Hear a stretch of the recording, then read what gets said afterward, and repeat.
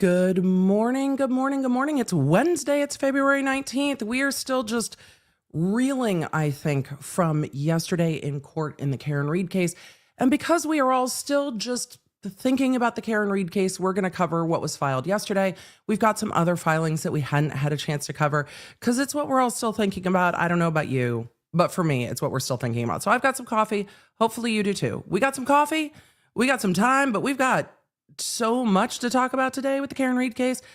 I don't know how everything's going on with y'all, but it's a snow day here, which is lovely. It is a snow day. So we will be covering documents and then I will go tromp around in the snow before it is gone tomorrow. But, you know, people say that the 3 stars in the flag of the state of Tennessee represents the, 3 areas of Tennessee. It's a long state, and they say it represents this, Middle Tennessee and Eastern Tennessee and Western Tennessee and the distinct zones of Tennessee. I think it represents the exact number of snowflakes that must fall for the entire state to shut down. It's 3. The answer is 3. Everyone who lives north, lives north. Just go ahead. 3 snowflakes. The state's just like, good enough for us. That's enough work for this week. So I'm betting on our kids being out of school with inches of snow. With inches of snow. I'm betting our kids will be out of school the rest of the week. Just the rest of the week. Everybody's just like, I mean, everybody's got a truck. Everyone can drive. The buses probably can't. And there are areas that are probably slick, and the counties are large, and there are people who live atop hills that can't get down. But I imagine that after no school Monday for the federal holiday, school Tuesday, not for my eldest because he's sick, and then no school today, we're just going to ride out the rest of the week. It's just going to be like, yeah, it's close enough. We only have had like 2 snow days this year, so it's enough. And you know what? Look. I appreciate the cute snow, like Tennessee's cute snow. To all of you that live in Michigan, this is not meant as disrespect, but I can't. Like snow up to my knees, I can't. Regularly having to scrape my car, it's a no for me, dog. I grew up in Southern California. This is an adorable amount of snow. It's really cute for like 3 days and then it's gone. And that's it. I saw the question in the chat. Do they switch to virtual days on snow days? No. Snow days are cozy days. Snow days are cozy days. You stay home. Apparently you make French toast because everything that's gone from the store is eggs, bread, milk. So apparently French toast is part of the culture. I don't know, but I can't. It's just cozy days. So it is sleep in. It is sit by the fire. It is read books. It is play games. It's just a cute little snow day. It lasts 3 days. You can still get to the grocery store in a day or 2 if you need to, and it's all going to be fine. I love a snow day. I love getting the call. Look, growing up, I think we missed school maybe for the Northridge earthquake because they needed to make sure the schools were still like sound. And there were a few air quality days, and then this past year, they had some fire days because of fires, evacuation, and air quality. But it wasn't like, oh, gee, sitting there waiting for your school on the ticker on the TV, which doesn't happen anymore. We just get a automated bird song and a text message. But we've got a few cute days. So we're gonna just enjoy. The light is glorious. If all of you are like, Emily, your lighting looks different today. Yes. The ground is a softbox today, and I'm living for it. Bring me the light. I'm ready. I am ready. Beth Hodges in the chat knows what I'm talking about. We're going to go over not all of everything that's been filed by Karen Read. Why? Because the habeas motion is 699 pages. Look, no. We're not. We're going to go over the main motion, and that's what we're going to talk about. Nina, was it snowing? I can prove affirmatively that it snowed last night. I watched it with my eyeballs. It did, in fact, snow. I don't know if people were out doing things, but it definitely snowed. Also, we were promised more inches. We got less inches. I see that Peter Trey goes, lawyer, nominated me to read all 699 pages. Thanks, Peter. That's a no for me, dog. But that's okay because a lot of it is attachments. A lot of it we've gone over. Laura, I am feeling a bit better. I am not feeling great, but I'm feeling a bit better. We are going to move our members only to next week because we are going to snow day at the Baker house today with my youngest, and I very much want to snow day. And the last snow day I streamed till like it was dark, and I just cannot.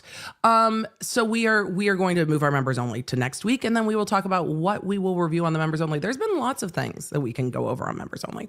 So today, Ava's mom said people are always bragging about their inches. I know. We got look, man, living in Nashville, you got to learn something. If you meet people on Broadway, sometimes they might lie about the inches. They might also lie about how famous they are. They might also lie about whether or not they're actually a country singer. They probably are in fact a country singer. It's just whether or not you know any of their songs is going to be different. But yeah, they do. Our inches were promised but not delivered, but that's okay. It covered the grass. It's enough. Meredith, Peter said, and I quote, yeah, I volunteer Emily as tribute to read the 700-page motion. The thing is, sometimes I'll do it.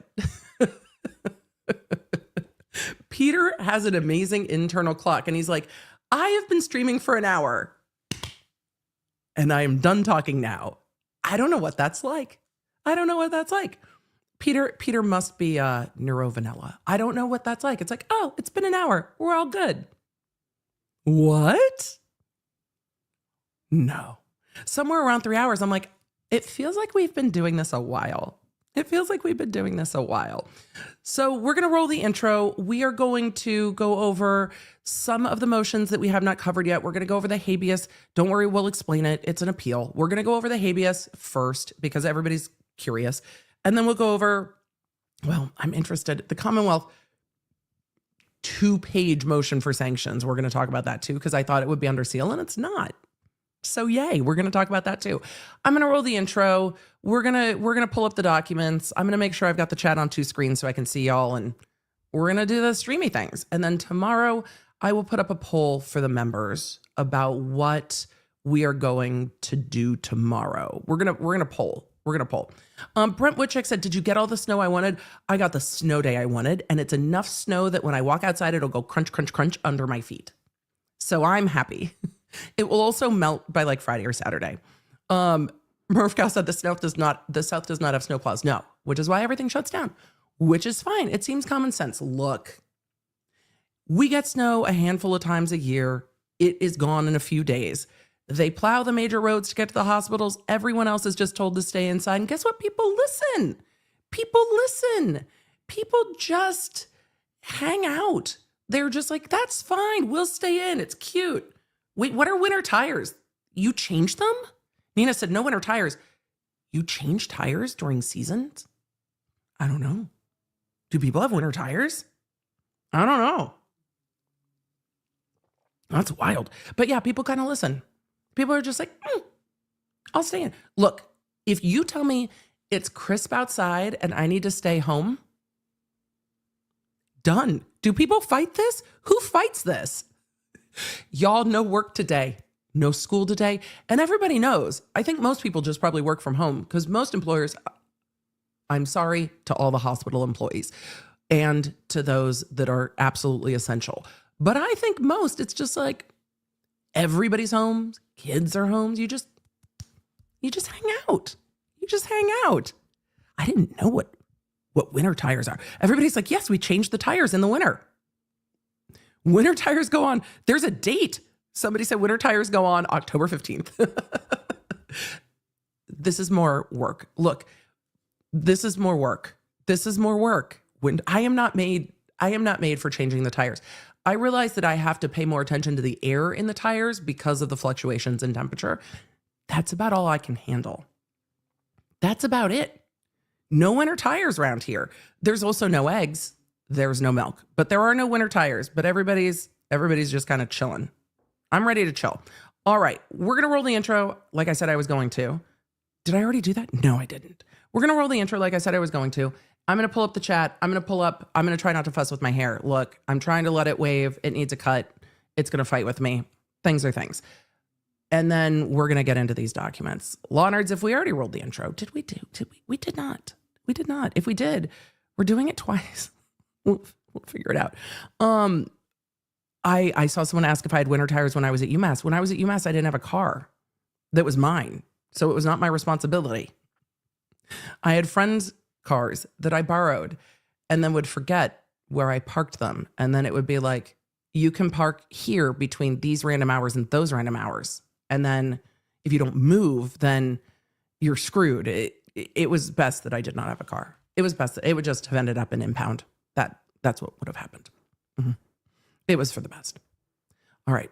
We need to stream. Let's stream. Hey there, I'm Emily D. Baker, the internet's go-to legal analyst, breaking down the legal side of the pop culture and entertainment stories we can't stop talking about. I'm a big fan of the cursey words. I've been a licensed attorney for over 17 years, but this is not legal advice. This is where the law nerds unite to talk about facts, not Let's get into it. Everybody, I'm just pulling up all of my chat. So I have all of my chat. We're going to pull up the documents. We have a lot of Karen Reed stuff to go through today. Everybody's kind of living there everywhere. Anyway, I think we're all still thinking about it from yesterday. It felt abrupt to switch topics today. So it was just, let's cover the rest of those motions and then we'll figure out tomorrow. I'm going to let the members vote on what we're doing tomorrow, and then we'll go from there. So we are just going to do all the things. So let us add, that was my sound. Oh, my sound's in the wrong place. That's me. Let me pop out the chat and we're going to get there. So with everything, we've got the habeas motion. We've got the Commonwealth's motion for sanctions. I'll see if there's others we're going to get into. We may or may not. If anything was filed today, I'll take a look before the end of stream. The Massachusetts is the hardest place to get motions. So it's just a hassle. It's just a hassle. So yes, we're going to do the habeas first. Then we will do the, I'm already repeating myself. Then we'll do the motion for sanctions, and then we'll see. Maybe we will get into some of the responses. I don't know if we need to. Some of those responses, we're just going to hear what's going on in court. I think the motion for sanctions gives us a little bit more information about some of the stuff that was going on in court yesterday and maybe behind the scenes. So I think that will be helpful. And then we'll go from there and we'll see if there's anything else we need to cover. But we definitely need to cover that habeas petition because y'all aren't going to like what I have to say about it. I know that you're not going to like what I'm going to have to say about it. I'm here to tell you the law, not what you want to hear. If the law needs to change, it can. But I'm here to tell you the law. Today is going to be, I'm here to tell you the law. I'm sorry. I'm sorry that that's the way it is. But on the habeas petition, I'm here to tell you the law. When we get into other stuff, I will tell you both how I want it to be, but the law for the habeas is not on the defense's side. And I will talk to you about why it's not on the defense's side. And then we'll go from there. But for any of you that are like, Karen's lawyers filed an appeal, and this is the thing. It's not the thing. It's not the thing. It's not the thing. It's not the thing. And it's not going to be the thing. And I'm sorry that it's not going to be the thing. At this point, the only way this case is really getting dismissed is if the Commonwealth does it or if the court does it. But even if there are Brady violations, which there may well be, there is enough time before trial that the court might find other remedies to that. And I think one of those remedies very realistically may be keeping the evidence out and saying to the defense, or saying to the Commonwealth, you can't use this evidence. That's the remedy. All of this stuff that was turned over late, all of the stuff that doesn't have, metadata, you can't use it. That might be the response. I don't know if we're going to get to a dismissal on those violations. I just don't know. even Nexus Lexus said, what if it's exculpatory?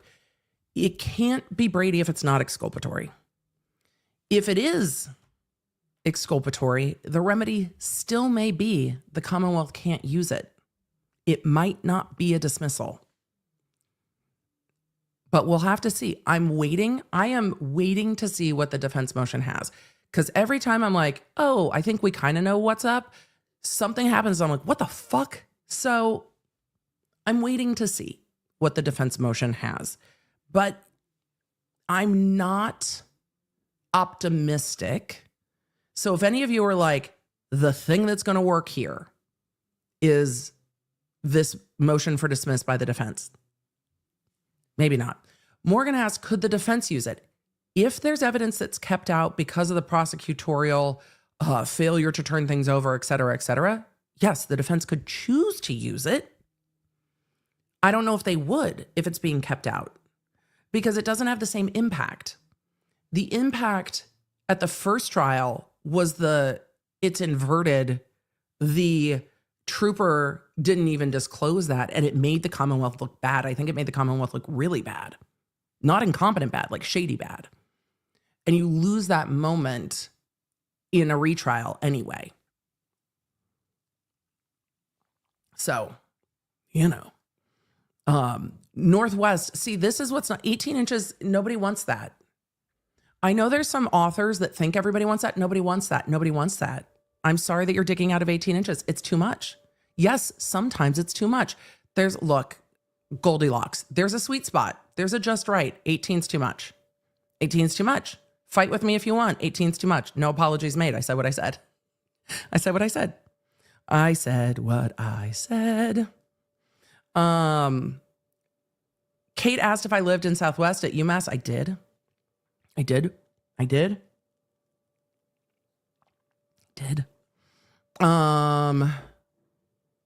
the best of memory. Isn't that where JA and JQA are?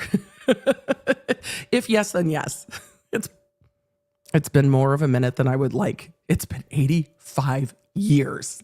It's been more of a minute than I would like to admit.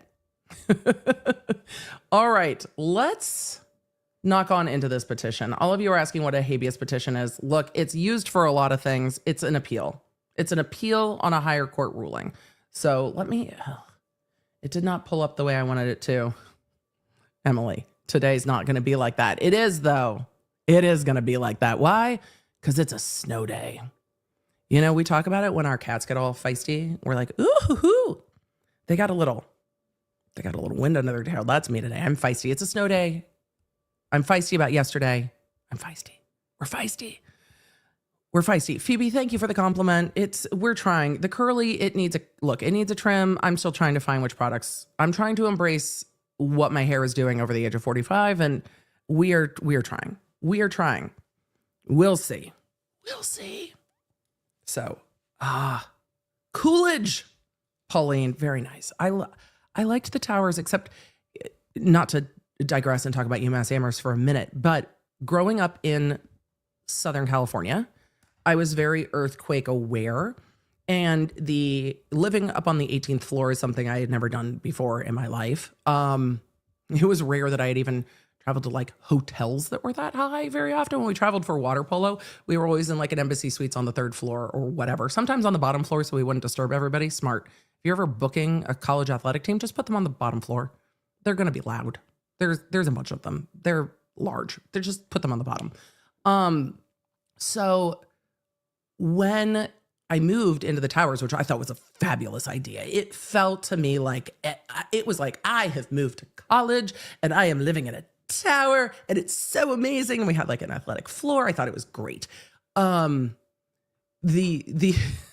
were things that were great. There were things I was not prepared for. One of the things I was not prepared for is that the towers do move. They wiggle.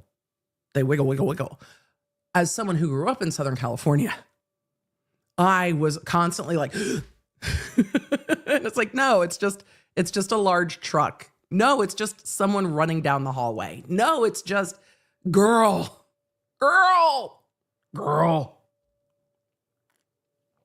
It's not an earthquake. It's just people are coming back from Hobart. They're covered in mud and they're intoxicated and they've turned the hallway into a fucking slip and slide. It was just. Mama Doop said, I didn't go to ZooMass for the education, but I went to a few parties there. I went to a few parties there as well. I played water polo. Much fun was had. And then I transferred schools and actually paid attention and went to class.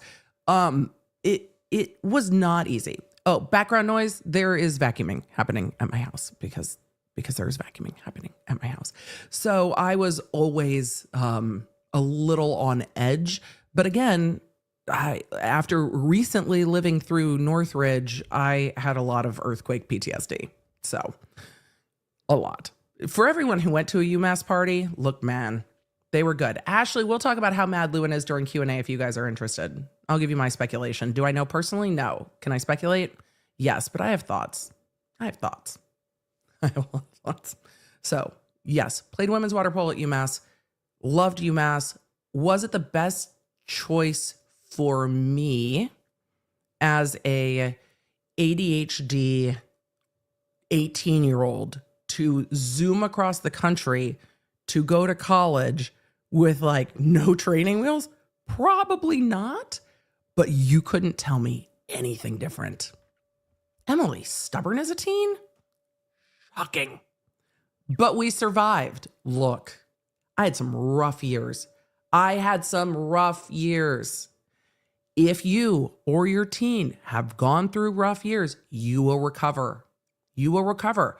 The first grade I ever got in a law class, fail. Why? ADHD. I always forgot what day it was. There were some difficult times. So just know it will be okay. It will be okay. It will be okay.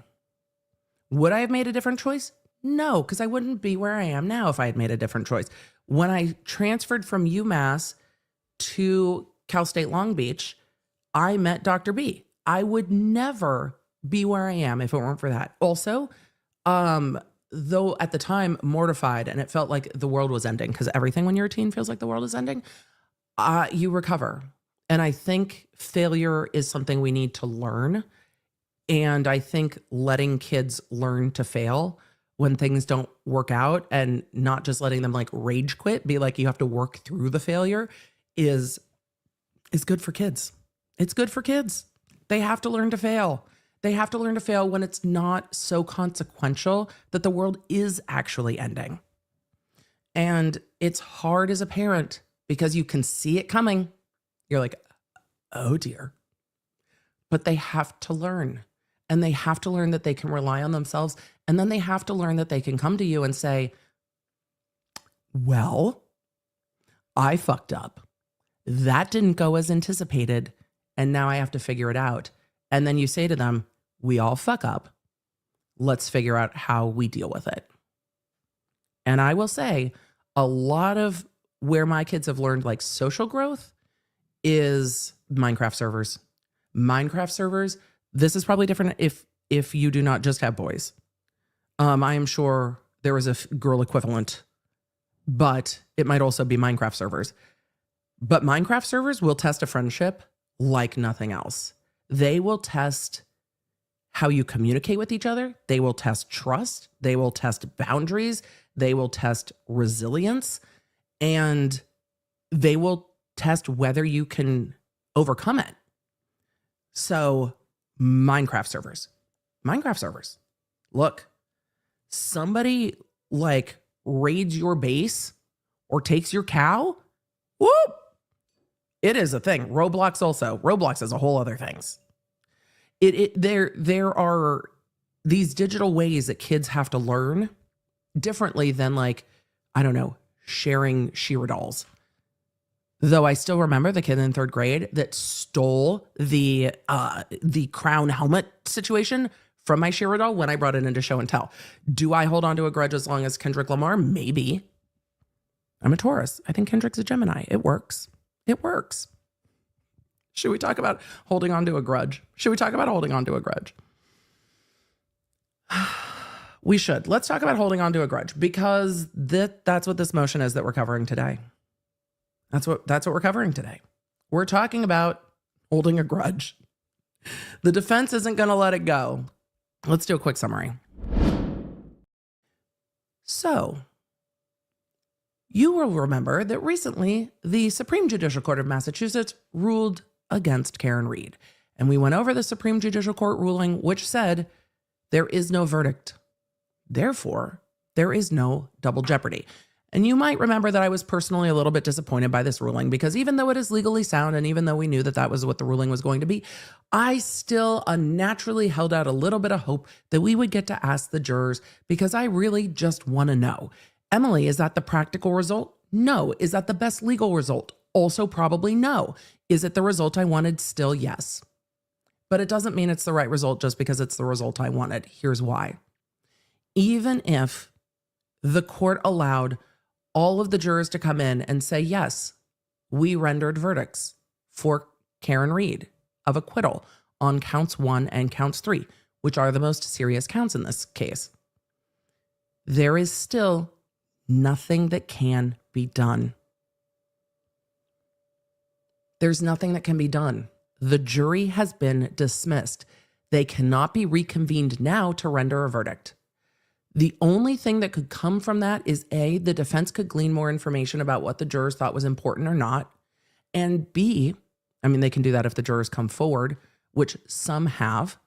And B, it might pressure the Commonwealth to dismiss those counts, which seems real unlikely to me. But they can't reconvene a dismissed jury. A mistrial has been declared, and there's no way to undo that. It's why we also saw the defense arguing that the judge did not need to declare a mistrial, because that's really the only way to get around this. And even then, if the defense won, the result is you get a new trial, which is where we're here. Which is where we're at. You get a new trial. Okay, well, we get a new trial. That's where we're at. You get a new trial. So there isn't a remedy under the law for the circumstance we find ourselves in. And that's challenging. The thing that I find morally frustrating, not legally frustrating, morally frustrating, is that these jurors seemed, based on, and I have not watched the on-camera interview with the juror. I know it's like a 3-hour interview. I will. We'll talk about it. I will. I just haven't had a chance yet. But from the written statements that we've seen come out with the jurors, it seemed that the jurors genuinely didn't know what their options were. And I find that deeply frustrating. They did not know what they could do in the situation of a split verdict. And it seemed that they genuinely felt that when they went back into court, the judge would give them more guidance. But their note didn't say that they needed more guidance. And it's frustrating to me that it seemed that they really didn't know how to ask for more guidance. Or it's possible that someone in the jury room was like, no, we got this. Because someone always knows something in a jury room, right? And after they spent 10 weeks, including jury selection, with this case, to not render a result when it seemed they had reached a result is frustrating. More frustrating to me is that they didn't know that they could ask. They didn't know how they could ask. And it seems that they weren't empowered to ask. So I am here to remind everyone, ask. Also, I was incredibly critical, and I'm not to say that I was right, but I was incredibly critical of the attorneys on both sides and of the court in this for not explaining how to reach a verdict in closing arguments. Both sides could have done it. The defense could have pulled up the jury sheet and put it up on an exhibit and said, if you agree that the Commonwealth didn't find these things, this is the box that says not guilty. Put a check on that box. The jury forms and telling the jury how to fill out the jury form is critical. I understand they only had an hour, but they needed to use at least 10 minutes of that hour to tell the jury how they can do their job. And neither side did. They could have.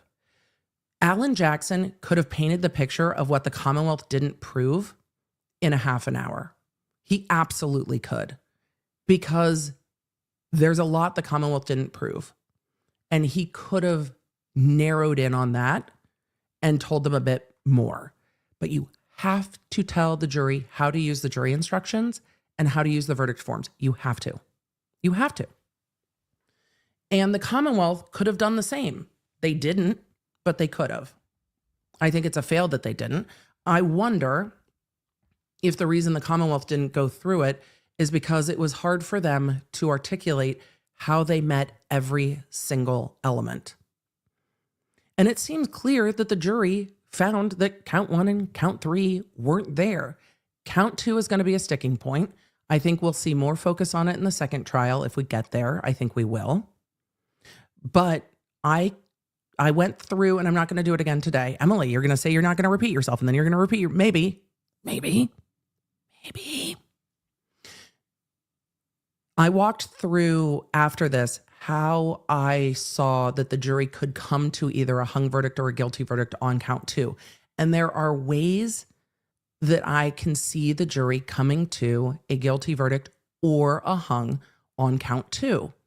I agree that counts 1 and 3 don't make any goddamn sense. It seems that the jury agreed. Will the Commonwealth narrow that down and let the jury get rid of those 2 counts so they feel good about getting rid of those 2 counts and focus in on count 2? Maybe. Maybe they will.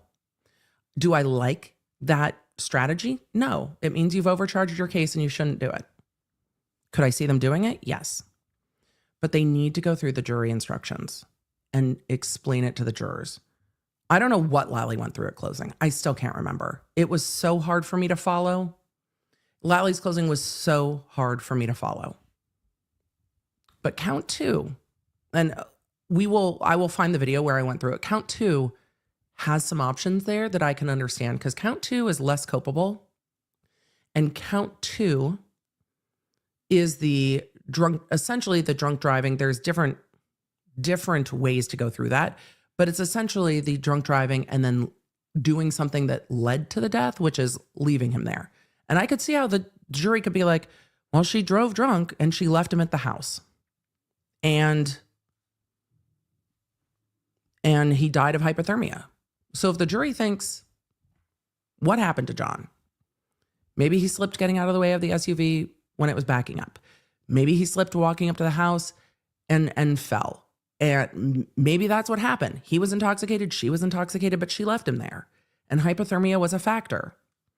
That's enough for count 2. It's absolutely enough for those lesser includeds in count 2. So, yeah, could that be a factor? Yeah, it could. All right. In talking about things that aren't going to save this case for the defense, it's this appeal. Emily, that's a bold statement. You haven't read it yet. I haven't. But it's appealing the Supreme Judicial Court's ruling that this is double jeopardy.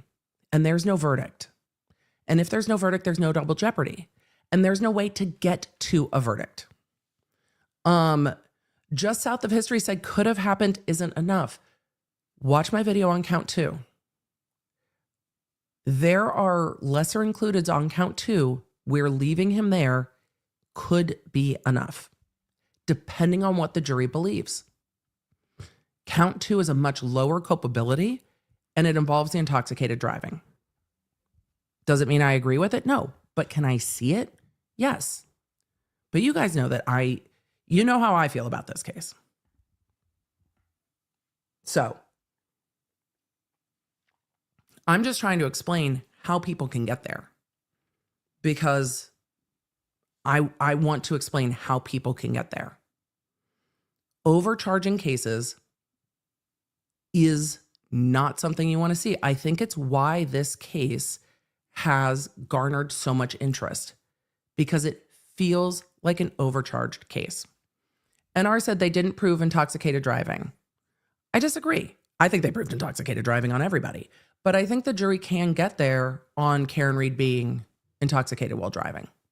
Based on the statements made, the reverse extrapolation is wild, but based on everybody drinking, based on the receipts from the bar, based on the video from the bar, based on her statements, if they believe those are the statements that she made to witnesses, they can get to drunk driving.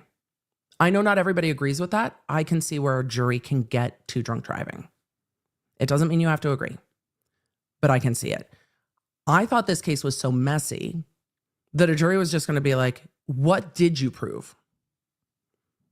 But not every juror is going to see it that way. If you look at the ASAP Rocky case, for those of you that followed it, we'll talk about it in a little bit during Q&A. If you followed the ASAP Rocky case, I think it's a good example of the jury looking at that case and being like, this is such a mess. I don't even know what you proved. No, we're not convicting someone on this, whatever this is. No, nope, negative ghostwriter. YSL too. YSL is a good example. What I am encouraged by is that when there seem to be charges that are overreaching, we do generally see juries say, it's a no for me.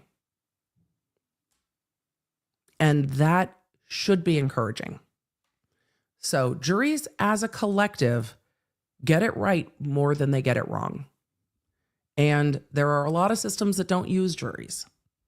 But juries can look at this and be like, maybe you're technically right, but nah. There are times juries get it wrong, or at least we disagree with them. And it's okay to disagree. Remember, jurors see this case differently than we're going to see the case. Because no matter how hard I try to come into a case with no outside knowledge, I still have at least a rumbling of outside knowledge enough that would probably disqualify me as a juror on the case. Did any of you come into Karen Read? And if you did, that's awesome.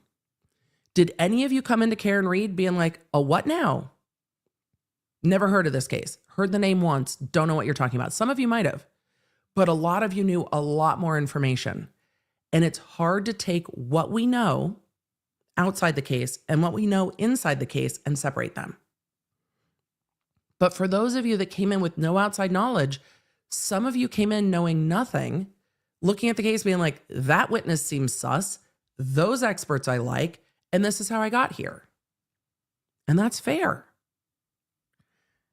But the juries come in, or should come in, completely blind.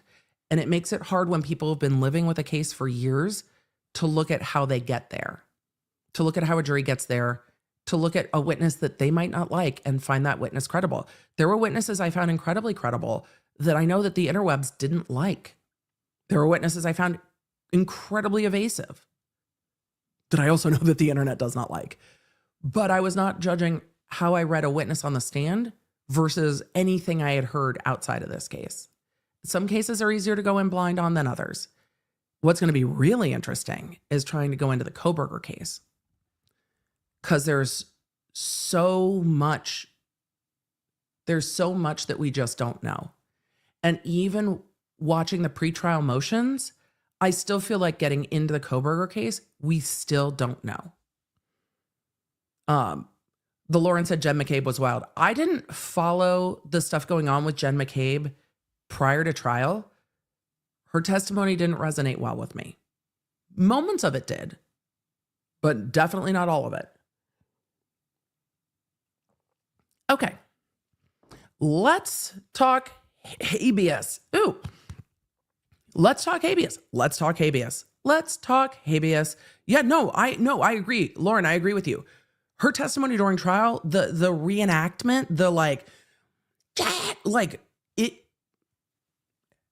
it was selling, not telling. And I think as we were watching it, it was selling, not telling. I want a witness to tell me, not try to sell me. And whenever you're selling something too hard, I generally pull away. If you are just selling me on the thing, my initial gut response is to back up. And I find that in almost every case. It's why I find some of the filings that are super hyperbolic off-putting. You're trying to sell me too hard. And I don't resonate with it. If you are telling me things as a witness, I want to hear it. If you are slightly embarrassed by your own behavior or text messages, I think we saw some of that with Johnny Depp on the stand. We saw shame and embarrassment. You're telling me something you don't want to be telling me, but you're telling me anyway as a witness. That resonates with me with credibility.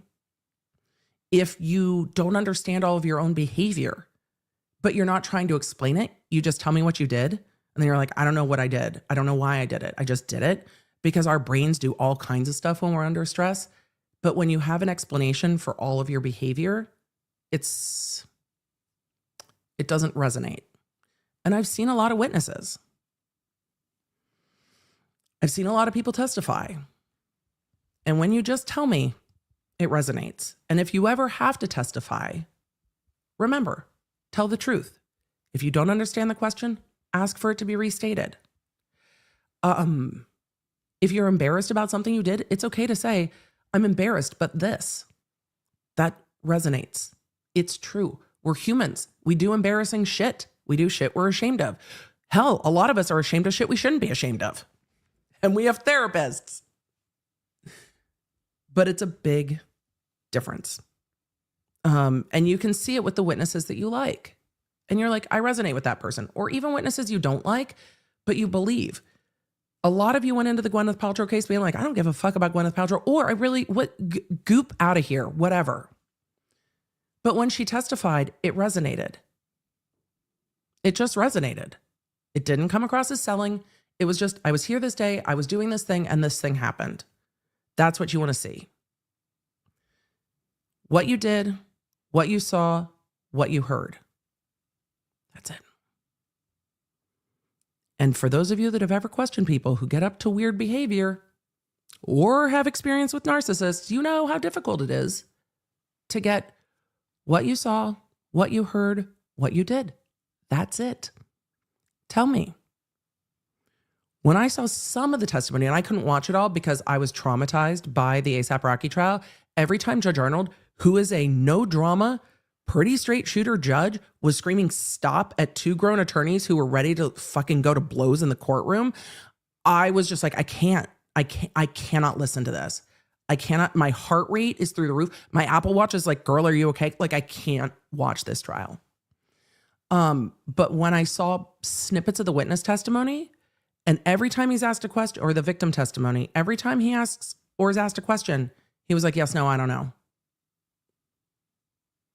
If that's your answer, this jury's never going to believe you. Yes, no, I don't know. Oh, you're going to sit there and do that for 3 days? Yes, no, whatever.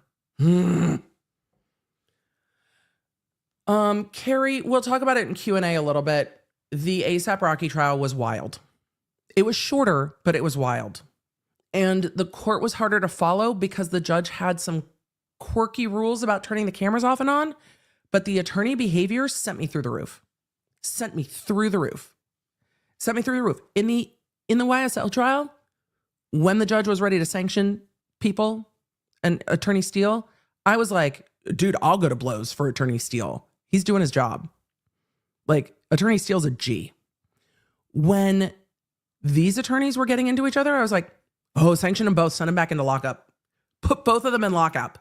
Take their cell phones and put them in. Both of them need to be sanctioned and both of them need to sit down. I will say, though, it seems to maybe be some distinctly Los Angeles things, because I have seen attorneys threaten to fight each other in LA. I've never seen it in any other jurisdiction. LA is the only jurisdiction where I've seen people being like, do we need to take this out back? I saw lawyers threaten to go to blows in the hallway. And one of the lawyers was like 6'6", and a friend of mine. The defense attorney, not 6'6", looking up at the DA, being like, somebody's going to get punched. And it's you big bastard. I was like, holy shit. Does it surprise me? No. Mm-mm. Mm-mm. And I know those of you that, we'll talk about it during Q&A. I know that those of you that watched the A$AP Rocky trial were like, this is the most wild outburst we've seen upon a verdict being read. Maybe on TV. But also, did you notice the bailiffs weren't phased? Right. The bailiffs are like, really? Stop it. LA things. Mm-hmm. Sometimes you don't really how unhinged it is until you leave and look back and go, wow, sometimes it was really unhinged. Lewin and I were in the office at the same time. We have mutual friends. We did not work directly together, but we were in the office at the same time. You can't work in the DA's office in LA and not be aware of Lewin. I mean, it's same with Alan Jackson. You can't work in the DA's office at the same time as Alan Jackson and not be aware of Alan Jackson. They are friends, or I assume they're still friends, but they are friendly. They worked in the same units together. He and I were not at the same phase of our career.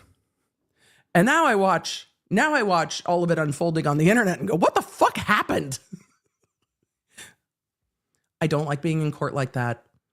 I really enjoyed working with defense attorneys that I got along with. And we were all like, this is our job. I'm not going to bullshit you. You're not going to bullshit me. We're all going to do our job. We're going to see what the jury decides. There were cases where I'm like, look, I believe this victim. The jury may not. I believe them. I believe this witness. I believe this victim. You believe your dude. We just need to let a jury sort it out. And we'll see. The jury will believe them or we won't. But it just needs to go to trial because I believe this victim. And you believe your dude. That's okay. Let's just go to trial. And then you just do a trial. And then the jury decides. And then it's going to be okay.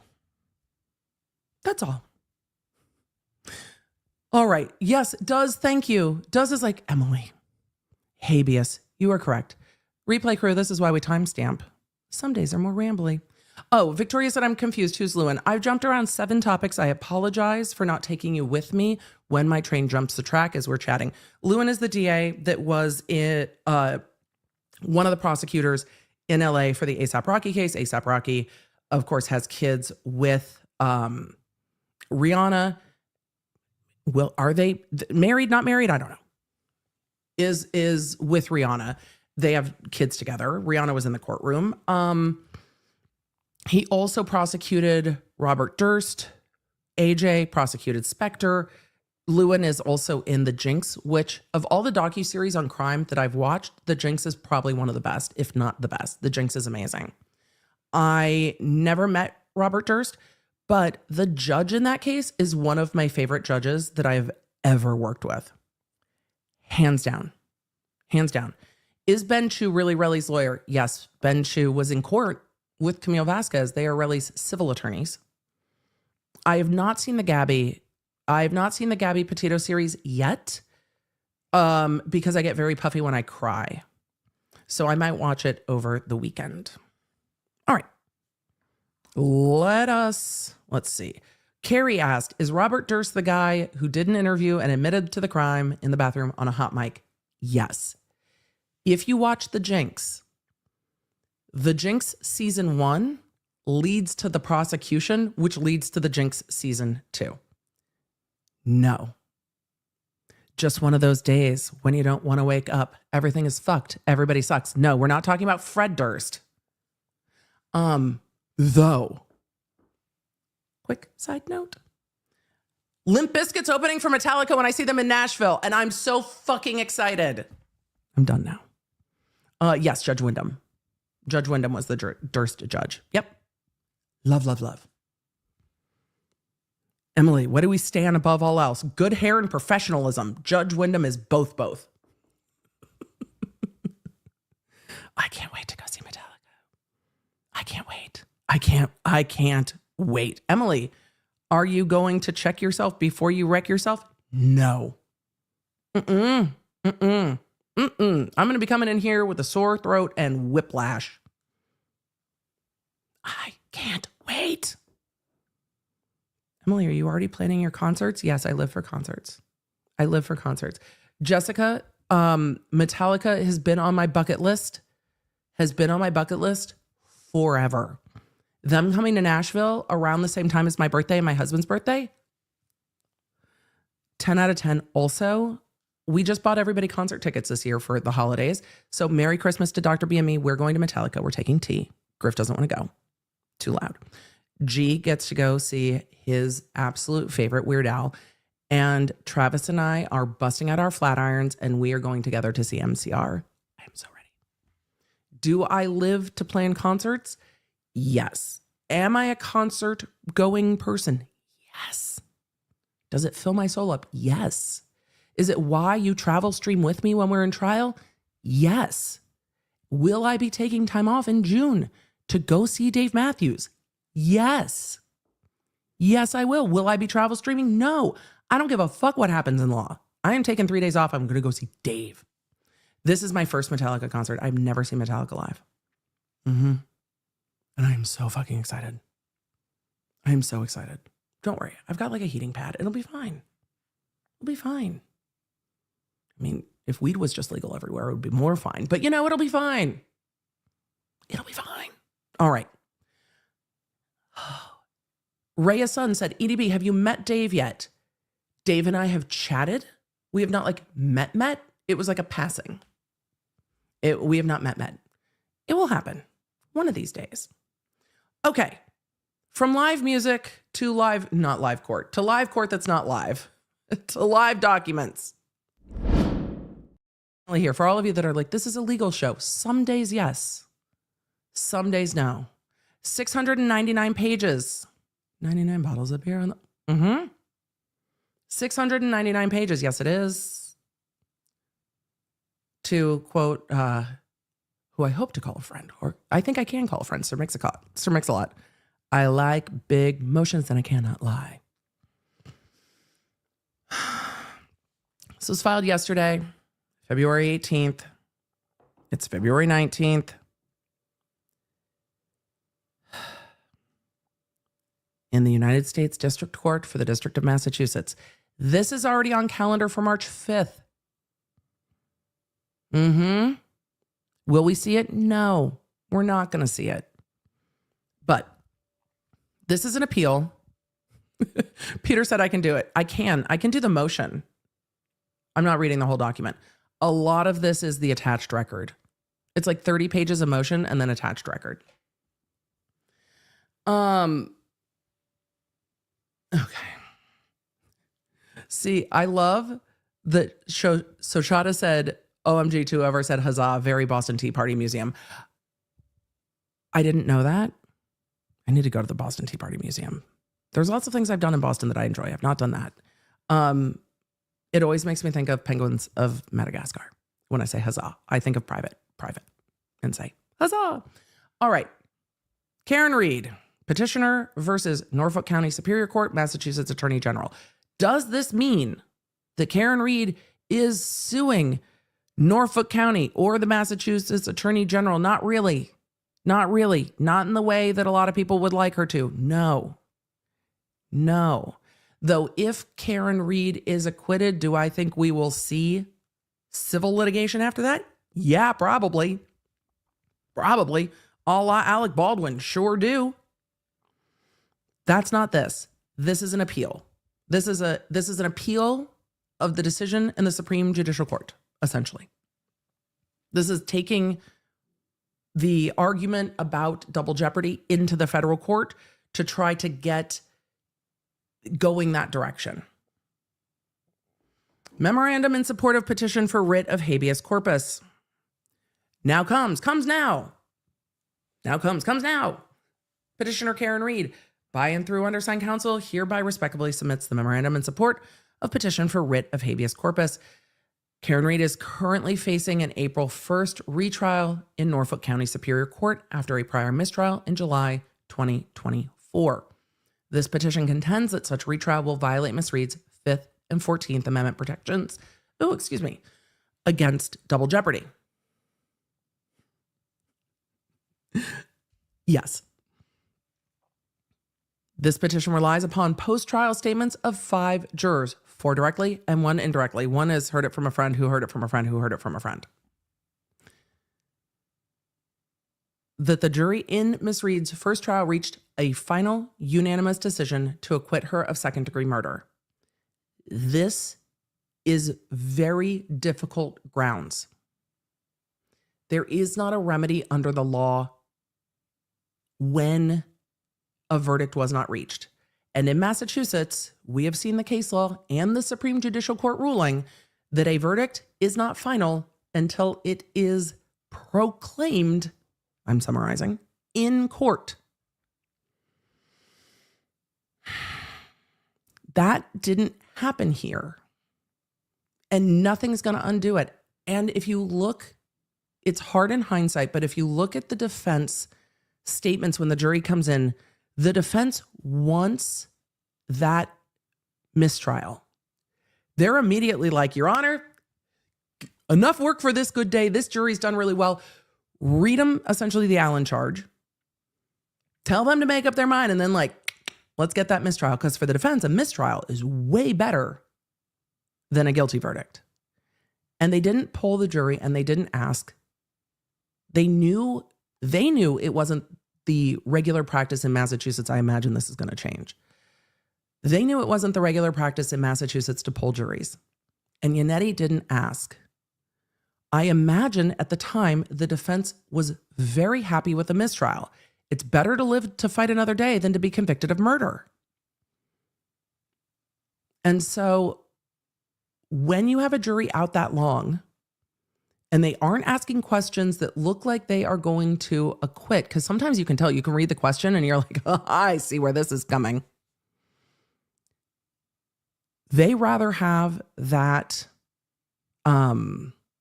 acquittal. They rather have the acquittal. Yes, they rather have the mistrial than a guilty. And so the defense was ready for that mistrial and did not ask to poll. They probably didn't think they needed to. The problem is, in hindsight, they then hear from jurers that they actually reached a verdict and they thought the judge was going to ask them and didn't. And that's really frustrating, but the shit's out of the horse. And the law doesn't give you a remedy. Once the jury is loosed from court, my in-ears are wiggling. Once the jury is released from court, there's no pulling it back. And that's really frustrating. And I'm sure the defense is incredibly frustrated. I'm frustrated. The jurors are frustrated. It just one question, and this could have been so much different for everyone involved. However, once the jury is discharged and the mistrial is declared, there's not much that can be done. The Lauren, this is exactly right. The Lauren in the chat said, is that because the jurors can talk so their opinions can be changed? Yes. The jurors can now be influenced by outside forces. Research, family members, public opinion. The jurors can be tainted, for really, truly lack of a better word. And that is part of the issue. The jurors should not be tainted while they are jurors. They are told not to be on social media. They are told not to do any research. And we have to trust that they adhere to those pronouncements. All right. So let's get going. The law is going to frustrate you in this area because it doesn't feel like the right result. If a jury reached a verdict, we want to let them render their verdict. Massachusetts is going to have to sit back and take a look at their jury instructions and say, is this the type of result we want? Is this a common result, or is this an anomaly? Is this just a really unusual situation? Dubra79, great question. Love to tell you. Yes, I'm channeling Lisa Myers. EDB, after the judge declared a mistrial, if she had asked them back in the juror room and they told her they found not guilty, would that have changed anything? It would have been incredibly difficult, but the jurors would all still be in the courthouse. It would have been difficult still to undo it, but they hadn't been released into the public yet. They hadn't talked to loved ones. They hadn't been released all the way from court. So I think the judge would have brought them back in to the courtroom and figured it out, but it would have been a shit show to try to figure that out even then. However, here's the thing. Even if the judge got it wrong and brought them back in and allowed them to declare their verdicts, the Commonwealth can't appeal because it would be an acquittal, and then that would be double jeopardy. So if that played out and the jurors said something, then they maybe could have fixed it. It might not have been legally correct, but even if it wasn't legally correct, there's not really a remedy for it. So it would have just kind of been like, all right, well, the Commonwealth can't appeal it. It's an acquittal. But I do think, and some of you are asking about the committees. I don't know how every jurisdiction does it, but there's normally committees that evaluate the jury instructions and the rules. Lawyers participate in these kinds of things all of the time. I think Peter, lawyer, probably talks about this. He's very, very involved in his local legal community. These are the kind of conversations that you have. Hey, there was this very weird, very public result. Is this the type of result we want? It seems that the jury instructions in Massachusetts disfavors split verdicts. California's rules read very differently. If you reach a verdict on any of the charges, let us know. And jurors will say, hey, we have a verdict on this one, but not the other ones. What do we do? And then the judge will tell the lawyers and send back a note and say, keep deliberating.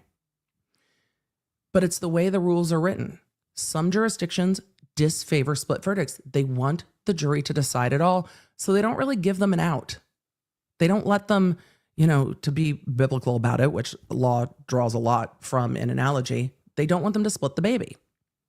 Come to a verdict. We've spent all this time and money. Everybody's here. Resolve this case. Don't split it.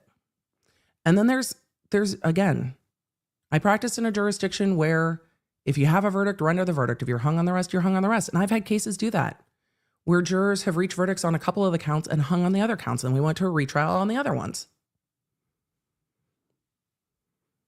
So it's frustrating. But if the law changes in this area, I think there's room to improve the clarity of the jury instructions. I think there's room there. I think the defense bar will probably start asking the judges to just poll the jury as a practice, and it will become more common in practice. I don't think judges will push back on that. But will the law in this area change? Probably not. And I don't think it should. I don't like the result in this case, but I don't think the law should change because it opens a door to a lot of fuckery. If jurors can get out into the world, be influenced, and then try to change their verdict, it goes against the core foundation of our system.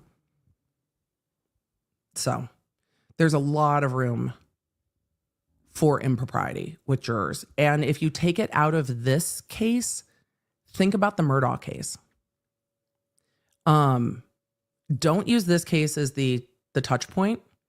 Think about Murdaugh. Think about what happens if the Murdaugh jurors get back out into the public after a guilty and then are, descended upon by those who are still supportive of Murdaugh. I'm sure at some point there were still people who were, and tried to pressure them at the Piggly Wiggly to change their verdict. And then they went to the court and were like, Your Honor, I didn't really vote guilty.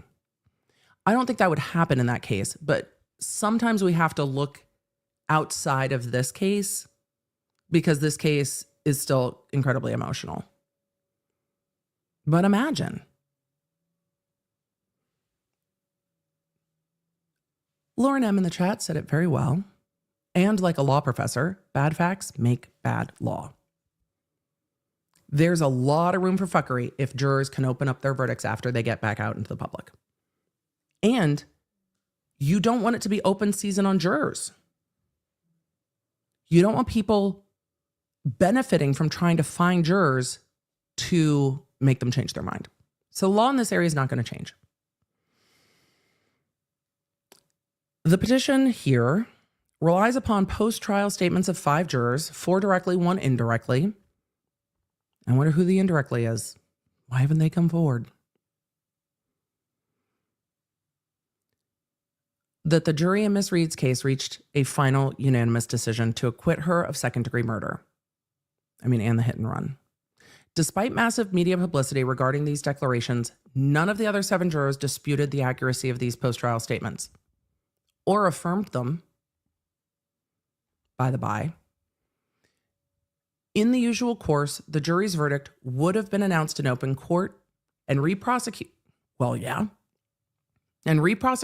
for that charge would indisputably be constitutionally prohibited. Yeah, we're here because this wasn't normal. Here, however, the trial court, assuming but not verifying that juror notes indicating an impasse referred to all rather than just several of the outstanding charges, failed to inquire pursuant to Rule of Criminal Procedure 27B regarding the existence of any partial verdicts, as well as failing to poll the jury. And for that reason, the jury acquittals were not announced and a mistrial was declared without the defendant's consent. Again, this is an appeal. This is adversarial writing. This is advocacy for the defense. I do not agree with their framing here, but this is them framing the facts in the light most favorable to them. Because you can look at that sentence and be like, but this, but this, but this. I'm not going to do that, or we're never going to be done today. Contrary to longstanding federal as well as state case law, the trial court gave no consideration to any of the existing viable alternatives to a mistrial. None of the lawyers asked for them. The defense was pushing for a mistrial. And the notes were unambiguous, and that's part of the thing. If you're on jury duty and you've got somebody with a really strong personality, they can take over the entire jury. And you can see it when jurors come out. If there's one person the jury's annoyed with, you can tell. You can tell. It's like being saddled with that one person in a group project that you don't want to be on a group project with. The vibes are off. At no time prior to the trial court's final sua sponte, that's strong, final sua sponte decision to respond to a jury note by declaring a mistrial, had the trial court even mentioned the word mistrial.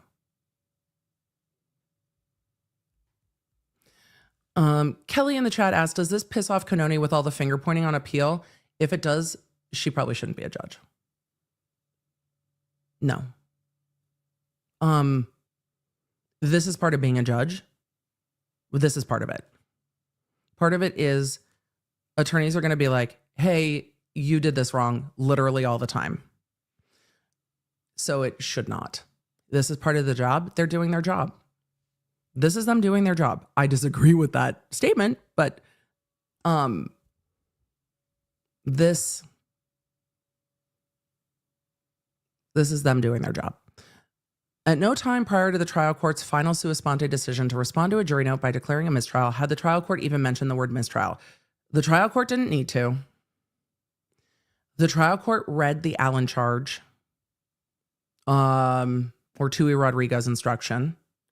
And the next step under the law is a mistrial. The case law in Massachusetts says if you give that charge to the jury, which is go back and think about it from the other perspective, try to render a verdict. You, jury, you are in the best position to render a verdict. Please try to sort it out. The case law says after that is read, and the defense asks for it to be read, after that is read, the jury shall not be sent back to deliberate without their further consent. Shall not. And this jury came back with a note saying, we cannot deliberate. And that note, plus the case law, no one was caught unaware. The defense was pushing for the mistrial. They knew what was coming. The prosecution had pushed back against it. They were hoping if you give them a little more time, maybe they'd sort through what, if anything, and come to a decision.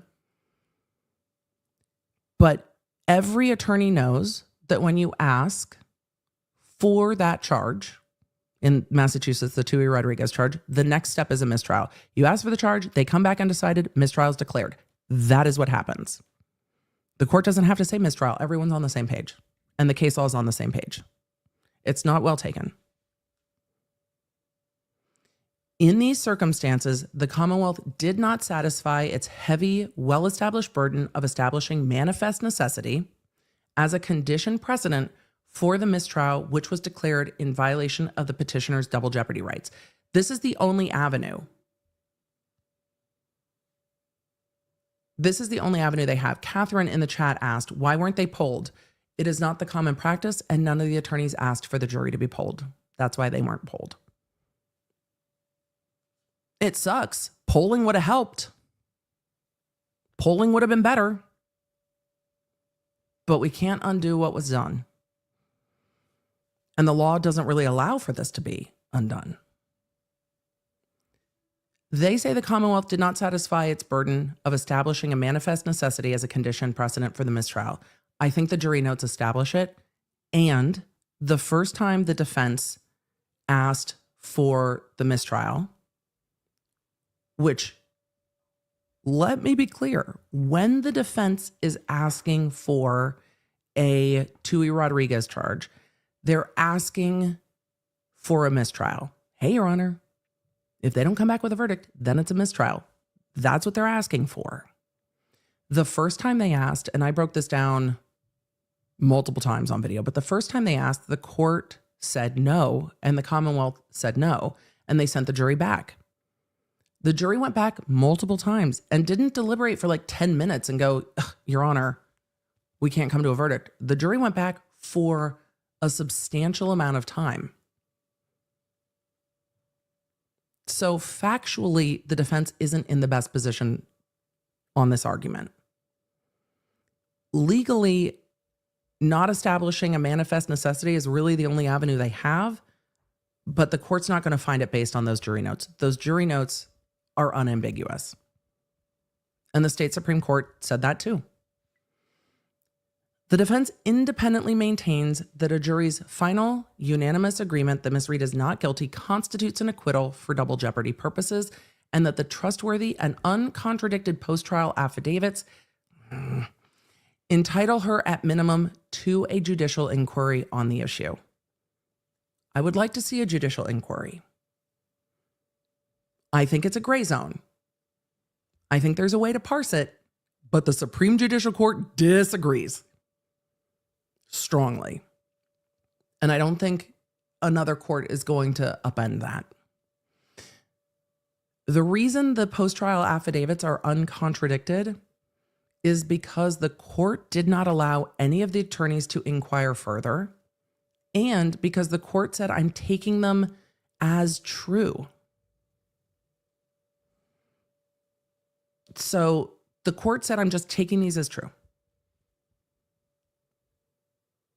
The prosecution wants this court to, in essence, ignore the declarations of the jurors, ignore the possibility, if not probability, that the jury unconditionally, finally, and without any what? The letters went all in the wrong spot. Ambiguity, unanimously found Ms. Reed innocent. I mean, they looked at an acquittal. And avoid any post-trial inquiry that could demonstrate that all 12 jurors unanimously rejected the sufficiency of the prosecution as to 2 of the 3 indictments. Even if they do an inquiry, I don't think there's anything they can do. Dr. Russell in the chat said also the judge appointed the foreperson. We've seen that in other cases and other jurisdictions as well. I don't know if that is this judge's practice, that if this is a Massachusetts practice, or if this was a one-off, I don't know. But the defense hasn't raised it at all. So I have to think that it's not unusual. If it's unusual, the defense would be jumping up and down and being like, and this.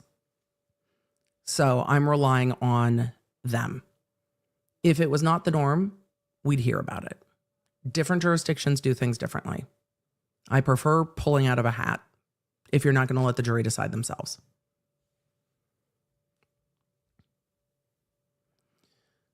Let's see, where were we? The defense has more than met its burden of production regarding the jury's decision to acquit Ms. Reed. Neither the trial court nor the SJC held otherwise.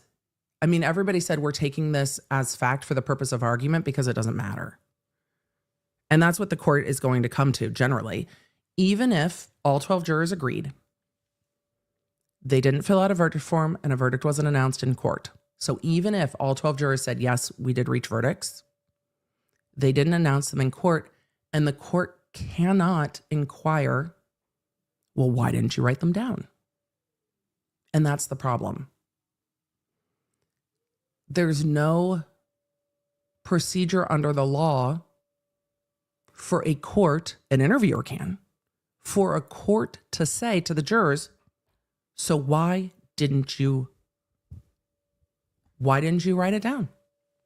You reached 2 verdicts. Why didn't you fill out the verdict form? Why didn't somebody go, Your Honor? The fuck? Don't say that in court. But we have verdicts. What do? Excuse me, Your Honor. She did say it so fast. She read the note and said, I'm not going to do that. I'm declaring a mistrial. There was no room for anything.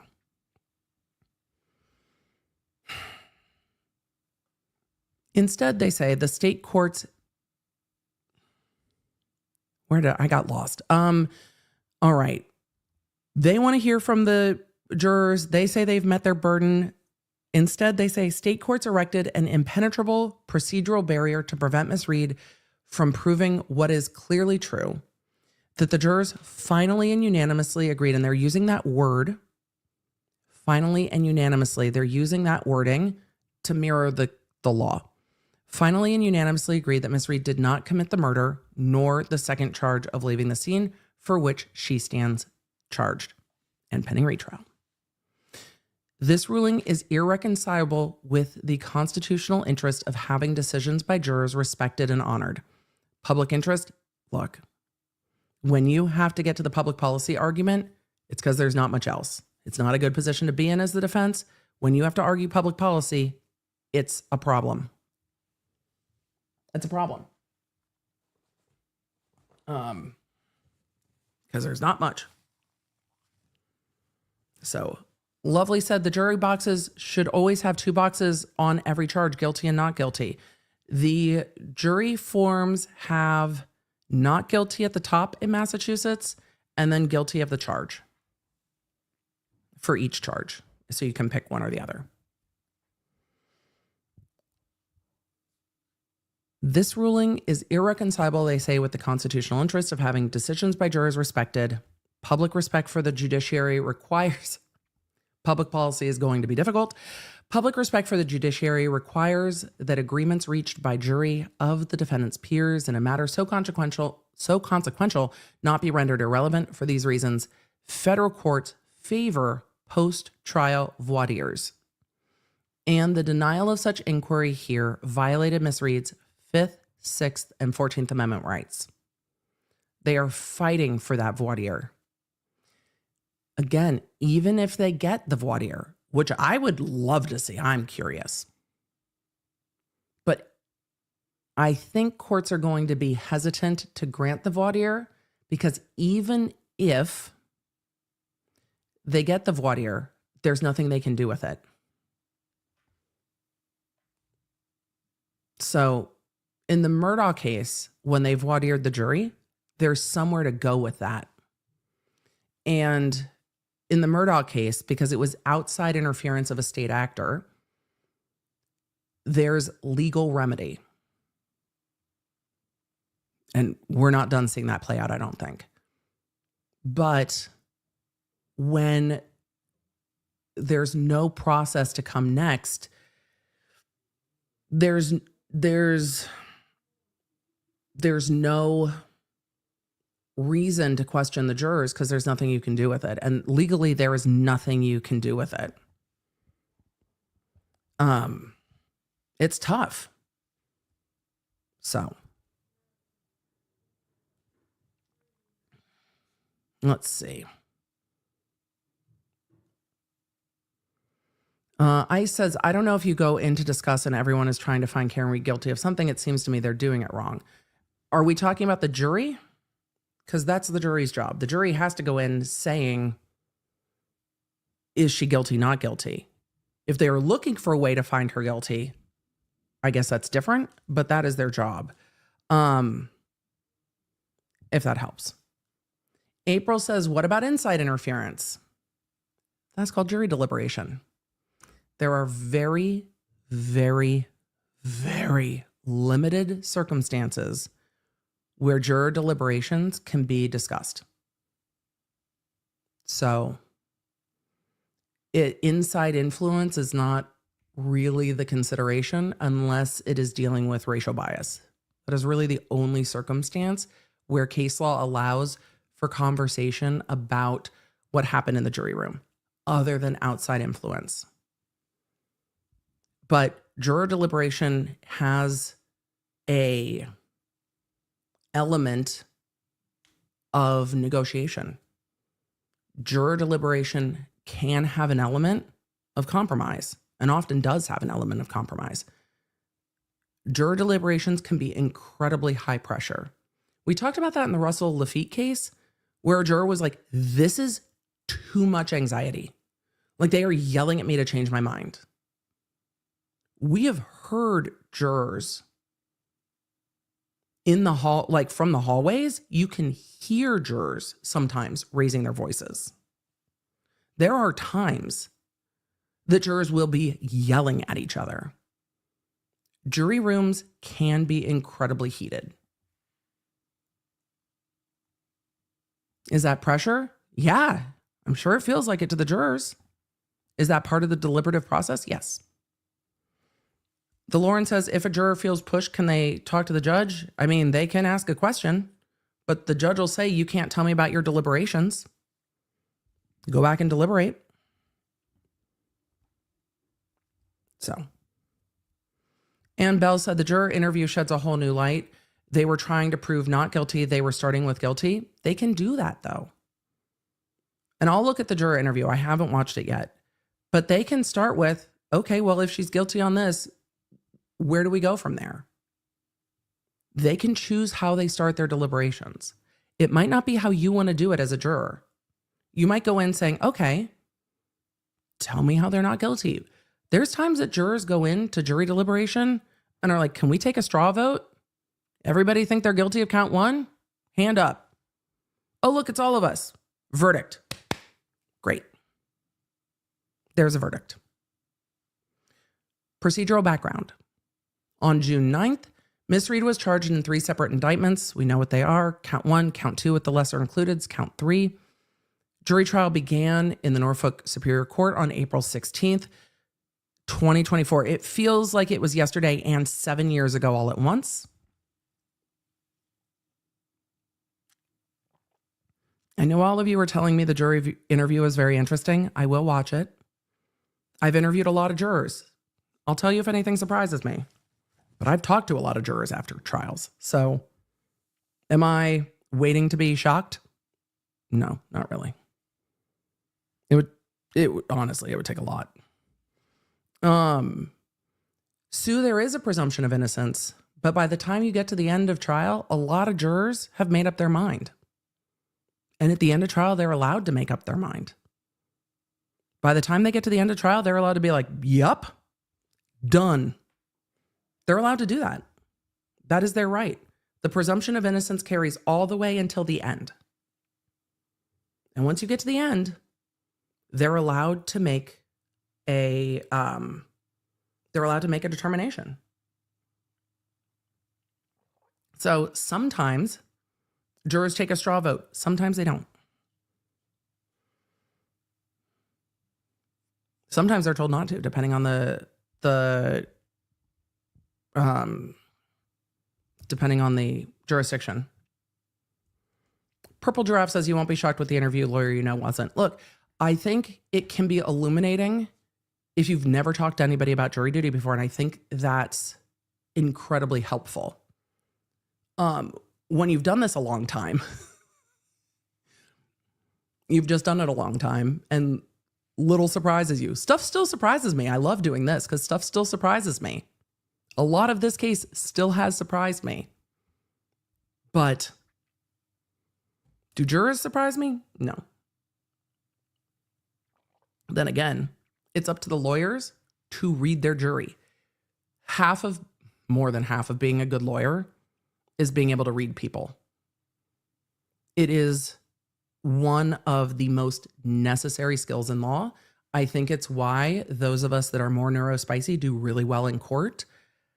The deadline bit, the on-time bit, like all of that can be very challenging. But the connecting with people and reading people, if you are good at that, it is a incredibly necessary skill. And you need to know if the jury is with you or not. And you can tell. All right, let's keep going. Figuring out case, he said, seemed like the jury was biased going in. I think humans, all humans, go into court and say, I can be fair, I can be impartial, but there's also sometimes when you sit there and a person's sitting in the defense chair going, yeah, but what did they do? And that is a huge challenge because you have to overcome that initial question of, yeah, but what did they do? It's difficult. And I think the defense in this case did a great job in their opening. They were asking, wait for us. Wait for what we show you.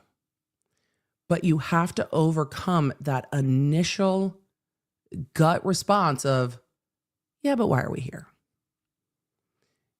Juries can overcome it. We see juries come back not guilty. Jurors can overcome that. But there's always that little bit that the defense has to overcome. And it's why they explain reasonable doubt in the beginning, in the middle, and the end. It's why they do voir dire. Because there will be people who look at somebody who's on trial and be like, yeah, but tell me what you did. And that is not something that defense attorneys are unaware of at all, and that they have to overcome, and that prosecutors can't lean into because it's improper. I'm just dumbfounded that there was confusion in this case after they saw how the investigation went for me. So, Darren Peach in the chat said the jury system is flawed. I think our system is one of the best of all of the systems I've studied. But our system is based on humans. And humans are flawed. We are humans. I think our system gets it right a lot of the time. It does not get it right all of the time. And when it doesn't get it right, there's a whole bunch of appellate courts to try to fix it. So we have systems to try to fix it if it doesn't get done right. Let's keep going. We're on page 3. After the mistrial, Reed moved to dismiss counts 1 and 3 on double jeopardy grounds, contending 1, the jury reached a final unanimous decision to acquit her. 2, there was no manifest necessity supporting the mistrial. As set forth in more detail below in the rest of this, the motion was predicated in part upon affidavits by counsel reflecting statements of 4 deliberating jurors that the jury had agreed Miss Reed is not guilty of the relevant counts, and a secondhand statement attributed to a 5th juror that the jury had agreed that Reed was not guilty of murder. So only the 1 count. On April 22nd, 2024, after hearing oral argument, the Superior Court issued an order denying Reed's motion to dismiss. Yes. On September 11th, Ms. Reed filed a petition for relief to the Supreme Judicial Court. And on September 19th, a single justice reserved and reported the case without decision to the full court. On February 11th, the SJC issued an opinion attached as Exhibit B to this memorandum, footnote 2. It's attached. We went through it. Affirming the denial of Ms. Reed's motion to dismiss, the SJC held that 1, the trial court acted within its discretion in deciding that the jury was at an impasse and that a mistrial was therefore supported by manifest necessity, notwithstanding that the jury never clearly stated that the impasse extended to all counts, and the post-trial affidavits make clear that it did not. That extends the ruling? That's not all of the ruling. That's not all of it. That's not all of it. I wish they had just recited the SJC ruling without commentary, but that's okay. The trial court adequately considered alternatives to a mistrial, notwithstanding the trial court's intention of declaring a mistrial, was not so much as mentioned until the trial court sua sponte declared one. And 3, the trial court was not required to consult with counsel or give counsel an opportunity to be heard regarding the prospect of a mistrial because it had previously solicited counsel's views on whether to give a Tui Rodriguez charge designed to prevent a mistrial in response to prior jury notes, albeit without mentioning the possibility of a mistrial. Again, it was known. It was known. It was known. The lack of former verdict announced in open court precluded any later claim that the jury, in fact, had unanimously and finally decided to acquit Miss Reed of 2 of the 3 charges against her. And 5, the defense was not entitled to a post-verdict inquiry to substantiate its claim of acquittal because the availability of such inquiry is limited to claims of extraneous influence or juror bias, which we talked about. Those are the 2 limited and narrow situations. There is lots of case law regarding those 2 things. This does not, this situation does not fit within those 2. And there's no amount of willpower that's going to make it fit within those 2. It does not fit within those 2. Unless there are facts that are unknown. On these facts, it does not fit within these 2.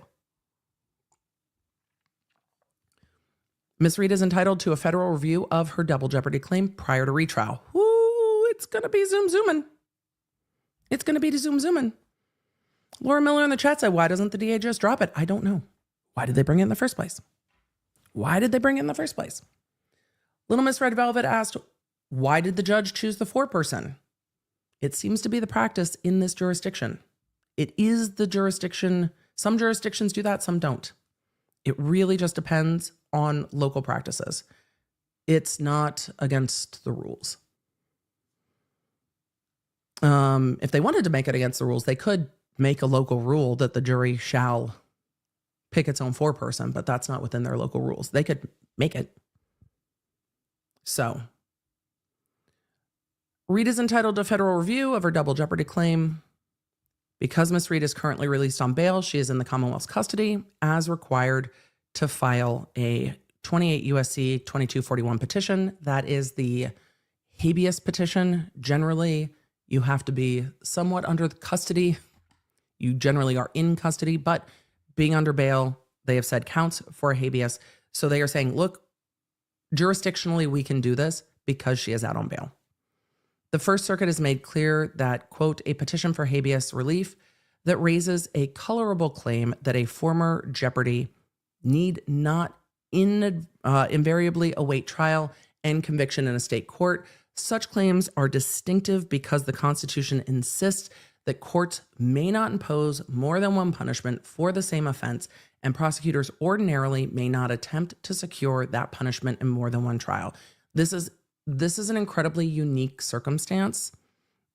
It continues to be an incredibly unique circumstance.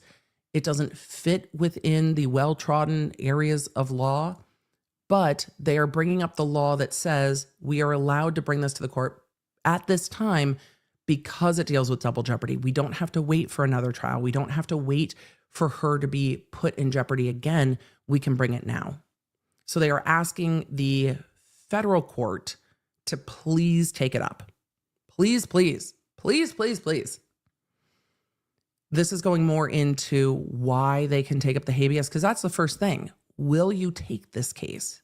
The court can say no. Tell us why we should take it. Yeah, okay, no. So the first step in this is, will they review it or not? And then reviewing it. They go on to say, as the Supreme Court observed, the rights conferred on a criminal accused by the Double Jeopardy Clause would be significantly undermined if appellate review of double jeopardy claims were postponed until after a conviction and sentence. Right. You are going to be harmed. I need to add more water to my water. You are going to be harmed if double jeopardy is violated and you go through another trial and you are sentenced and you have to then sit in prison and wait for us to decide, oh, wait, you shouldn't have been convicted. We're adding water to the hot water. It's not going to work well, but we're doing it anyway. That's exactly what this mug is not for, but it's going to be fine. It's going to be fine. To be sure, they go on, the double jeopardy clause protects an individual against being twice convicted for the same crime, and that aspect of the right can be fully vindicated upon appeal following final judgment. The issue here is and will continue to be, was Karen Read acquitted? And the courts are going to come back repeatedly and say, no, she was not acquitted. It doesn't mean she won't be on a retrial. It just means on this, they're saying negative ghostwriter, the pattern is full. I'm going to make sure we're going to heat up the water with the app. Why? Because I needed the fancy mug. Why? Because A, the color, and B, then I justified it to myself. I was like, well, no, we're going to be in a lot of trials. We need warm water. The throat needs it. Oh, Emily, the jokes. Let it be, girl. Let it be.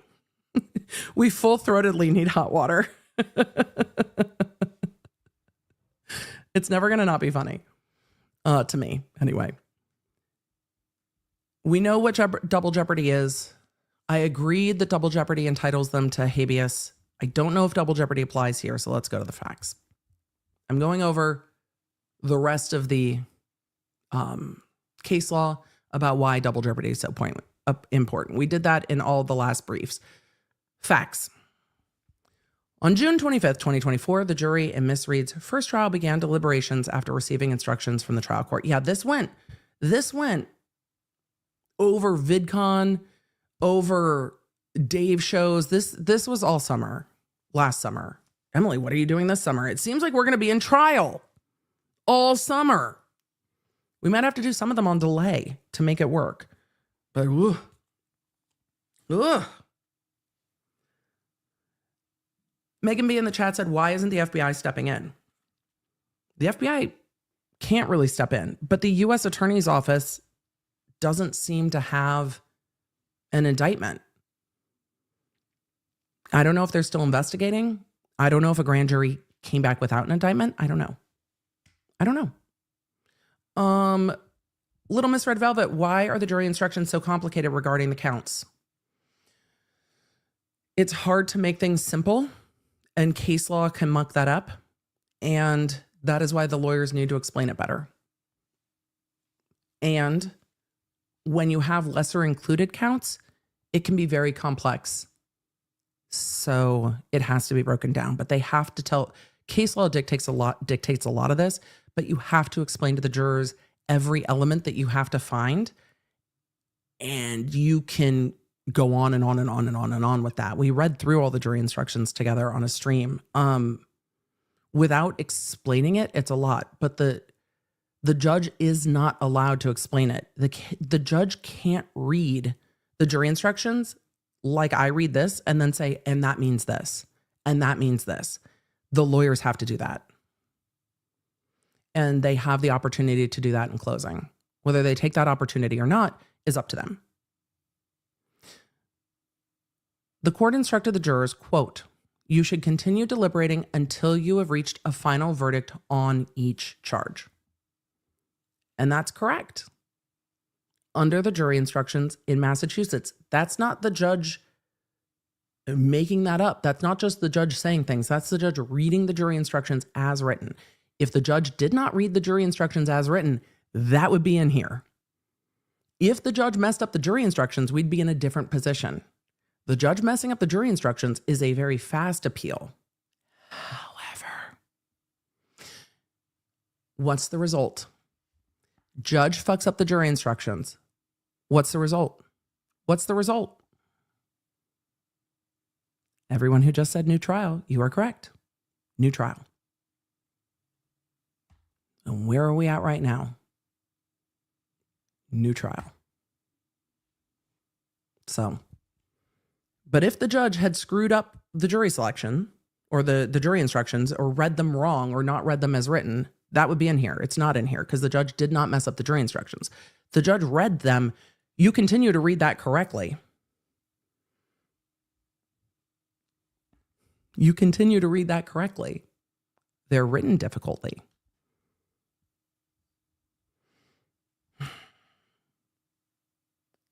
NB asked, why file if the results are only a new trial? In this circumstance, the defense is hoping that one of the appellate courts will say, yes, there's a verdict, get rid of counts 1 and 3.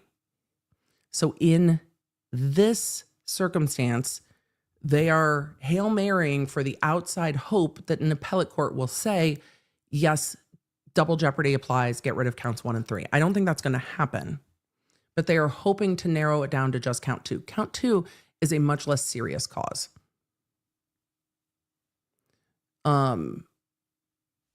Thomas O asked, did the judge fuck up? No, not on this. We're talking about this only, not on this. The judge read the instructions as written. I don't think the judge was wrong here, and I don't think the appellate court's going to find the judge wrong here on this fairly narrow question. And I have rewatched this part of the trial with y'all. We have gone through the jury instructions. We have gone through the law. We have gone through all of it. I don't think there's legally another result here. It leaves it incredibly frustrating and unsatisfying, but I don't think there's another legally proper result here. So the judge read the jury instructions as written. You should continue deliberating until you have reached a final verdict on each charge. It's also noted that count 2 contained lesser included charges of involuntary manslaughter and motor vehicle homicide, which the jury should consider, quote, even if the Commonwealth failed to prove the greater charge of manslaughter while operating a vehicle under the influence of liquor. And I think that's probably where the jurors were. I've got a couple questions here I'm going to save. If they apply with what we're reading at the moment, I'll pull them up, but some of them I'm going to save. The following day, on June 26th, outside the presence of the jury, counsel for Reed raised the issue regarding the verdict form. With respect to count 2, the original verdict slip provided only one option to find Miss Reed not guilty before going on to ask whether Miss Reed was guilty of the offense charged or guilty on one of the lesser included offenses. Exhibit B to the affidavit in support of the motion to amend. I've got the verdict slip if we need to pull it up again. It's also attached later. Counsel asked that the form be amended to include not guilty options for the subordinate charges under count 2. The trial court initially indicated its disagreement with counsel's request. However, after considering the matter further, the court agreed to provide supplemental instructions and amend the verdict slip. Later that day, the court provided the supplemental instructions. So the court said, let's go back and make sure it's clear. Telling the jurors, quote, count 2 encompasses 3 separate charges, the most serious of which is manslaughter while operating a vehicle under the influence of liquor. The jury should first focus on the lead charge, and if the Commonwealth failed to prove that crime beyond a reasonable doubt, then consider the remaining lesser included offenses in descending order. On June 28th, the jury sent out the following note to the court. I am writing to inform you on behalf of the jury that despite our exhaustive review of the evidence and our diligent consideration of all disputed evidence, we have been unable to reach a unanimous verdict. The court asked counsel for their views, and we've watched this again. The court asked counsel for their views, quote, on whether there had been due and thorough deliberations sufficient to support the giving of a so-called Tui Rodriguez charge. That's because that's the case it comes from. And then they footnoted the case law. The Commonwealth responded that the charge should not be given because there simply hadn't been sufficient time yet. Counsel for Reed disagreed, requesting the court read the Tui Rodriguez model instruction and go from there. First note, and the defense says, yep, let's do it. Let's do it.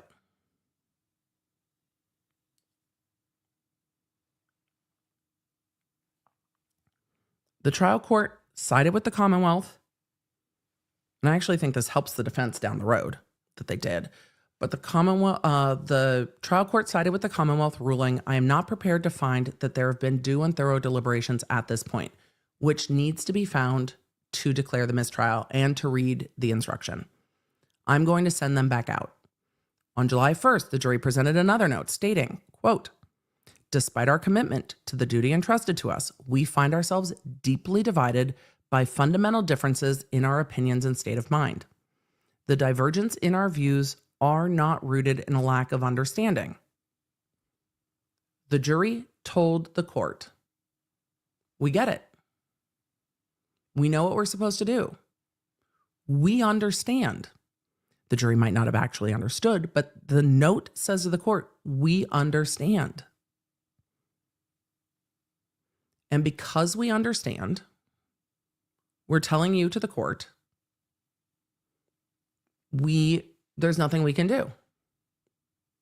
The divergence in our views is not rooted in a lack of understanding. And when the appellate court looks at that, they're going to say this jury was as clear could be. Whether the jury did in fact understand is a different circumstance, but that's not grounds for appeal. What's in the note and what the court did, and whether the court abused their discretion, which they didn't hear, is going to be the standard. And based on these notes, any judge is going to do the same.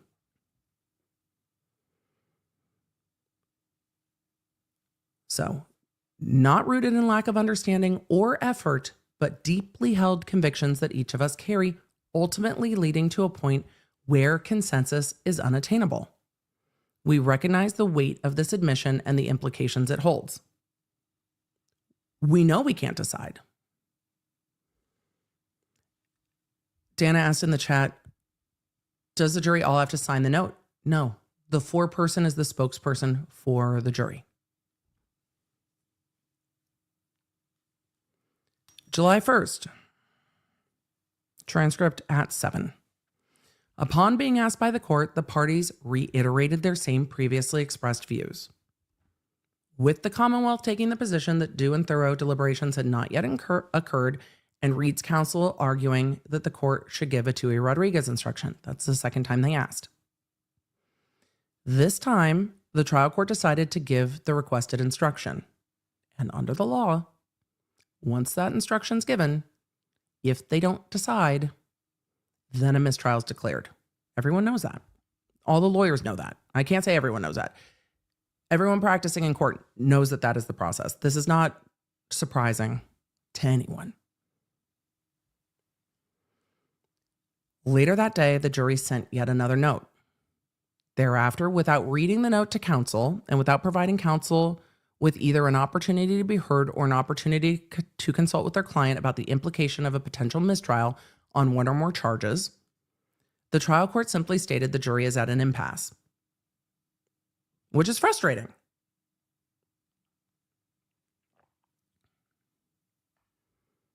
And immediately called in the jurors. It took a few minutes for the jurors to come in. It then read the note on the record.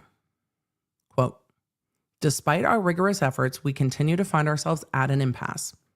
Our perspectives on the evidence are starkly divided. Some members of the jury firmly believe that the evidence surpasses the burden of proof, establishing the elements of the charges beyond a reasonable doubt.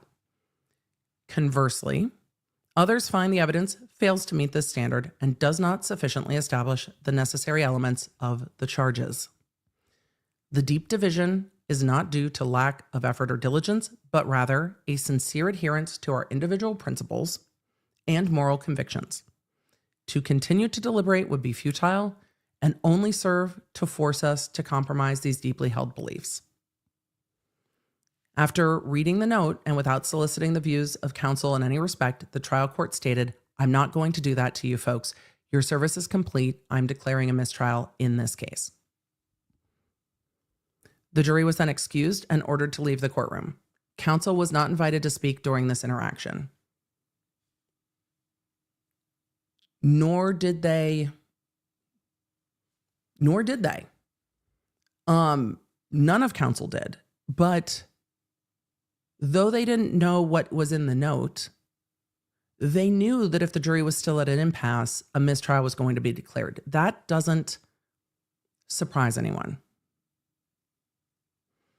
The following day, on July 2nd, unsolicited by any party, one of the jurors, and this is all in the other documents we've read, contacted one of the attorneys for Miss Reed. Juror A stated that they wished to inform Attorney Jackson of the true results of the jury's deliberations. The affidavit is attached. We've gone over that affidavit at least twice now, if not more. According to Juror A, the jury unanimously agreed that Karen Reed is not guilty of count 1. Juror A was emphatic that count 1, second-degree murder, was off the table, and that all 12 of the jurors were in agreement that she was not guilty of such a crime. The jury also unanimously agreed that Karen Reed is not guilty of count 3, leaving the scene with injury or death. Which again, when I broke that down, it seems that the jury decided she did not hit the victim with the car, which gets you to count 2. Link below for the video where I go through all the count 2. One day later, on July 3rd, another attorney for Miss Reed was contacted by 2 different individuals. These are the informants, friend of a friend of a friend who, and they both said similar things. Again, we've gone over these affidavits in length.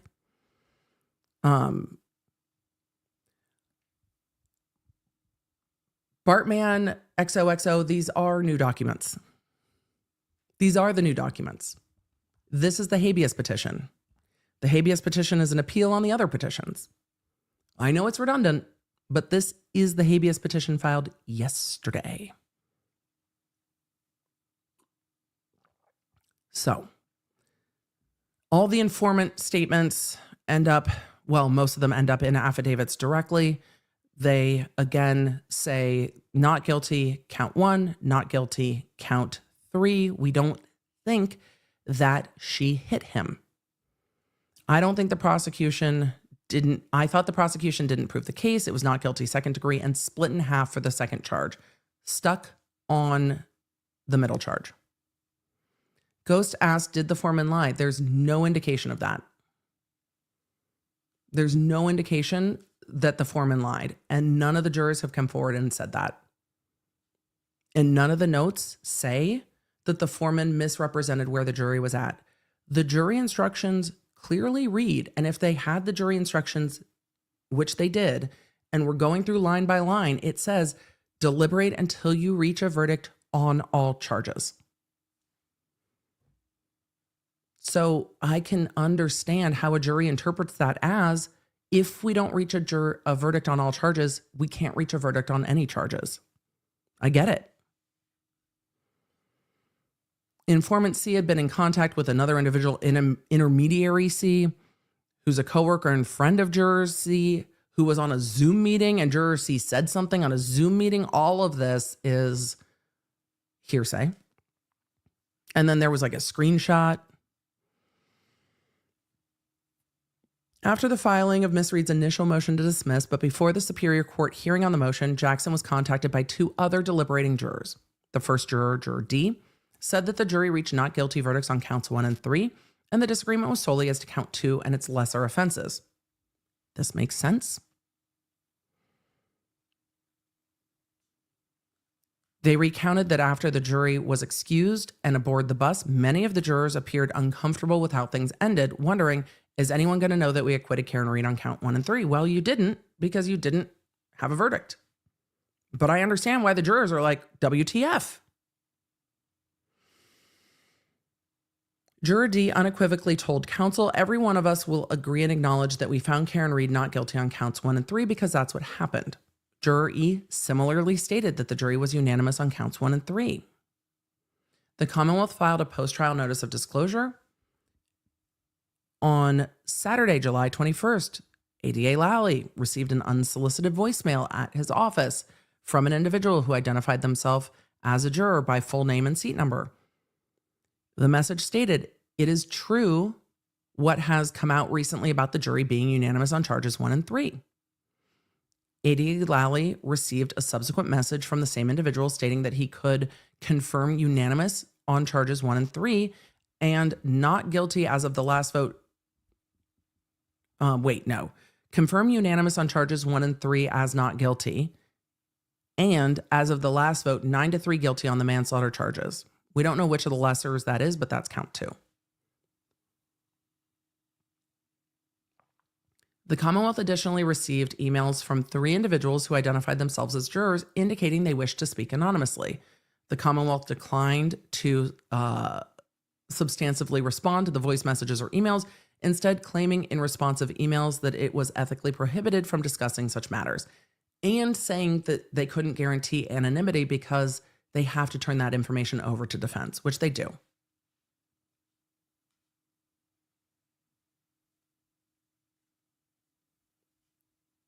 Mando, we're not choosing to ignore it, been sick, haven't watched a 3-hour interview. The jurors' notes in court are what are part of the record. The jurors' interviews are not part of the record. The appellate court doesn't care what the jurors have said since unless it's in this record. This record is what matters. What was said in court is what matters. However the jurors may feel about the foreperson is irrelevant to the appellate court because it's not part of the record. And it's probably not going to become part of the record, which is frustrating. But it's not going to become part of the record. We're going off the court record, not the internet. And the court record is what it is. I realize a lot of people don't like it. It's okay to not like it. You can not like it. But it's what the court record is. And I'm not going to tell you something that's not true just because it might be what is how people want to feel about this case. So if you don't like what is, I get it. You cannot like what is, but what is this record. And it's what we're left to deal with, not what is in public. What was said to any of the reporters? Not in the record. What was said in interviews? Not in the record. I get that you don't like it. That's fine. But the record is what dictates this. So, it's okay. Oh, Chad, people just don't like the result here. And I understand not liking the result. The result's incredibly frustrating. I understand that. It doesn't change the result. No matter how frustrated people are, I understand the frustration. I get it. People are watching this case play out, looking at this going, this is not just. This is not the right result. Morality and legality do not always align. And the lawful result here and how people feel about this case are not going to align. That's okay. Like I completely understand that people are mad. The Commonwealth could have dismissed these counts and said, you know what? We agree with the jurors. They chose not to. They chose a lot of things. But I also don't think it's helpful to just tell you what you want to hear that's not accurate law and then have everyone be upset when the court inevitably rules the way they're going to rule. And the way the rule is going to rule here is that the law does not allow for this jury to be reopened. That's just what the law says. You can disagree with it, but that's what the law says. So I get it. Laura B, it's okay. Laura B said, I understand that they're mad. They just shouldn't take it out on you. People are frustrated. People are frustrated. I really don't take it personally because those of you that have been here forever know that we're just going to cover what the law says. We're going to talk about what's in the filings. We're going to talk about what the notes say that are in the filings because that's what it is. So I know when the morality and the legality doesn't line up, it feels awful. I get it. It does not feel good. However, how many cases have we seen where somebody purports to be a juror on like Reddit We've seen it in multiple cases. So I stick to the record. I wasn't in court. I didn't look at the jurors. I don't know them. So we're going with what's on the record. It's been vetted at least minimally. So we're going with the record. And the record here is just redundant. That's all right. There will be new law nerds in the chat. It's a learning experience. Not everybody wants to see this case multiple ways, and I get it. They don't have to. We're going to. They don't have to. Judy, you got this, says, I find it funny when people say you're really biased one way or the other. I am. Every case, I am biased all the ways. I am biased every which way. Every case, just ask the internet. Which is always funny. But the law nerds are very practiced at not seeing things through their own lens and being able to see things through the record and then acknowledge their own lens. It's hard to step aside to see a case not through your own lens when you feel very strongly about the case.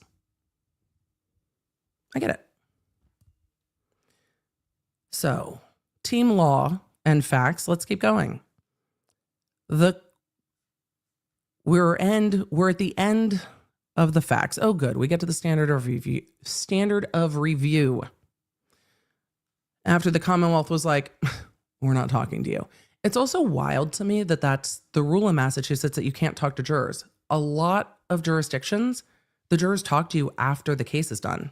You learn an incredible amount from them. So it's interesting to me how different the rules are in different jurisdictions. Will we see that change in Massachusetts? Probably not. I imagine the lawyers in Massachusetts are going to look at this result and be like, I don't want to talk to lawyers ever. I'm doubling down. So, standard of review. Because Miss Rita is in the awaiting trial on state criminal trials, or is awaiting trial in that stage, she is not in custody pursuant to the SJC's judgment.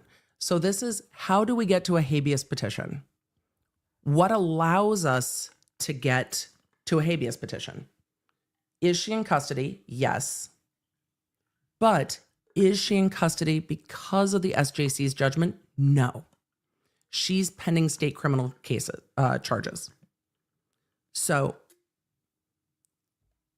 they say this is a case proper for habeas under 28 U.S.C. 2241 because the restrictions on the scope of habeas do not apply here. They say the court must defer to the SJC's finding of fact, but must undertake a plenary review of the court's resolution of the issues of law. What does that mean?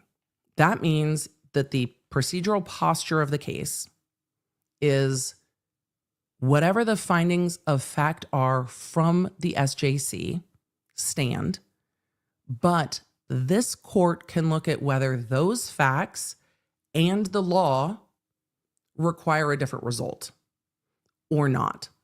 So the SJC findings of fact are essentially what the findings of fact were for the state level case as well. Judge Cannoni's finding of facts, they're the same. The finding of facts all took the juror affidavits as true.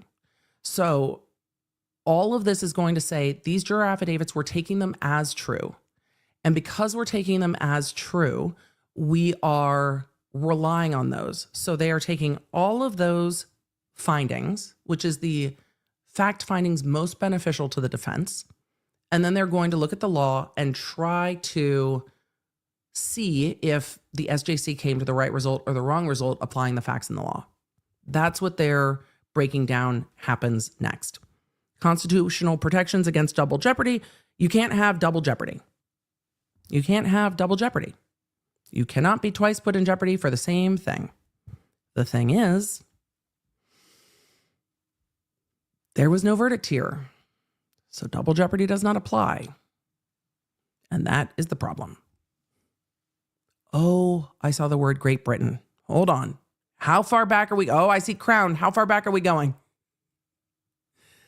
If you have not studied our law does not always make sense without a full study of the English system of law. With a look at the English study of system of law, you can see that a lot of our legal system is based on nope. Nope. Wait, they do that? Nope. Wait, you can just accuse somebody and be anonymous? Nope. Like, a lot of our legal system is just nope. The ancient right to a jury trial is no more procedural formality, but rather a fundamental reservation of power to the American people. From Erlinger versus U.S., which cites, I imagine, other case law, which is a 2024 case. By requiring the executive branch to prove its charges to a unanimous jury, and yes, the prosecutor's office is part of the executive branch. Emily, are we talking about separation of powers? Apparently we are. Civics, for just a moment. They are part of the executive branch. The judge is part of the judicial branch. And then the laws get written by the legislature, which is the legislative branch. So that is our separation of three in all of that. But yes, the prosecution is part of the executive branch, which we don't really talk about a lot when breaking down branches of government in civics, but that's where it falls. By requiring the executive branch to prove its charges to a unanimous jury beyond a reasonable doubt, the Fifth and Sixth Amendments seek to mitigate the risk of prosecutorial overreach and misconduct, including the pursuit of pretend offenses and arbitrary convictions. Prominent among the reasons colonists... Yep. All the way back. All the way back. Prominent among the reasons colonists cited in the Declaration of Independence for their break with Great Britain was the fact that Parliament and the Crown had deprived them in many cases of the benefits of a trial by jury. It was one of the core fundamental beliefs that our system is founded on. Oh, the attorney in Idaho would be so jealous that he doesn't get to talk about the founding of the country and the crown. After securing their independence, the founding generation sought to ensure what happened before would not happen again. As John Adams put it, the founders saw representative government and trial by jury as the heart and lungs of liberty. It follows that a jury acquittal is entitled to the utmost respect in our criminal justice system. Again, these are policy arguments and the foundation of how we get here. Your Honors, our system of liberty demands this result. I don't think the law does, but double jeopardy provides that no person shall be subject to the same offense to be twice put in jeopardy of life or limb.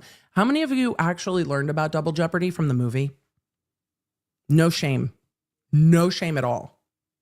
But I think a lot of people's understanding of double jeopardy comes from the movie, and I think that's fair. Back when you could have just one movie about a thing and it was a good story, a lot of people, right? Chad, I love it. You're like, yes, loved, right? I mean, Ashley Judd, come on. A lot of concepts, it's a good movie. When you come to legal concepts, it takes an interesting twist on double jeopardy, but a good movie. A lot of you are like, yes. So, no person shall be subject to the same offense to be twice put in jeopardy of life or limb. The underlying idea, one that is deeply ingrained in at least the Anglo-American system of jurisprudence, is that the state, with all its resources and power, should not be allowed to make repeated attempts to convict an individual for an alleged offense. Even if the first trial is not completed, a second prosecution may be grossly unfair. It increases the financial and emotional burden on the accused, prolongs the period in which they are stigmatized by an unresolved accusation of wrongdoing, and may even enhance the risk that an innocent defendant may be convicted. That's from Arizona v. Washington, 1978. They are going to continue to cite other law. We know what double jeopardy is. The question here is, was there a verdict? What can you do about it? The second argument they are making is that there is no manifest necessity to declare a mistrial. The standard of that is judicial discretion, and they are The appellate court's not going to see an abuse of discretion here, given all of the facts. They're just not. It's just not there. So they go on to say that manifest necessity was not present to declare a mistrial. They cite that the heavy burden of establishing manifest necessity to justify a mistrial is exclusively on the Commonwealth. And here, the Commonwealth did not make that showing. The court disagreed. The case law they are citing, I imagine there is some additional case law. And they cite back to YouTube, which is interesting because generally the appellate courts only rely on the record. Video footage, they say, reinforces the suddenness of the court's action and corresponding lack of any meaningful opportunity to be heard. At the approximately 5-hour, 47 and 25-minute mark of the video, the court took the bench and stated the jury is at an impasse. In contrast to the procedure followed as to prior notes, the note was not read to counsel. There was time, though. Instead, the court immediately called for the jury to be brought in. The sound of the door opening or closing can be heard, and then at approximately 5:47:55, a mere 30 seconds later, the jury arrived in the courtroom. I need to go back and look. 30 seconds seems pretty fast. It might have been that fast. The court then read the note, which had not previously been provided to counsel, on the record. At 5:49:23, the court stated it was declaring a mistrial and immediately discharged the jury a mere 7 seconds later. That part was real fast. But then there was lengthy discussion about scheduling. The circumstance did not provide Ms. Reed's counsel with a meaningful opportunity to be heard. The SJC denied those arguments. Legal and factual context renders the trial court's actions even more unexpected. Legally, trial counsel was entitled to rely on decades of case law expressly requiring full opportunity to be heard before the declaration of a mistrial. If there are any grounds that the court could find a difference here, these are the grounds for that. If there was any room for the court to say, yes, the judge should have given you more time, this is the grounds for that. Follow me here, though. If the court says there was no grounds for a mistrial, what is the result?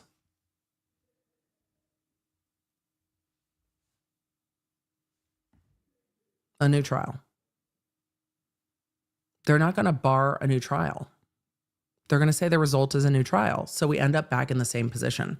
So even if they say, you're right, counsel should have been heard more, go have your retrial. The only way they get to anything that they want is if the court says that a jury does not need to render a verdict in open court.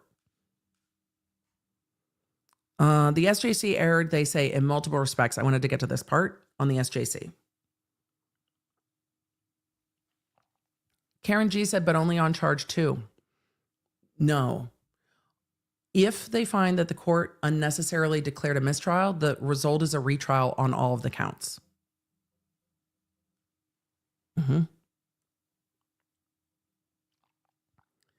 First, the SJC erred in relying upon the trial court's solicitation of counsel's views in response to the first 2 jury notes.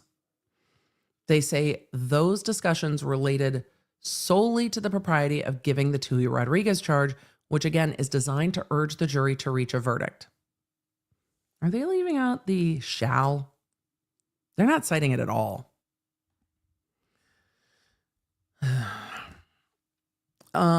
For those asking what the SJC is, the Supreme Judicial Court of Massachusetts. It's the state level Supreme Court.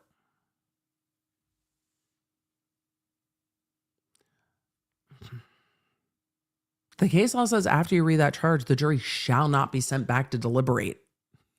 So, defense counsel's request for the Tui Rodriguez charge implies their desire was not to have a mistrial, but instead to have the trial court urge the jury to reach a verdict. I don't know if the court's going to see it that way. They can argue it, but I don't know if the court's going to see it that way. Second, the SJC was wrong to simply assume that consultation regarding the third note would not have produced any fruitful alternatives. I don't know if this court's going to agree. That's their argument. I think the only option after that third note was a mistrial. I don't see another option.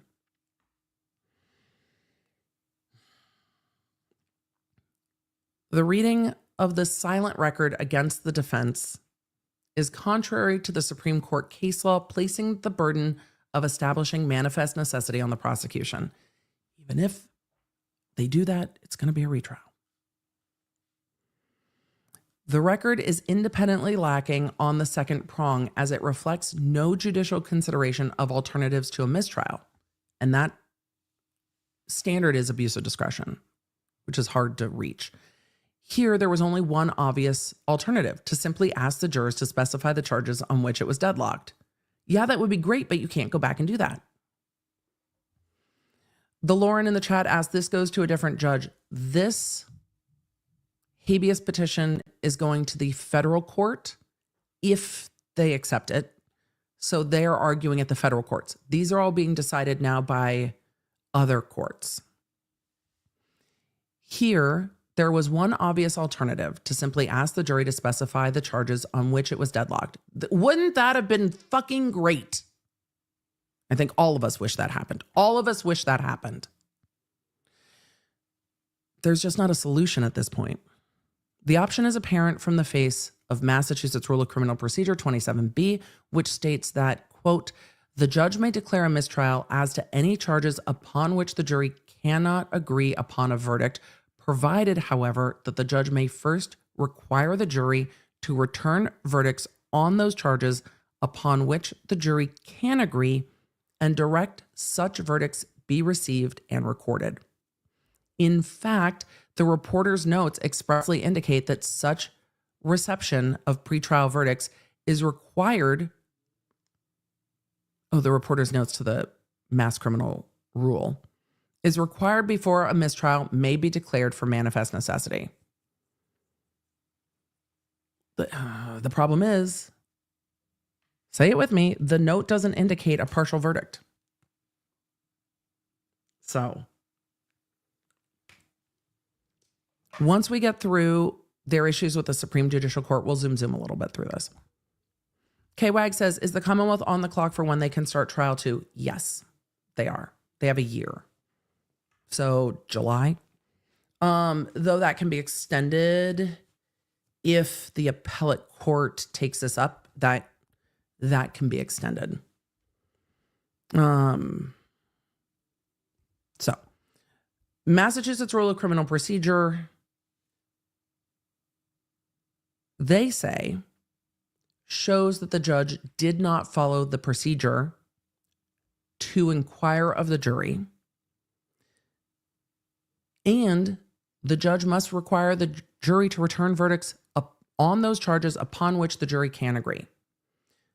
The thing is, based on those jury notes, the jury did not say they had verdicts. This is contemplating a situation where the jury says we have some verdicts, we don't have other verdicts. The court can't just say, well, we have a mistrial then. The court needs to take the verdicts they have and then mistry the rest of it. This isn't contemplating a situation where the jury says we can't reach verdicts. So I don't know if this is going to help, but they are going to argue that it does. And even if it does, again, retrial. Had the court inquired as to the existence of any partial verdicts, the jury articulated its verdict consistent with the statements.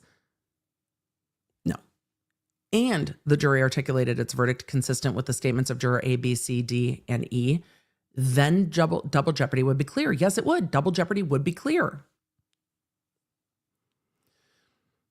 It just didn't happen. The First Circuit's decision in United, and this is in the First Circuit, so they're citing First Circuit cases because we are in Massachusetts in the First Circuit.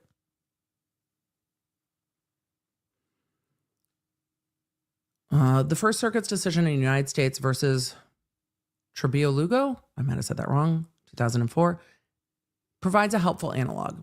There, in the midst of a trial, upon noticing that only 11 jurors were present, The judge consulted with both the prosecutor and the defendant's lawyers, outlining two options. Either postpone the trial until the 12th juror could be located, or proceed with a jury of 11. What? Where's that okay? Defense counsel conferred with their client and informed the judge that the defendant did not wish to proceed at the moment with 11 jurors, but rather would like to wait for juror number 12. Shortly thereafter, the judge learned for the first time that the missing juror had been absent during some or all of the earlier portions of the trial.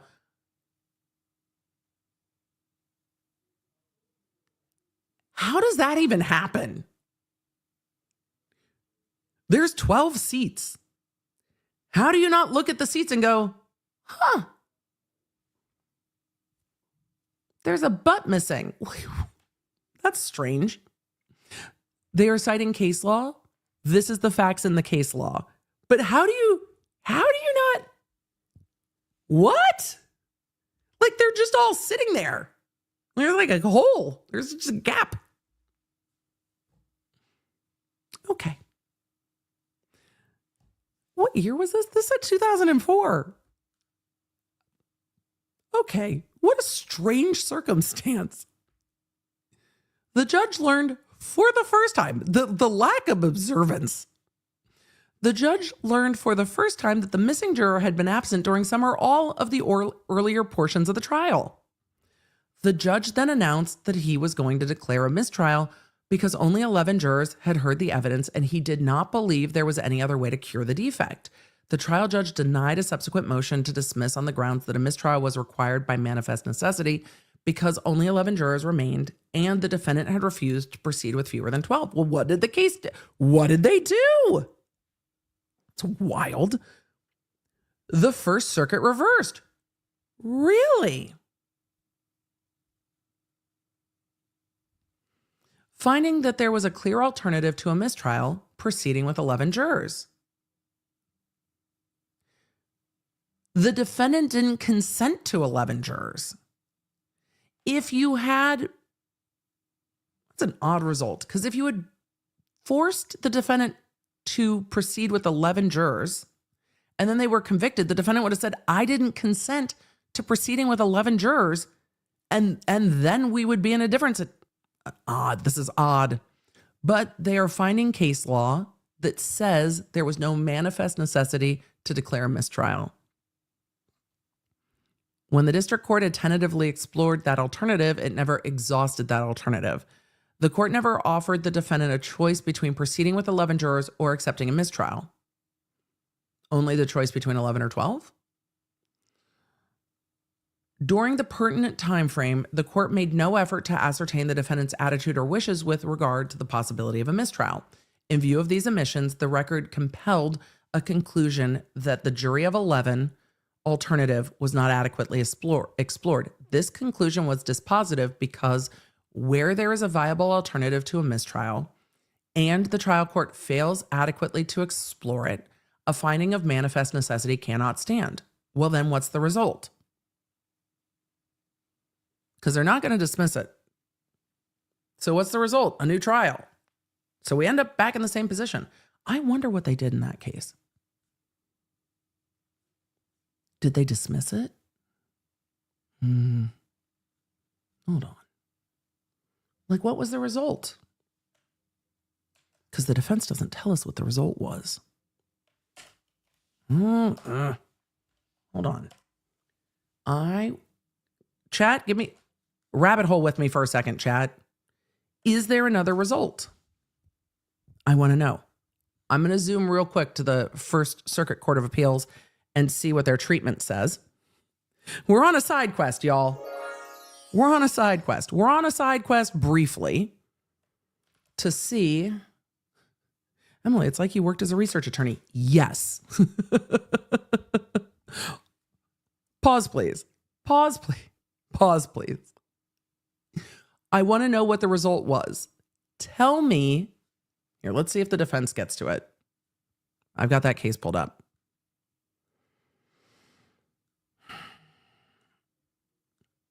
Tell me what the court did. The court found that there was no manifest necessity to declare a mistrial, and then did what? They don't tell us. It's probably because they don't like the result. That's generally how that works. All right, let's see if we can go to the appellate treatment real quick. Because if the result is, and then they said there needs to be a retrial, this case law doesn't help the defense, like at all. But I'm curious. All right. 2004 for the First Circuit. Let's see. Let's make sure we've got the same case number. 72066. Hold on. We're gonna make sure that we're in the same case number. No. Toribio-Lugo. This does not look like Toribio-Lugo. This is not the right case. Hold on. We clicked on the wrong one. I don't want that one.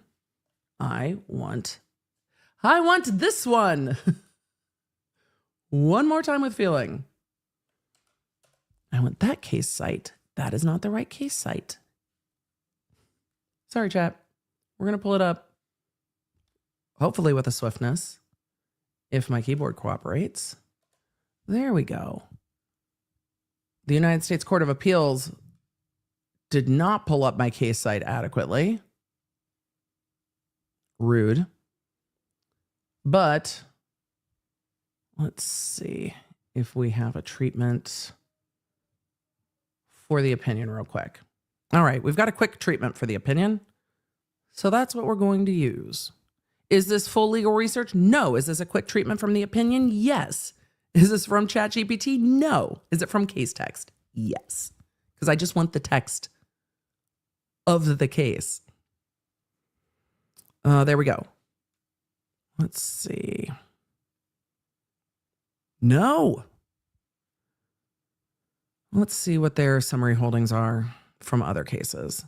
Finding no manifest necessity when the court never offered the appellant a choice between proceeding with 11 jurors or accepting a mistrial. Recognizing that the number of prior objections raising the same issue, reevaluating, relevant to evaluating defense counsel's objection, failure to object. Recognizing that the number of prior objections raising the same issue is relevant. Interesting. Suggesting that manifest necessity inquiry inevitably reduces to whether the district judge's declaration of a mistrial was reasonably necessary under all the circumstances. I think that's going to be the kicker here. Was it reasonably necessary? You know, that's a pretty low standard. And I think reasonably necessary is where we're going to get to. Noting that while ordinarily a defendant cannot pursue an immediate appeal from an interlocutory order, this is procedural, don't worry. In a criminal case, defendants may nonetheless immediately appeal from denials of a motion to dismiss because of double jeopardy grounds. This is why we're in appellate land so fast before there's a conviction. Let's see. 4 days into a criminal trial. What's happening? 4 days into a criminal trial, the district court discovered that a juror had been absent for some time and, having previously discharged the lone alternate, declared a mistrial sua sponte. The defendant thereafter moved to dismiss the indictment on double jeopardy grounds. The district court denied the motion. This appeal ensued. After careful review, we conclude the lower court erred in refusing to dismiss the indictment. That's the point I wanted to see. If no manifest necessity, then dismissal. That's what I was looking for. How a full-ass juror disappeared, I don't know. But the remedy for no manifest necessity was a dismissal. That is the important part for our purposes. Because if the case law is holding that if there's no manifest necessity to declare a mistrial, the proper result then is a dismissal, that puts the defense in room to argue no manifest necessity stronger, because they're not going to get to the other grounds of inquiring into what the jury was thinking. But there you go. Dismissal, which means they dismissed it. At the start of the fourth day, just because we all need to know how you're missing a juror. At the start of the fourth day, the courtroom deputy informed the judge that only 11 jurors were present.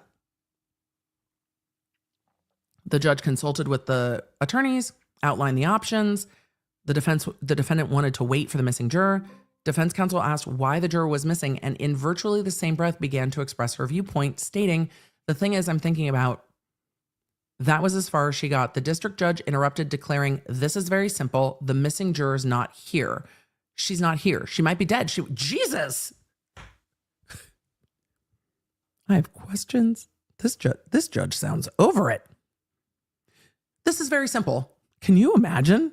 This is very simple.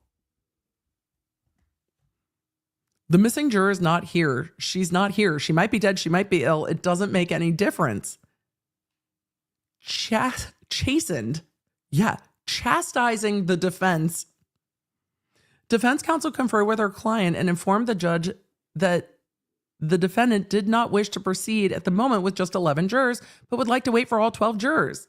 The judge terminated the sidebar, announcing that the trial would be postponed until the 12th juror could be found. How's long to find juror 12? Too soon. Almost immediately thereafter, the judge learned that the problem was more complex than he initially thought. Thus, he excused the jury and told the attorneys that he learned that the missing juror had been absent during some or all of the earlier portions of the trial. What the fuck? This is wild. Can you imagine? Oops. We're just missing a juror for portions of the trial. My bad. The trial judge announced that he was going to declare a mistrial because only 11 jurors had heard the evidence and he did not believe there was a way to cure the defect. The prosecutor promptly asked for a new trial date, but the judge, seemingly anticipating a double jeopardy challenge, declined the request. Defense counsel tried to articulate her client's position, stating, "Our position is that." The judge once again cut off the defense mid-sentence, saying, "Counsel, wait." Was that a counsel wait or was that a counsel wait? He then began questioning the courtroom deputy about the number of jurors originally impaneled. Oh, God. Oh, God. The judge is looking to the deputy. Did we ever have 12? How long have we only had 11? Holy shit.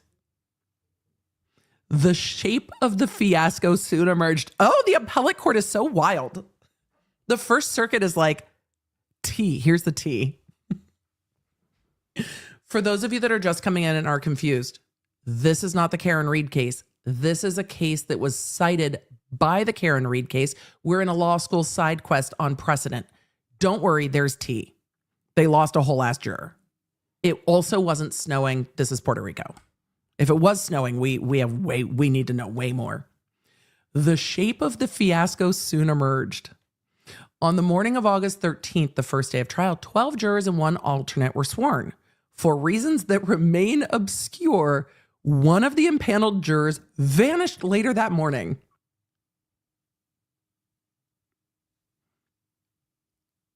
What? Just like yeet. What? One of the impaneled jurors vanished later that morning. No one, prosecutor, defense counsel, deputy, or judge, noticed the juror's absence at the trial, and the trial proceeded apace. Appellate courts. The appellate court has to be sitting there going, what the fuck? How do you lose a juror? I am blown away. The appellate court has so much smoke. I need to look at which judge wrote this. No one, neither the prosecutor, nor defense counsel, nor the courtroom deputy, nor the judge noticed the juror's absence, and the trial proceeded apace. This state of blissful ignorance still existed when, on the second day of trial, the judge, with the assent of both parties, dismissed the alternate. You lost a juror. The upshot was that only 12 jurors had begun to hear evidence in the case, and only 11 of them had been present from the second day forward. After recounting this bizarre sequence of events, the district judge expressed some uncertainty about whether, in the event of a mistrial, the double jeopardy clause would bar retrial of the appellant. The judge invited the attorneys to brief the issue. Defense counsel again endeavored to be heard, but the judge again thwarted her attempt. Oh, they're not happy. They're not happy. The appellate court's not happy with the judge cutting off the defense attorney. If there's anything you let the defense do, it is make a record. Sometimes you've got to excuse the jury to do it, but you let the defense make a record. Defense counsel endeavored to be heard, but the judge again thwarted her attempt. He then reconvened the jury and, acting sua sponte, declared a mistrial. When thereafter the government moved for a new trial date, the appellant objected and cross-moved for dismissal of the indictment on double jeopardy grounds. Briefs were submitted. On September 4th, 2001, the district judge denied the motion to dismiss. The judge predicating his ruling on two alternative grounds. First, he concluded the mistrial was required by manifest necessity because only 11 jurors remained, and the appellant had refused to proceed with fewer than 12. Second, he concluded that the appellant had, in all events, consented to the declaration of a mistrial. These are the grounds that are in play in Massachusetts. They overturned that and dismissed the case. Let's get to the conclusion here.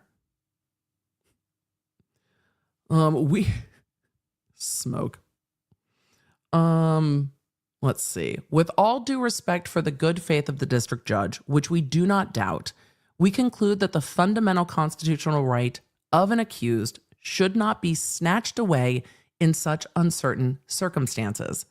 Consequently, we hold that the district court's second basis for its finding of consent is, like its first, untenable. Oh, I'm going to read this entire opinion later. Miguelina, I'll give you the link so we can post it if you guys want to read it. That ends the matter. We're done. In the absence of either manifest necessity or binding consent, jeopardy persisted. That's what I was looking for. Thus, the appellant's reprosecution was not constitutionally permissible. Conclusion. We need go no further. For the reasons elucidated above, who is this judge? For the reasons elucidated above, we reverse the order appealed from and remand the case to the district court with directions to vacate the defendant's conviction. The district court should thereupon dismiss the indictment, reversed and remanded. Okay. Well, Miguelina, I'm going to give you the link if you guys want to read this for yourselves. Not that all of you have habits of reading case law for fun, but if you're interested in the first district ruling with a bunch of sass and a runaway juror, there we go. Who wrote this? Let's see.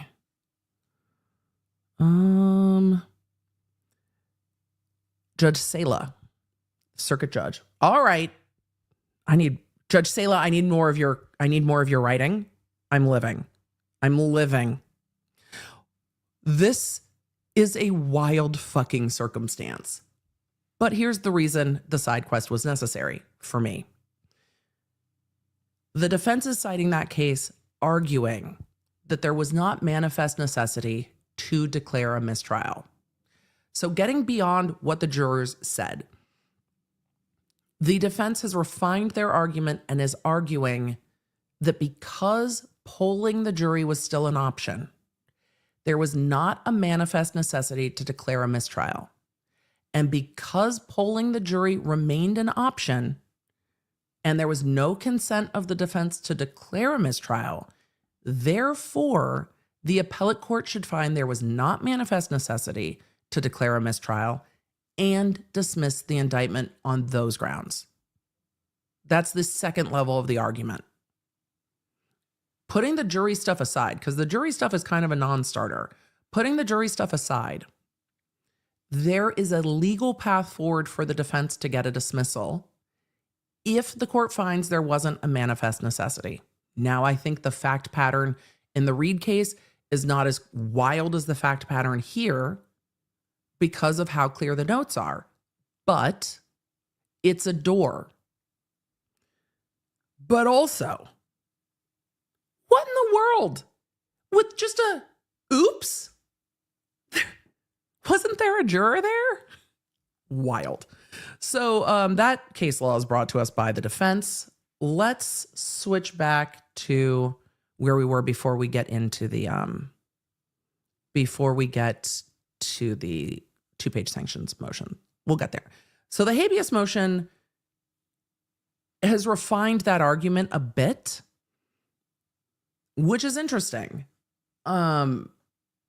When I went over this before the SJC, it was their stronger argument because there was at least a legal remedy for them on this argument. I don't see a legal remedy on the jurors. Will they do that? I don't know. It's unlikely to me. But it's an option. Only 11 jurors were present. That's fucking crazy. All right. The remedy there was dismissal. They say the present case reflects even less considerations of alternatives to a mistrial. While the trial court discussed the two prior jury notes reporting an impasse with counsel, it did so only in the context of deciding whether to give the Tui Rodriguez charge. And the court did not even mention the prospect of a mistrial. The SJC therefore legally erred in finding that the trial court's response to the first two jury notes reflected adequate consideration of alternatives to a mistrial. See opinion at 16, quote, "There is nothing in the record to indicate that the judge was considering a mistrial at that time." That is quoting other case law. While the notes stated the jury had reached an impasse on some charges, quote, "The test is not whether the judge considered that she had a potential problem on her hands, but rather whether she accorded careful consideration to the defendant's interest in having the trial concluded in a single proceeding." Citing case law, quote, "With the record barren of any hint whatsoever that a judge was aware of double jeopardy implications of their decision, the defense respectfully submits that this court cannot find the court's discretion was sound." Arguing again, the mistrial was declared prematurely. Because the mistrial was declared prematurely, then the only remedy is a dismissal. That's the argument on this count two. I don't know if it will fly, but at least it's worth an argument. As to the jurors, I'm not going to get very far. But let's see. I'm glad for the side quest.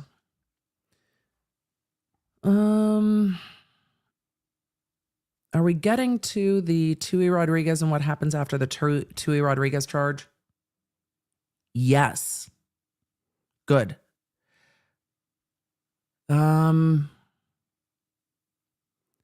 Let's see. I wanted to see if they talked about the statutory prohibition with regard to Tui Rodriguez. The statutory prohibition on ordering the jury to continue deliberations without consent, Massachusetts General Laws 234A, Section 68C, was one among many factors the trial court should have considered in consulting with the parties. It seemed that the court did, but I'm interested to hear their argument. The statute would not have prohibited the trial court from simply asking whether the jury had reached a verdict on any counts, or asking the jury whether its impasse related to all or less than all of the charges. Contrary to the SJC's suggestion, see opinion at 19 and 20, there is simply nothing coercive about asking a jury whether it has reached a verdict on some, but not all, separate charged counts. And then it cites a couple areas of case law, including, quote, a court does not err if it asks about a pretrial verdict, even when it is clear that the jury is at an impasse and further deliberations would be fruitless. But if the court doesn't err if it asks, it's not going to err if it doesn't ask, which is hard. Moreover, the trial court could have alternatively A, informed the jury that it could not be required to continue deliberations without its consent, and still B, ask it to retire to consider whether it was prepared to return any partial verdict.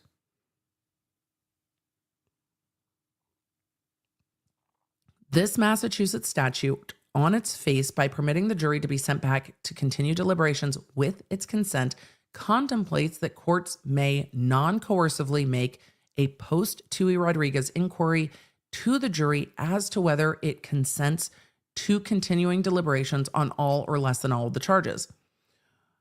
Whether the trial court would have ultimately adopted any of these alternatives is besides the point.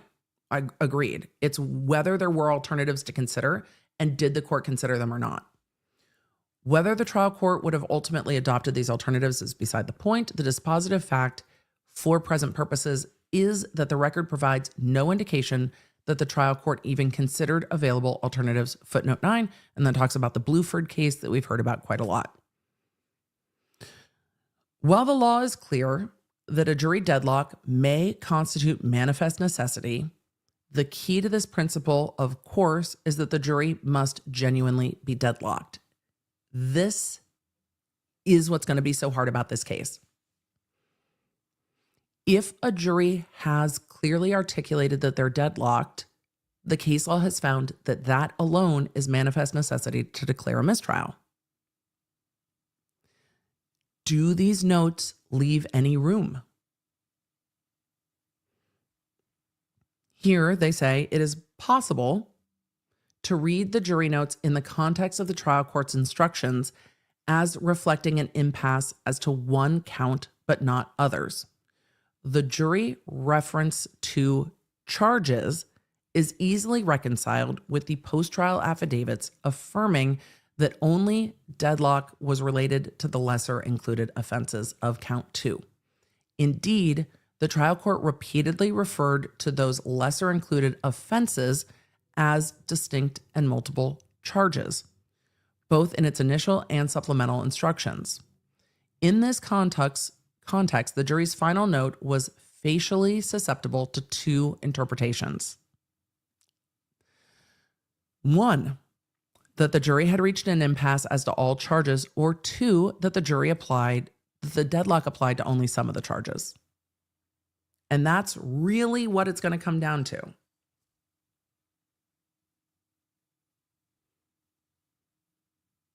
How do you read that note? It was not an unambiguous note affirmatively declaring an impasse on all charges as assumed by the SJC. And that's what the SJC said. The SJC said those notes are unambiguous.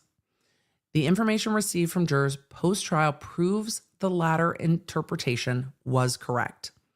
The jury's failure to expressly mention its agreement on counts 1 and 3 is understandable in light of the court's instruction that it should continue deliberating until it had reached a final verdict on each charge. I think they characterized the argument well. And I think they actually refined their argument from the first time they argued.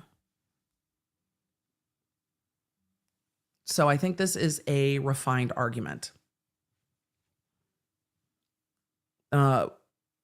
Which is nice to see that they're not just following the same argument they made to the SJC. This has very much narrowed down the argument and has juxtaposed it with the jury instructions and all of the circumstances. So I'm glad we're going through it because it's not just a flat recitation of what we saw earlier. And I think it is a good refinement. I agree with you, Chad. I think it's a good refinement.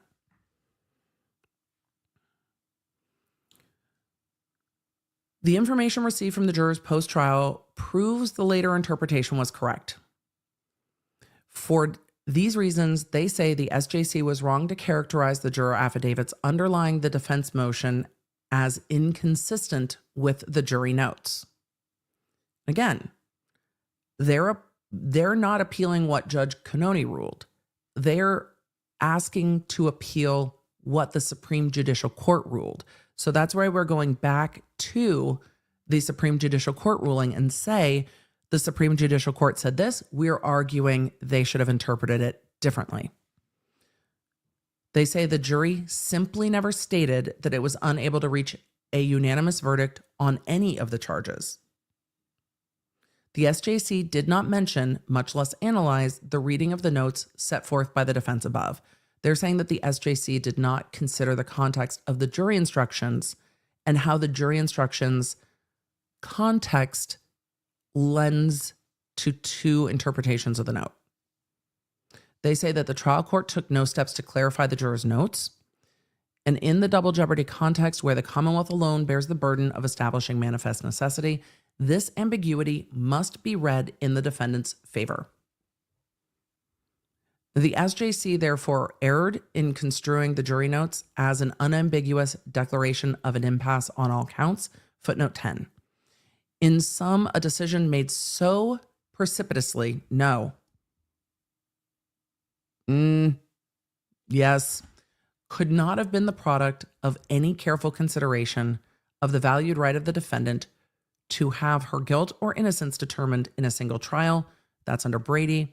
This in itself precludes the Commonwealth from retrying Ms. Reed on counts 1 and 3. Sam asks in the chat, are they just screaming it into the void? I don't think so. I think it's a fair question. I don't think so.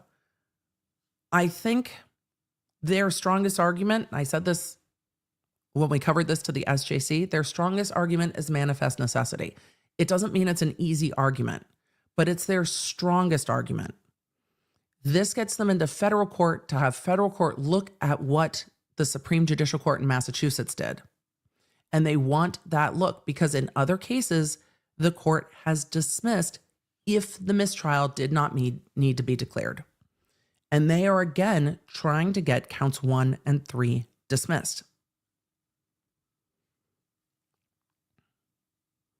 They say that the jury's unanimous conclusion following the trial is not guilty on counts 1 and 3. That's an acquittal, and that precludes reprosecution. This is not their strongest argument. I think their last argument was their strongest argument. We know what this argument is. And it's going to be that the jurors should be polled and that the affidavits show that the jury reached a verdict and that that verdict should not be dissuaded by a lack of formality. The case law is pretty clear on the formality. Let's see. Footnote 11. They say the Supreme Court, for example, consistently refused to rule that jeopardy for an offense continues after an acquittal, whether that acquittal is express or implied by a conviction on a lesser included offense. Footnote 11. The SJC's reliance upon an almost 90-year-old, 90 years young in law, 90-year-old Supreme Court of Tennessee opinion, which has never been cited in any published federal court decision, is unpersuasive in light of the foregoing authorities. Oh, they're like, Your Honors. What? That's not binding precedent.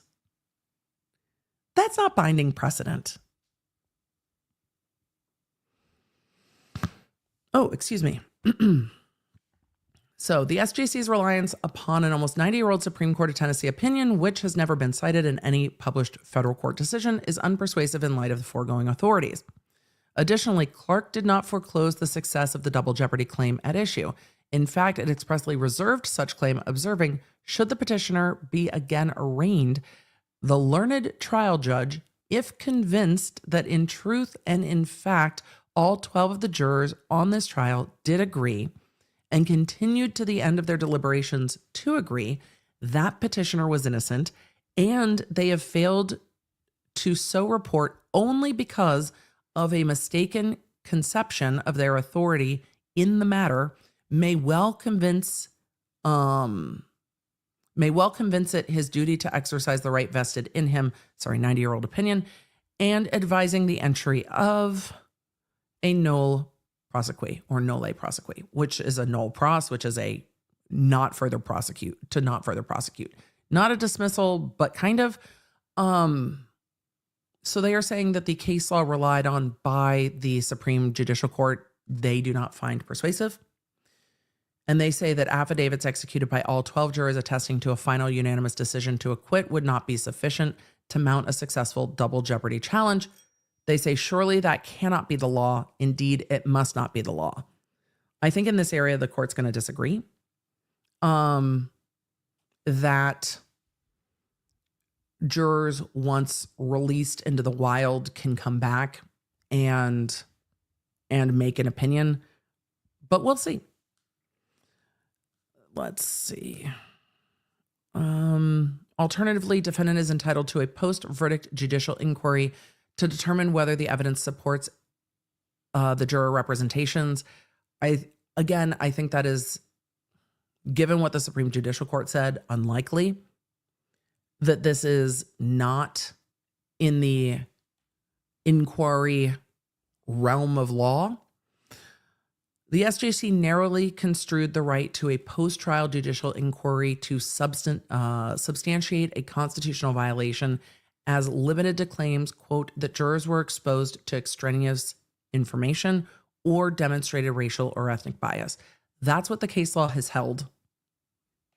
I don't know if they improperly narrowed it. That's fairly well settled law of the land, but maybe not going forward, though it's unlikely.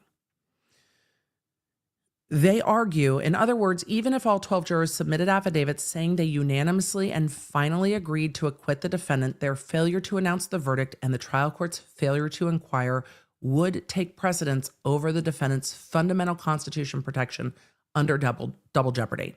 They are saying that the formality of writing down a verdict and presenting it in open court is more like a clerical error. I don't think the court is going to agree. This is case law. We've already seen them cite. Let's see. Crucially, for present purposes, the First Circuit ordered the district court to voir dire the jurors 9 years after the trial date. Let's back up to what the facts of that case are. Let's see.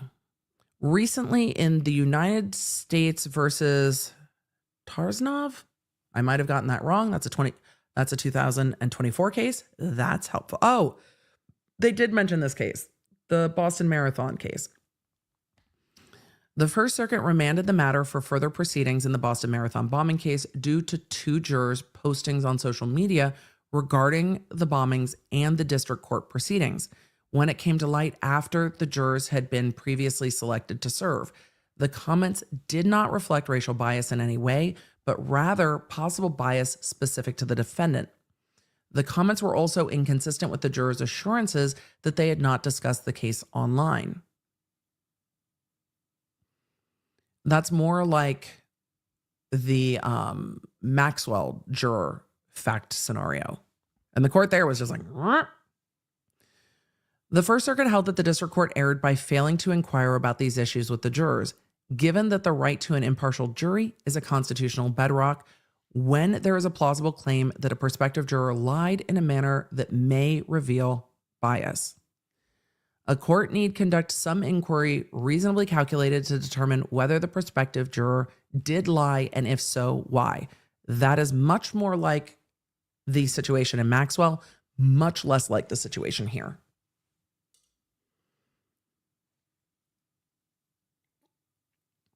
They go on to say, although the district court has broad discretion to determine this type of investigation into juror bias warranted by particular facts, notwithstanding the broad discretion, the district judge does not have the discretion to refuse to conduct an inquiry at all regarding the magnitude of the taint-producing.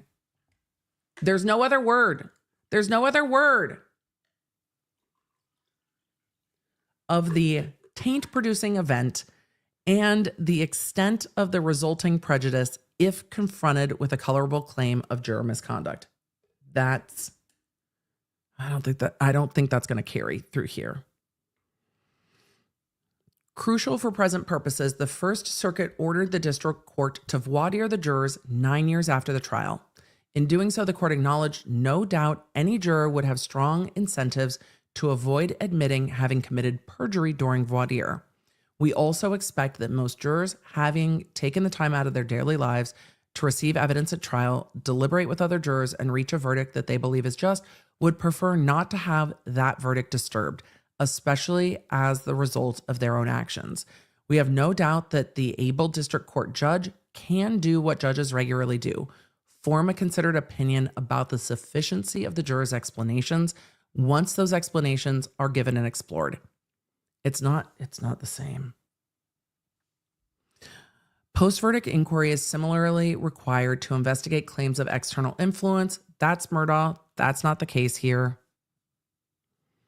The defense respectfully submits that no less than a conviction rendered by a biased jury or impermissibly tainted by external influence require a defendant to stand trial for murder after a unanimous jury found her not guilty of the same offense would violate the plainest principles of justice. Indeed, they say the SJC did not suggest otherwise. Indeed, it erected an artificial dividing line between the Fifth Amendment protection against double jeopardy and the Sixth Amendment right to an impartial jury. The defense respectfully submits that this result is not supported by precedent or logic. While the foregoing authorities arose in different contexts, very different contexts, they stand for the proposition that the defendant who comes forward with credible evidence of a serious constitutional violation post-trial must be entitled to an opportunity to prove those claims. There was no apparent reason to artificially limit the availability of such an inquiry as the SJC did to racial bias and extraneous influence. The defense acknowledges that there is little precedent involving, there is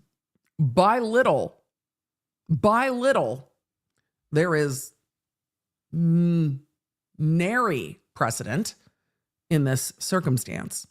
The defense acknowledges that there is little precedent involving situations factually similar to that at issue here. This case is unique.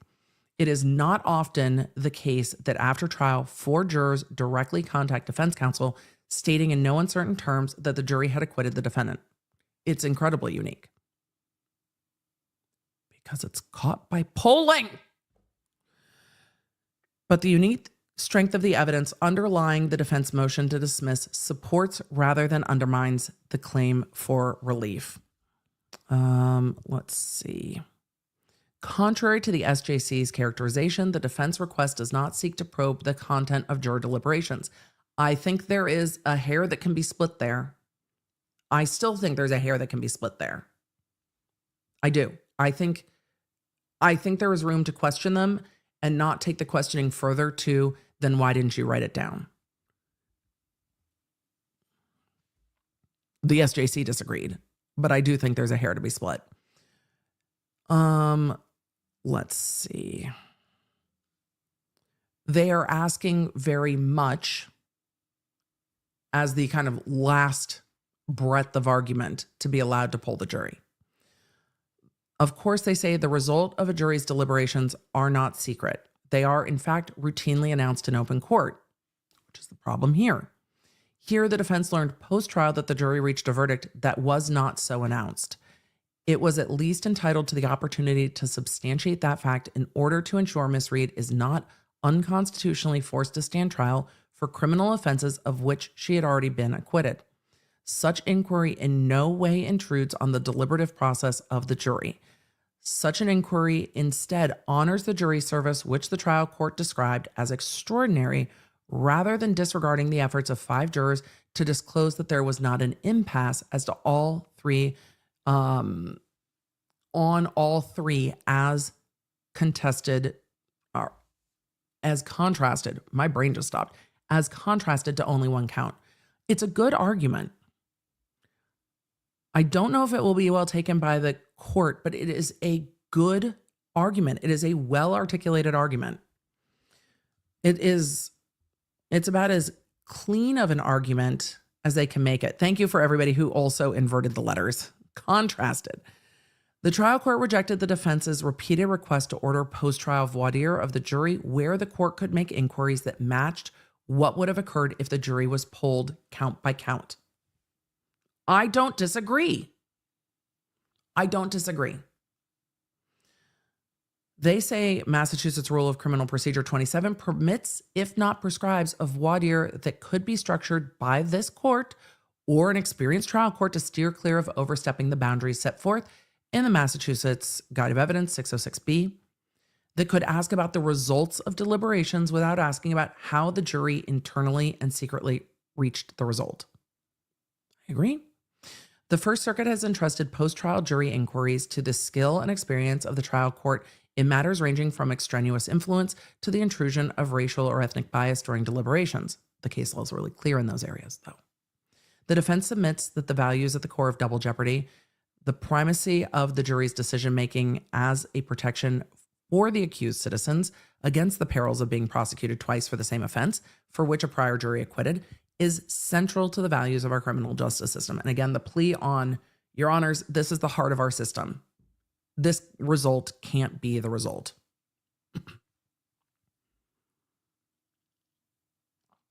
They say that the jury's decision-making is a protection for accused citizens against the perils of being prosecuted twice for the same offense for which a prior jury acquitted. It is central to the values of our criminal justice system, as is the right to a trial before an impartial and unbiased jury. The defendant has met her burden of production. Far less showings, statements by one juror, for instance, have resulted in repeated holdings that jury inquiries are mandated. They cite the case. To create an impenetrable procedural wall to this new evidence just because a jury failed to volunteer to the court that its impasse was not to all counts, just because it was never asked, is no more principled than to create a similar wall against new evidence of untruthfulness by a juror, as in Tarznev, case law, or racial bias in Villar, of contact with an outsider, as in Reamer. They're trying to add a fourth situation. In each case, the jury would have been polled about outside influence or violating the court's rules by accessing the internet, but that clearly does not result in an absolute prohibition against further fact-finding on a showing of far less, on a fact-finding. No. Why is this sentence so hard? It is. But that clearly does not result in an absolute prohibition against further fact-finding on a showing far less compelling than at issue here. That wasn't the sentence, that was me. And then they go on to contrast the other case law, the conclusion being, for the foregoing reasons, the defense respectfully requests this court issue a writ of habeas corpus to hold that Ms. Reed's retrial on counts 1 and 3 would violate her double jeopardy rights. Again, they are asking the court on 3 different grounds, and we'll summarize it, on 3 different grounds to find that double jeopardy has been violated. Let's take a look at the scheduling order real quick, because the court has issued a scheduling order, and we'll take a look at that, and then we will look at the sanctions motion. We'll summarize this real quick. I know it's a lot. It's a lot. It's a lot of law school. I know. It's a lot of law school. It is. It is. Appellate law is a lot. Little Miss Red Velvet and a lot of you in the chat have said, why is it not automatic that a jury is polled? That is not the rule in Massachusetts. That goes jurisdiction by jurisdiction, and that is not the regular practice in Massachusetts. So for those of you that are like, I like law school. Yeah, it's nerdy law today. Nerdy law. That's okay. These are difficult legal questions to answer because there is legally what you're allowed to do. And then like, how can this be the result? And in this case, that's really profound. It's really a stark contrast. But I don't know if the courts are going to be inclined to extend current precedent to this situation because it can really open the door to jurors changing their mind. I'm interested in the question of whether or not the mistrial was required. Legally, I think that's easier. Let's look at the scheduling order and go from there. Scheduling order.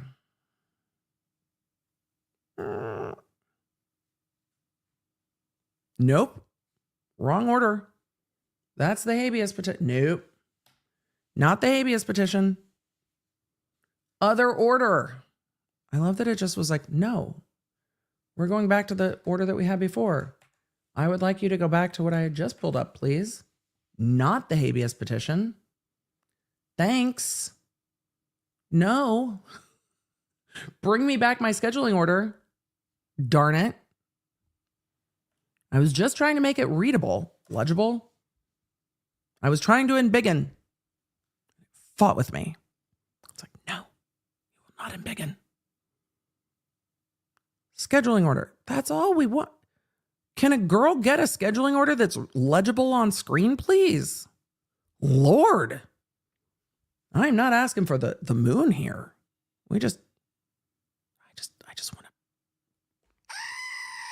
I just want to be able to read all of the words on the screen at once. This was also filed yesterday. Memorandum in support of petition for writ of habeas corpus under 28 U.S.C. 2241. Now comes petitioner Karen Reed by and through undersigned counsel and hereby respectfully submits this memorandum in support. No, I'm doing it again. Still not the right one. Damn it. No, scheduling order. I want the scheduling order. That's the link for the scheduling order. Ugh, Emily, just what is happening? Streaming is dynamic. I was just boot loop. I was stuck in a boot loop. Scheduling order, docket 9 from yesterday. And I don't even know. I don't even know. It is. It's like juror 12. The scheduling order just is like, we don't go here today. On February 18th, petitioner Karen Reed filed a petition for writ of habeas corpus in this court. She contends that her retrial in Norfolk County Superior Court, scheduled to commence on April 1st, after the trial court declared a mistrial in July, will violate her 5th and 14th Amendment protections against double jeopardy. Petitioner is charged with 1 count of second-degree murder, manslaughter while operating under the influence of alcohol, and leaving the scene of a collision resulting in death. With just 6 weeks until petitioner's retrial is set to begin. Gosh. It's so fast. With just 6 weeks until the retrial is set to begin, the court issues the following scheduling order to provide an expedited timetable for briefing and argument. So they're going to hear it. Respondents shall file an opposition brief by Wednesday, February 26th. Next week. I mean, it's going to be largely the same. It's going to be largely the same as their prior. That's next week. As their arguments to the SJC. Like, it'll be largely similar to that, but yeah. Next week, let's see. That's fast. That's very fast. Petitioner shall file a reply brief by Friday, February 28th. A hearing on the petition shall be held Wednesday, March 5th. That's interesting because Karen Reed's motion to dismisses are also going to be heard on March 5th. So Karen Reed's going to have stuff going on in 2 different courts on the 5th because the motion to dismiss is set for the 3rd and 4th in state court. And that's not getting filed till Friday. And then this is going to be heard in the appellate court or in the district court. Hearing on the petition, Wednesday, March 5th at 9:30 a.m. That will not be televised. One of the things I did not answer for y'all is who wrote the habeas petition. It's the attorney. Hold on, let me pull it back up. It's the attorney, is it Weinberg, that argued at the SJC and filed those appellate motions. So it is Reed's appellate attorney. Let's just zoom through that real quick. Sorry for the zooming. Apologies. So Martin Weinberg. So that's the attorney that will be arguing this at the district court, the attorney that argued at the SJC. And again, different attorneys do different types of law. Appellate law is incredibly specific. So the rest of this is just the record appendix. I realize we got to the end and went to the scheduling order and I didn't pull up the record appendix, but this is the record appendix, which has all of the docketed items, the transcripts, and all the rest of it. So all of that is attached. So Emily in the chat asked, do they have audio? Generally not. Generally not. So this is everything that's in here, including a proposed briefing schedule, parties' statement of agreed fact, reservation, and report. So they are moving this along to hearing on the habeas petition, which is good to know. Okay. Let's do a quick summary. Let's go to the motion for sanctions. Let's get into questions. You guys have a lot of questions, of course, which is fine. Katrina Bunny said, what if they don't rule before April 1st? Well, the defense may ask to postpone if it's pending. We will see. So that they may ask to postpone, they may not. We'll see. Let's do a quick, I should do a full actual swoop. Let's do a quick summary of that. In their habeas motion, the defense is asking for the court, the federal court, to grant their appeal, essentially, finding that the Supreme Judicial Court of Massachusetts erred and that the court must find that Karen Reed cannot be retried on counts 1 and 3, and that doing so would subject her to double jeopardy because the jury acquitted her on those counts.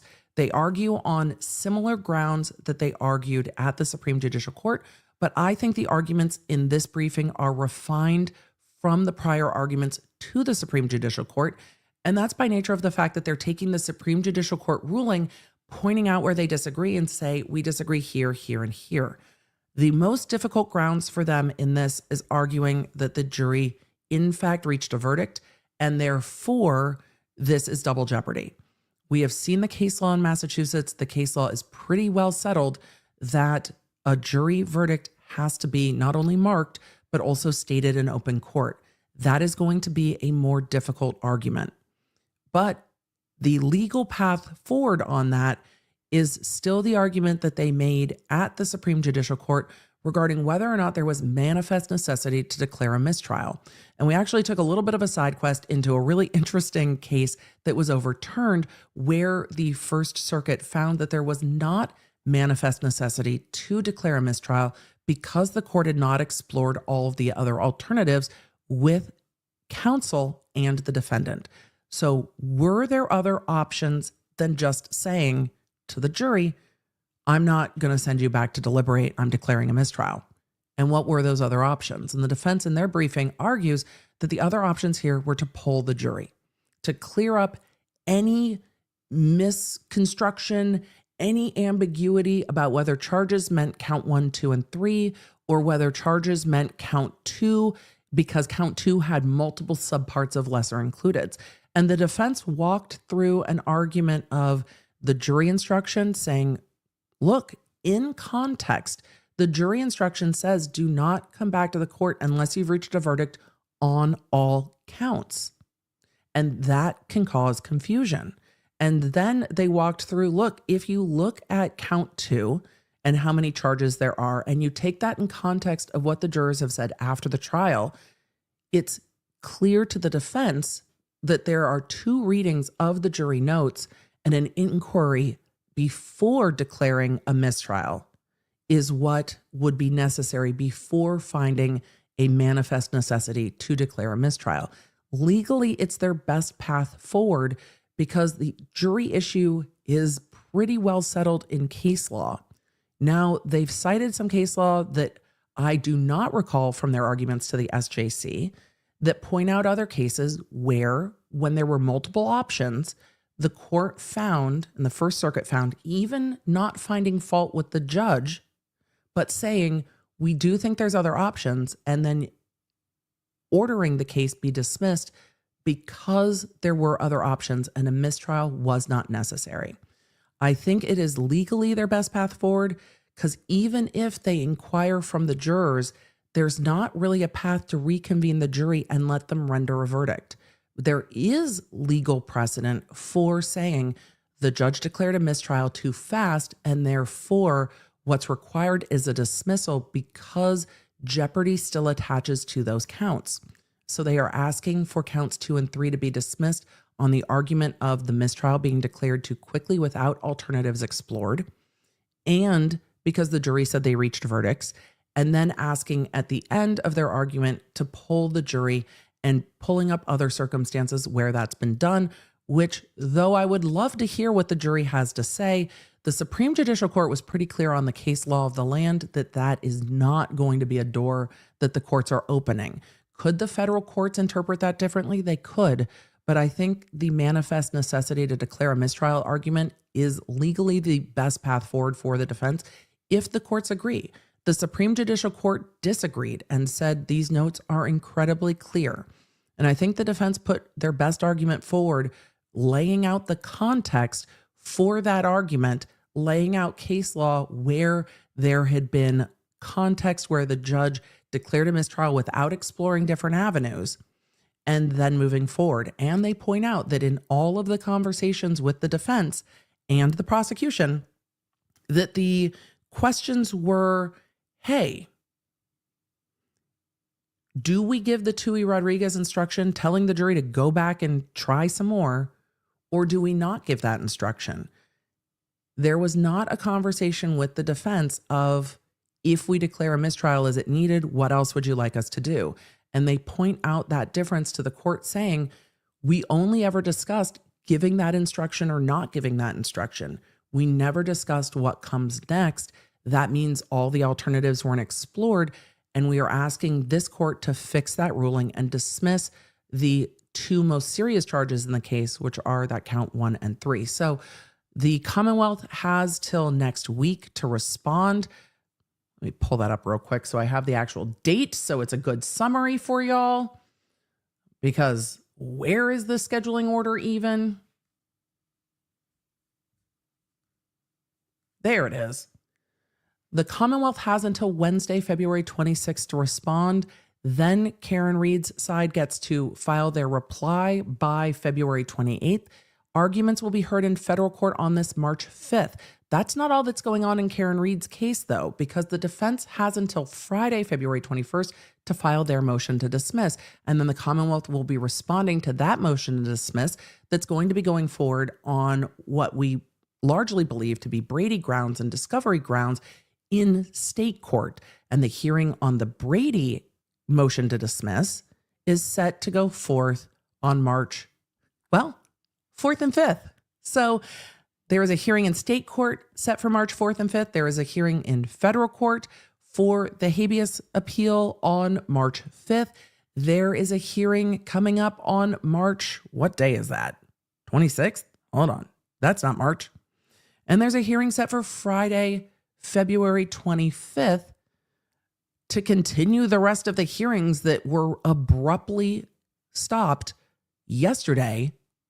What day is it even? Yesterday on February 18th. This case is set to go to trial April 1st. No, it's not a joke. And there is so much litigation that is going to happen in the weeks running up to April 1st. It's going to be a lot to keep up with. So get the Lawnerd app, because if you're like, what is going to happen? Who knows? Who knows in this case? There are 2 motions that can be dispositive, but the defense on the habeas is asking to dismiss counts 1 and 3 and pare down the trial to just count 2. The motion to dismiss is going to ask to dismiss the entire case. So there's a lot of litigation left to come. So let's talk about that motion for sanctions, because I think it's interesting. And then we'll get to questions because we got questions. Motion for sanctions. Because I'm curious and you're curious, and I thought it was under seal and then it wasn't. And then I was like, ooh, I want to know more about that. So let's hope that the right document pulls up on the screen this time. Let's hope for that. Nope. Why are we fighting today? Technology. Why are we mad? And it's like, girl, you were supposed to get to reading documents faster and you didn't. So now you will be punished. And punished we will be, apparently. It's just like, what we're not going to do is pull up these documents right now. No. Come on. You just don't know. We're just shy. My Google Drive is like, I don't want to do that. Aren't we done yet? It's been 3 hours. Aren't we done yet? Aren't we done? It's a snow day. Can we go?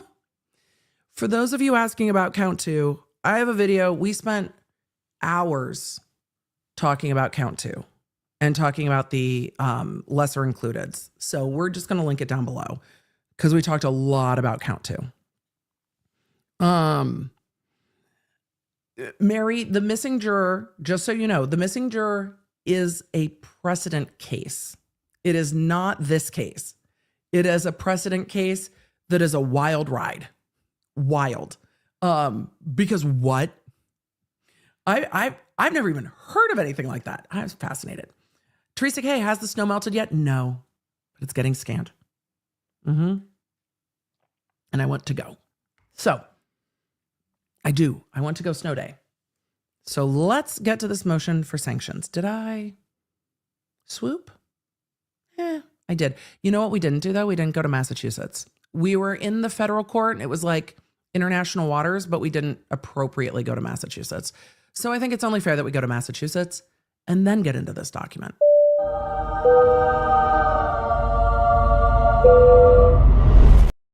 This is the Commonwealth sanction motion for sanctions. What are they doing? I don't know. What I do need, my lips are so, it is just that time of year where everything is just too dry. I love the snow. I don't love the dry air. I love the snow. All right. I linked the link to the case about the missing juror. Kooky Carnelian's like, but where is the missing juror? I linked to the case. If y'all want to rabbit hole it, I linked to the case. I linked it. I don't know.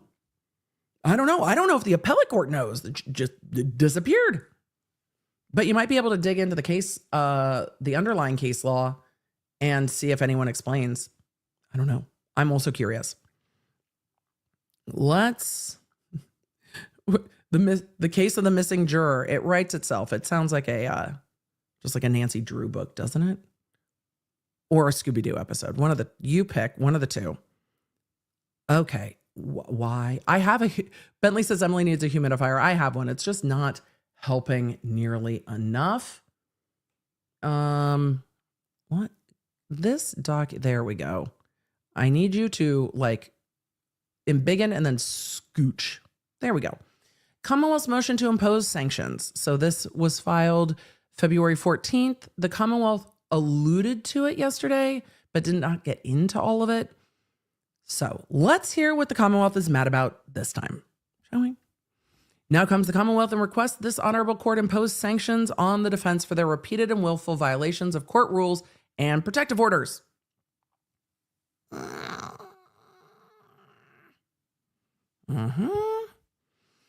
Under Massachusetts Rule of Criminal Procedure 48, willful violations by counsel and violations of court orders shall subject counsel, there's that shall word, shall subject counsel to such sanctions as the court shall deem appropriate. That's shall twice.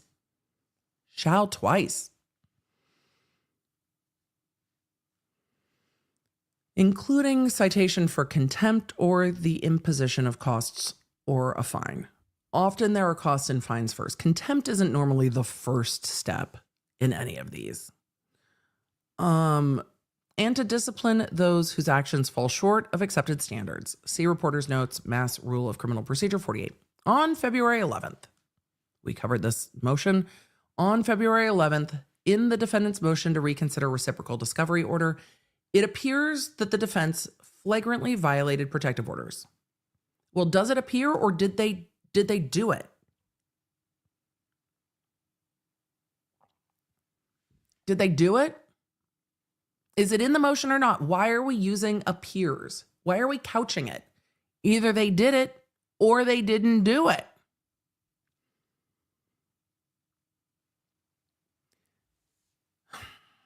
It appears the defense flagrantly violated protective orders previously agreed to by the defendant and set by this court on November 13th, 2024 and January 31st, 2025. See docket entries 416 and 468. In the defendant's motion, it quotes the text.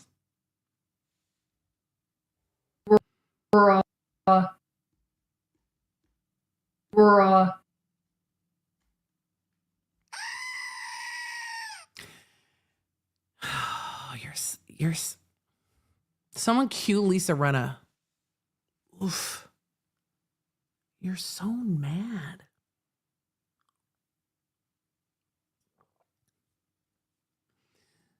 In the defendant's motion, it quotes a text message sent by Trooper Proctor. This look, I'm just going to make a note.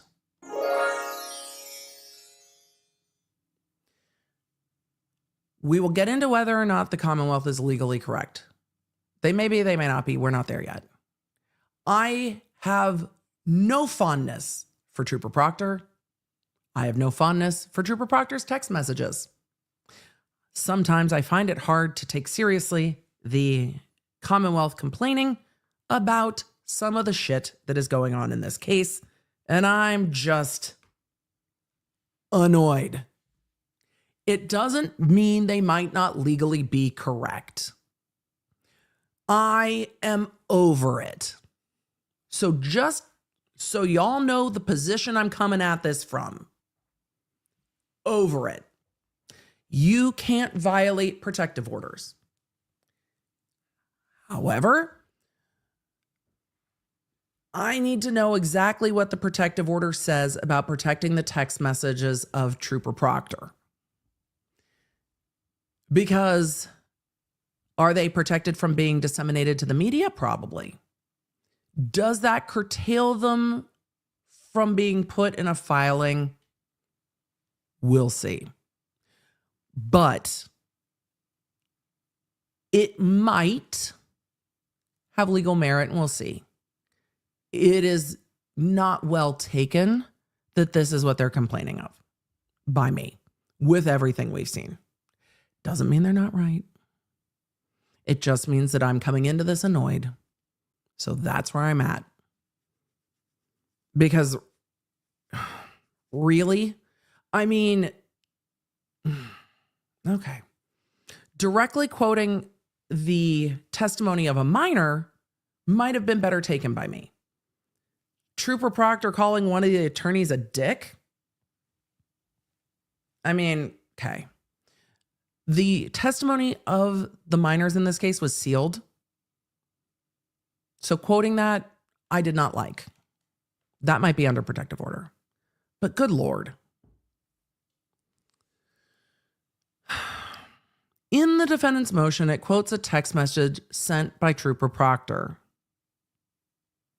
I mean, at least it's a text that won't get us demonetized immediately, unlike some of his other texts. This text message is subject to a protective order. And the January 31st, 2025 order specifically restricts, quote, the public dissemination of all communications, including 1, those within the work cell of Massachusetts State Trooper Proctor. See docket entry 468. The defendant attempts to unilaterally amend the protective order by claiming that only the screenshot of Proctor's text message is subject to a protective order. That can't be accurate.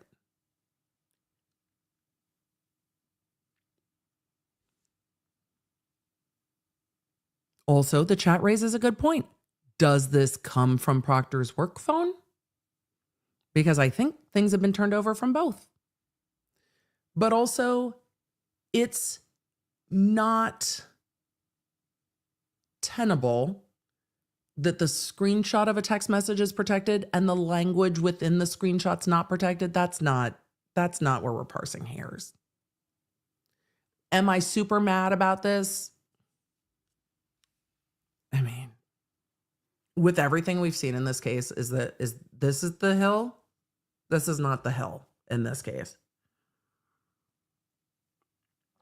The defendant attempts to unilaterally amend the protective order by claiming that only the screenshot of Proctor's text message is subject to the protective order. See defendant's motion, page 9. We'll take a look at that next. This is an obvious violation of the protective order. Further, the defendant's claim that the protective order are limited to personal identifying information is misplaced. Can you just attach the protective order so we can read it? No, that would have been helpful.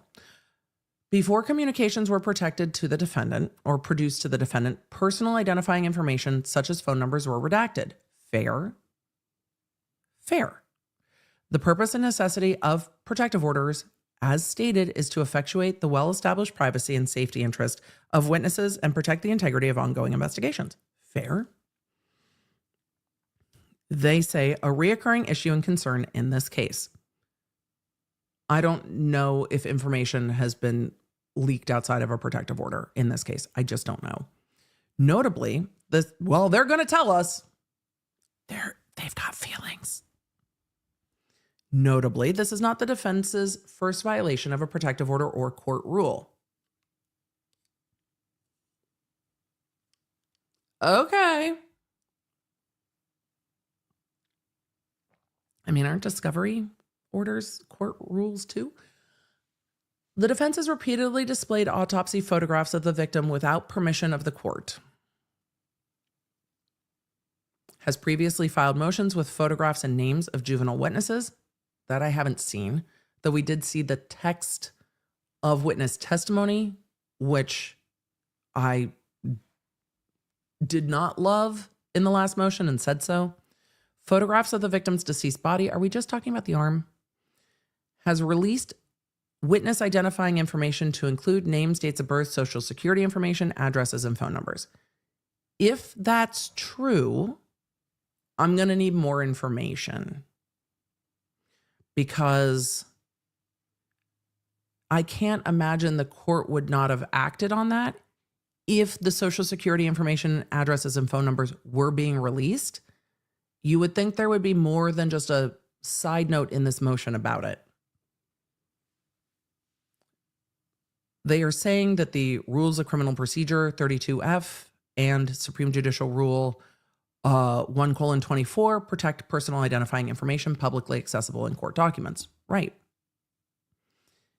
And allows autopsy photos to be left to the discretion of the judge. If they were talking about the photo of John O'Keefe's arm, the court has not said that was improper to be shared in court. For all of you saying we've read all the motions, I haven't read all the motions. Before the first trial, I didn't read any of those motions. Since the first trial, yes. But if things happened prior to the first trial, I am unaware of it. So I'm leaving the possibility that I am unaware of it. Further, this court previously ruled that it is unacceptable for defense counsel, docket entry 262, that was early on. Further, this court previously ruled that it is unacceptable for defense counsel to misrepresent and distort facts in impounded documents. Those are sealed. And to fail to comply with orders of the court, all of which have happened in this case. The court will not tolerate actions by counsel which waste the court's time and resources or violate the rules. Oh, I'm going to need docket entry 262. Emily, you're in full research mode, girl. Hold on. I need to make a note. I will have to go find that. Note.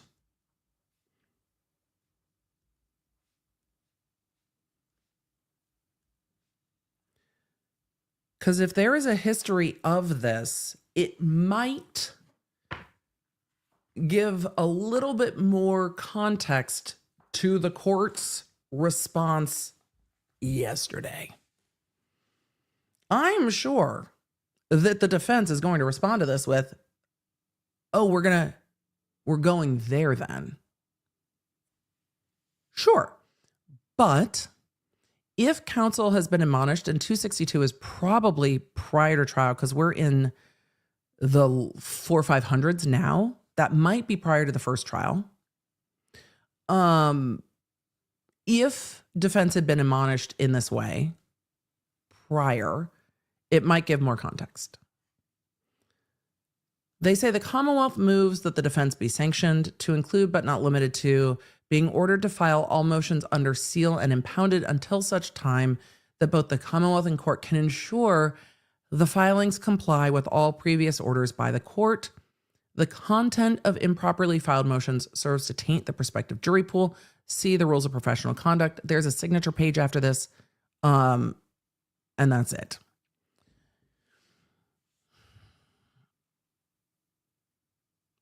This is an odd motion for sanctions. This is not the most fist-pounding motion for sanctions I've ever seen. It is a mild motion for sanctions. And it brings up nothing about the sealed testimony of the minors, which is interesting to me because that, to me, is a bit of a stronger ground than just saying Trooper Proctor called Jackson a dick in a text message and it's an emotion. So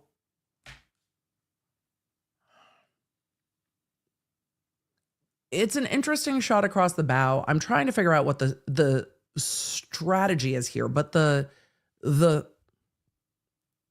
I'm not sorry.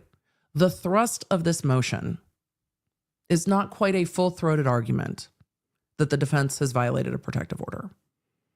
It is a little softer than that, saying that the text message was protected and that the defense is splitting hairs.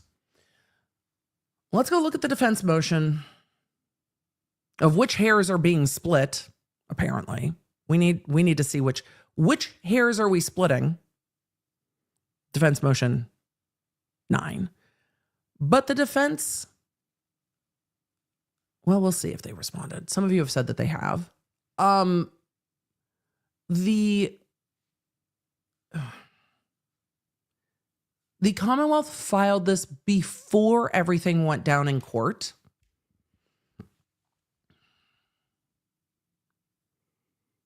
And is reminding the court, it seems, that, Your Honor, you've admonished the defense about this, and they keep doing it. And they can't. If the defense is violating those orders in the way it's portrayed, they can't do that. I can't imagine that a protective order says that the screenshot of a text is protected and not the actual languaging, like the text of the text, because that does not make any sense. I want to see what the defense says in their motion verbatim, because at this point, I don't even know if I trust what is being written to accurately reflect what it is. So I'm just going to pull it up and read it. We're going to read it together.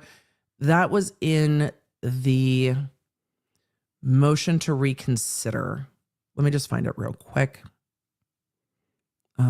Which was it right? Oh, where did I put it? These motions to reconsider, you can't just leave them hanging around. That was the one I grabbed late. Let's see. It'll be in here somewhere. We'll find it real quick.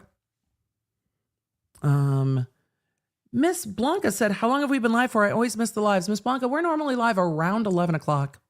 And the Lawnerd app will just send you an alert if you want it. It's free. So you can grab the Lawnerd app and then it'll just tell you when I'm live. Generally around 11-ish. I say ish because there is ish. Just like what time does a band go on? We're not like, what time does a band go on Guns N' Roses? But we're like, what time does a band go on? Wiggle room to get to your seat so you're not running with open containers. That's the vibe. All right, let's motion to reconsider. Motion to reconsider. There it is. All right, let's see what the defense had to say specifically about the Proctor dick text. Oh, Emily, that's not the right context. Don't take that. He's not texting. Oh God, we'll just read it. Not the right context, Emily. Not the right context. It's not that kind of a dick text. It's not. It's not. I'm gonna stop there. He calls Jackson a dick. Let's pull that up real quick. Let's see. What did Brennan say? Defense motion 9 at what? Defense says that only the screenshot is protected.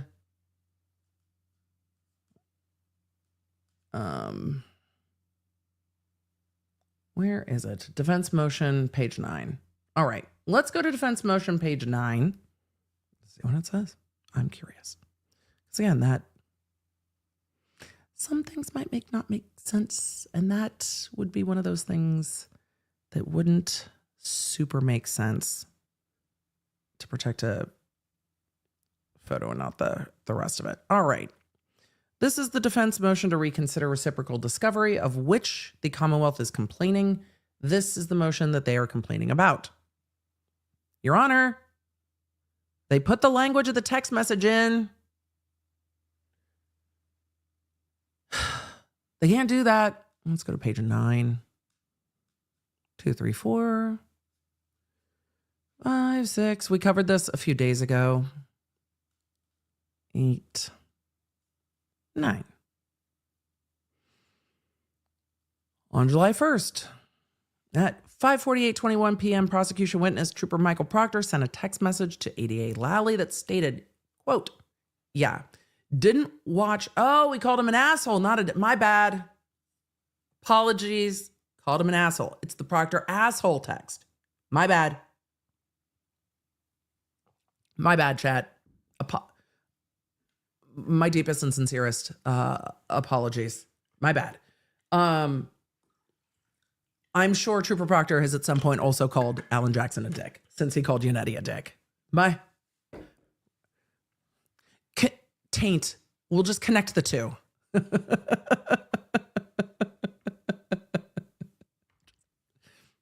Taint.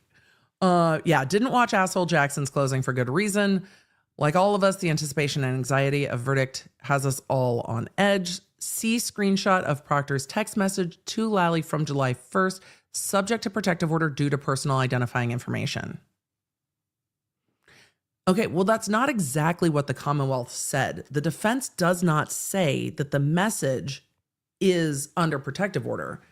The defense says that the court can see the screenshot that's not included because the screenshot includes personal identifying information. It doesn't say that the text message is subject to the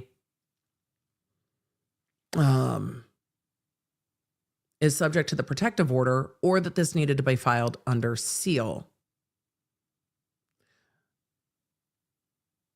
This, though, if those messages are not, if all of the messages are under seal, not just the identifying information, then this probably shouldn't be in the message or shouldn't be in the motion. Or the public docketed part of this motion should be redacted and it should be under seal. It's just going to depend on the protective order. I have not seen the protective order. I'll look for it. Not at the moment because that's going to take forever. But if that is subject to protective order, is that the most egregious violation of a protective order? Not necessarily. No. Is it personal identifying information? No. Is it stuff that'll probably come out at trial and be public anyway? Yes. Is it putting someone at risk? No. Is it anything that anyone's going to be shocked about? No, it's not. But given the context of what happened in court, it's probably going to piss off the judge even more, and the judge is already pissed. And for all of you that said maybe this is why, and a number of you in the chat said maybe this is why Yannetti said he was responsible for that motion. Yeah, maybe. To say, Your Honor, this isn't Jackson. This one's his. He said, I alone am responsible for that motion. Though, this one is signed by Jackson. This is Jackson's motion. This particular motion is not Yannetti's motion.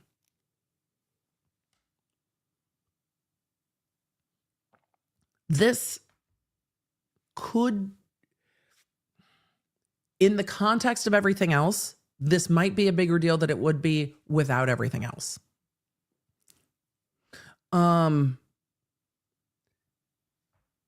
Just like it piles on, but this is a Jackson motion.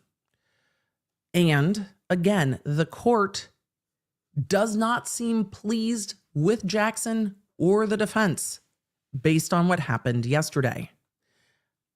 Brennan, by the 11th, likely knew that he was going to bring that up in court the following week. So is Brennan the biggest big mad about this? I don't know. Is this a strategic filing? Probably. Are attorneys allowed to be strategic in their filings? Yes, they are. But again, is this the most wild and egregious, flagrant violation of a protective order I've ever seen? No. Should protective orders be violated? No, they shouldn't. So we're going to have to see. I do not quickly see the response, but I will take a look for it. If I find it, let me look at the docket real quick and see if it's there. I'm going to just pull up the docket real quick. And then we'll go to questions because you guys, A, have a lot of questions, and B, I don't want to shortchange time for questions.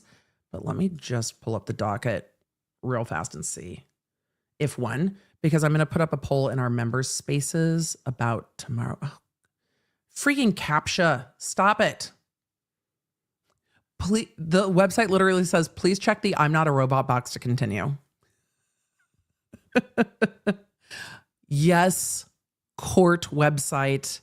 I am not a robot. Lord, can we just... This docket is not the easiest docket to pull up either. Let's see. But we're almost there. We're almost there. Oh, I think for all of you saying Brennan knows what he's doing, I definitely think Brennan is going to play a bit of chess. He's also used to thinking of things through the lens of a defense attorney. He can't mislead the court, but could it be a technical violation? It could be. Yeah, it could be. All right, let me take a look at the docket real quick. Ugh. I'm pulling up the docket. Just so you know, it's going to take a minute because there are so many docketed items. And then after court this week, or after streaming this week, I will go looking for the protective order, which is probably sealed. Let's see.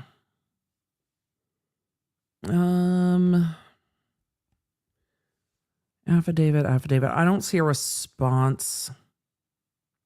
Commonwealth's pretrial conference report, Commonwealth's response, those I saw. Defense opposition to Commonwealth's motion to exclude. I don't see a response to the motion for sanctions yet. I imagine we'll see that in the coming days, or at least have it addressed in court, but I do not see a defense response to that yet. So it is not indicated on the record. Nope. Yeah. So only a opposition to the motion to exclude the ARCA experts. That's the only op from the defense that I see that's been filed with all of those. And we'll get into that on Tuesday next week, because that's really the heart of what we're going to be doing on Tuesday next week. So let's get into questions. Is that the most overwrought motion for sanctions we've ever seen? No. Do lawyers ask for sanctions on occasion? Yes. Is it nudging the court to say, hey, this is a violation of the protective order? If it is a violation of the protective order, it's going to piss off the court. That's an easy way to piss off the court, and it's also easy to avoid. If there's a protective order over all of these text messages, you can redact it and file it under seal. So if the court thinks that the defense just wants that text into the public sphere and they were using that filing to end run the protective order, the court's not going to be pleased at all. KP said, did AJ explain things Brennan said yesterday? I don't think so. AJ yesterday after court was asked directly, did you pay for the ARCA expert's testimony? And he said no. That doesn't mean he didn't pay for travel or other expenses. And I imagine AJ is going to shut the fuck up between now and next week to figure out what the court's mad about and to formulate a timeline in response to what the court's mad about. Because the court was pissed. So it was just the one question. Just the one question. Noelle, I'll go take a look for it. I'll go take a look for it. I'm not going to do it at the moment.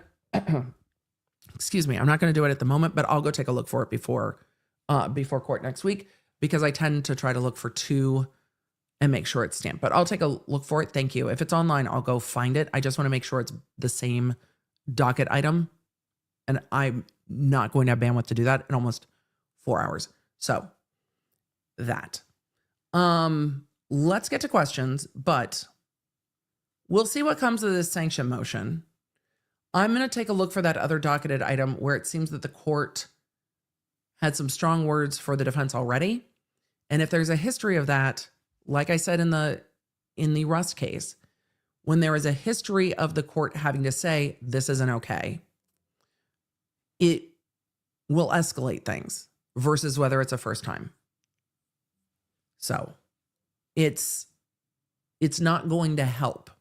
Even if it is not the most egregious violation in the world, it might still be a violation of the protective order. Does the protective order say that things need to be filed under seal in that way? We'll find out. Kraken, you are not alone in the chat. Kraken said the state intentionally misled the court yesterday. The Commonwealth said that the emails were from the federal government, but during the same hearing did correct the record. So I don't know if the court will see that that was intentionally misleading or if the court will see that as a misstatement. Lawyers do misspeak. It's going to really depend on what those messages look like. But yeah, Brennan might have gotten out over his skis on that too. And I'm sure the defense is going to be like, he stood up here and said, all of this came from the federal government. We gave it to him. We're just going to have to wait till Tuesday. Let's get to questions. We didn't do that yet. Let's get to questions.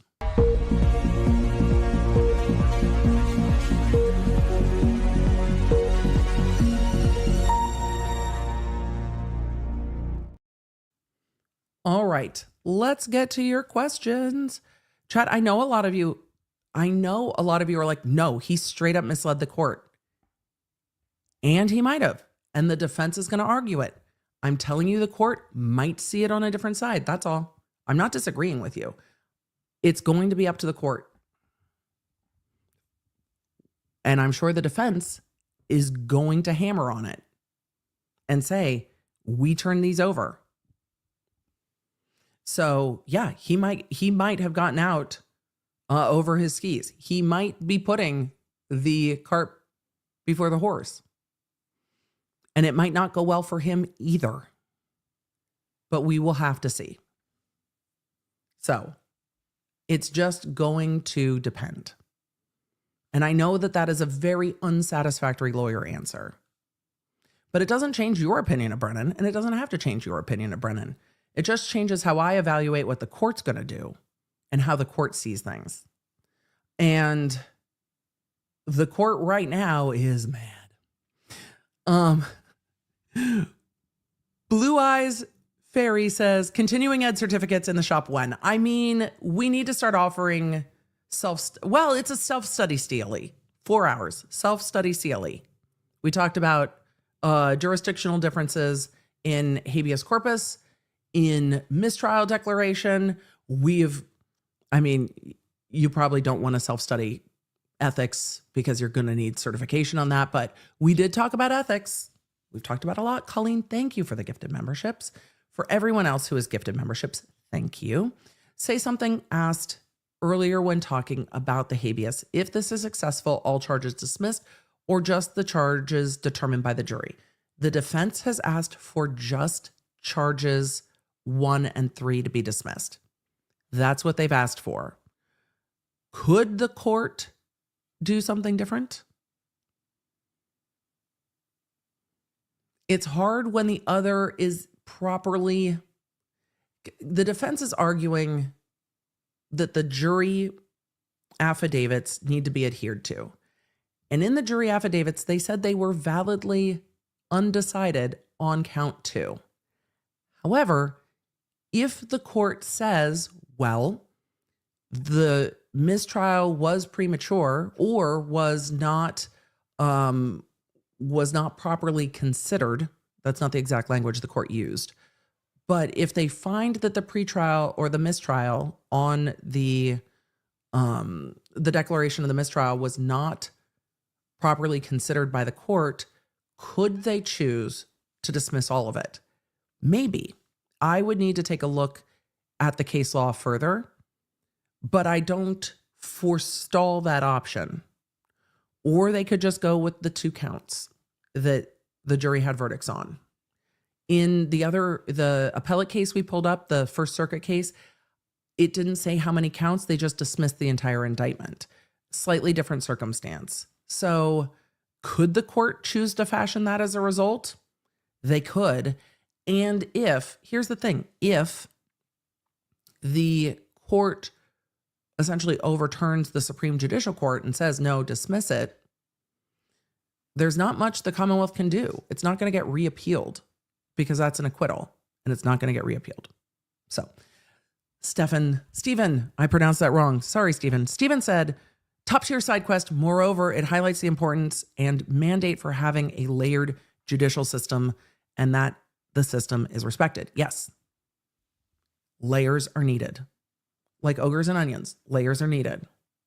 So Nikki said, if they rule in Karen Reed's favor on manifest necessity, thank you. Wouldn't they dismiss all 3 charges? The defense asked for 2. I think there's a possibility where they could, unless case law forestalls it. We would need to see. Cat Mom says, happy to be cozy in my I have questions zip up. They're so soft. I'm glad you enjoy it. Jen Good said the issue with the jury, they started presuming guilty and said reasonable doubt presented was to distract them from her guilt. Weird. The way that jurors articulate their deliberative process are the reason that courts don't delve into their deliberative process. They are told how to deliberate at a very basic level, and then they are allowed to start those discussions. I will say one juror's perspective on that and another juror's perspective on that may differ wildly. And I have seen jurors explain to me things that they discussed in the jury room in such vastly different ways. I've been like, how did you all even come to an agreement? Because all of you see this differently. So does it rile me up all that much? I've seen jurors say a lot of things. We do not delve into the jury process. If they share, they share. It's interesting to see how they share. It's interesting to see what is important to them, what is not important to them, and how they feel about a case going forward. But like the Murdaugh case, when you have, in the Murdaugh case, you've got 3 people out by the kennels and 2 of the people are dead. It gets real hard for a jury to look beyond that. And I have to wonder, you have Karen Reed dropping him off and John O'Keefe in the snow. We'll see. I'll go look at what the jurors thought about which witnesses they believed and did they think John O'Keefe went to the house or not. I don't know. I think the defense's best path on that case was simple, because they almost pulled the burden onto themselves by saying Karen Reed was framed and we'll show you how she was framed. It can make a jury look at, okay, well, show it to me then, even though it's not the defense's burden to do. It makes it hard for a jury to distinguish the two, versus the Commonwealth didn't show you this. The Commonwealth didn't show you that. The Commonwealth didn't show you he was hit by a car. The Commonwealth didn't show you anything other than the fact it was snowing. That's all the Commonwealth showed you. So we don't know what happened to John O'Keefe. We don't know how he went from Karen Reed's car to laying in the snow. We don't know. But if we don't know, then you can't convict Karen Reed. That is a clearer path. That might not be the path they wanted to take, and that's not the path that Karen Reed might want to take. But it keeps it simple for the jury, and it doesn't pull the jury into, well, is what the defense said true? Is what the defense said they're true? Is what the defense said they're true? And then they're almost poking holes in the defense theory instead of poking holes in the prosecution theory. And I can understand why the temptation is there. Oh, well, but what about this? Oh, well, they said that. Look, was he hit by a car? No. Then you don't have counts 1 and 3.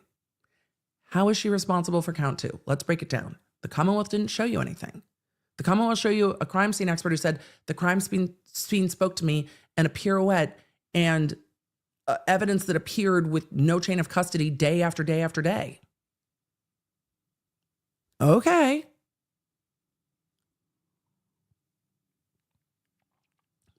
We'll see if there is a different approach in the second trial. We'll see. Colleen said, Emily, what's the worst that can happen after yesterday's hearing bombshell? It's a full box of chocolate. I still want to know more about whether or not it's a bombshell or whether or not it's just big feelings. I'm not sure yet.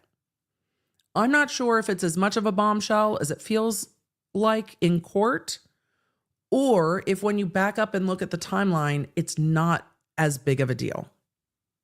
I don't know yet. I mean, what's the worst that can happen? I mean, there's a lot of bad that can happen. They're just not all realistic. And I've realized that when I give worst case scenarios, sometimes that aren't realistic, then I get quoted as being like, Emily said. No. I think that the court could contemplate sanctions. The court could contemplate removing an attorney's pro hoc vice status. The court has the power to do that. I think it would be a drastic remedy. I would need more information. Hopefully we'll see it. The court could, what else could the court do? I mean, those are really the top 2, but it also depends more on what happened. Was there a direct and repeated affirmative misrepresentation to the court? Is there a gap in timing? Is there a gray zone between when Yannetti said to the court, no, we haven't prepped these witnesses, and the court said, you're just going to call these witnesses, which again, seems weird to some. It doesn't seem wild to me. It really doesn't. It doesn't seem wild to me. Why? Well, I'm operating off of the understanding that the ARCA experts testified at the federal grand jury before they testified in Karen Reed's trial. Given that, the defense and the prosecution would have had a report at minimum and a transcript.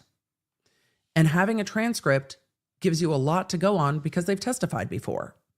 So is it mind-boggling to me that two very experienced attorneys would look at experts that had already testified before and said, yep, I can ask them questions.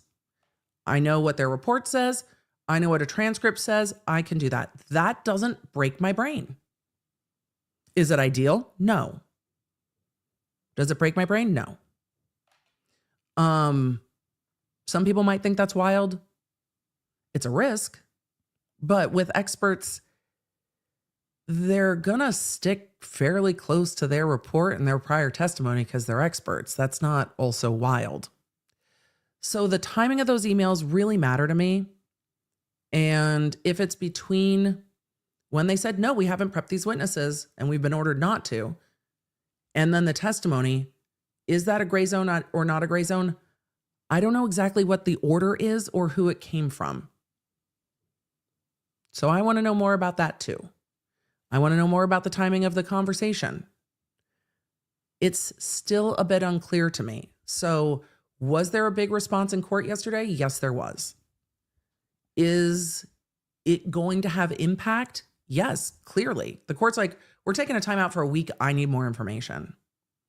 Do I hope we end up with more clear timeline of everything? Yes, I do. I hope we end up with a more clear timeline. Also, for me, a bill to the defense, does that mean the defense paid it? I don't know yet. Not necessarily. There's too many maybes for me to say this is the most egregious thing that's ever happened. This is a big question, and the judge is pissed.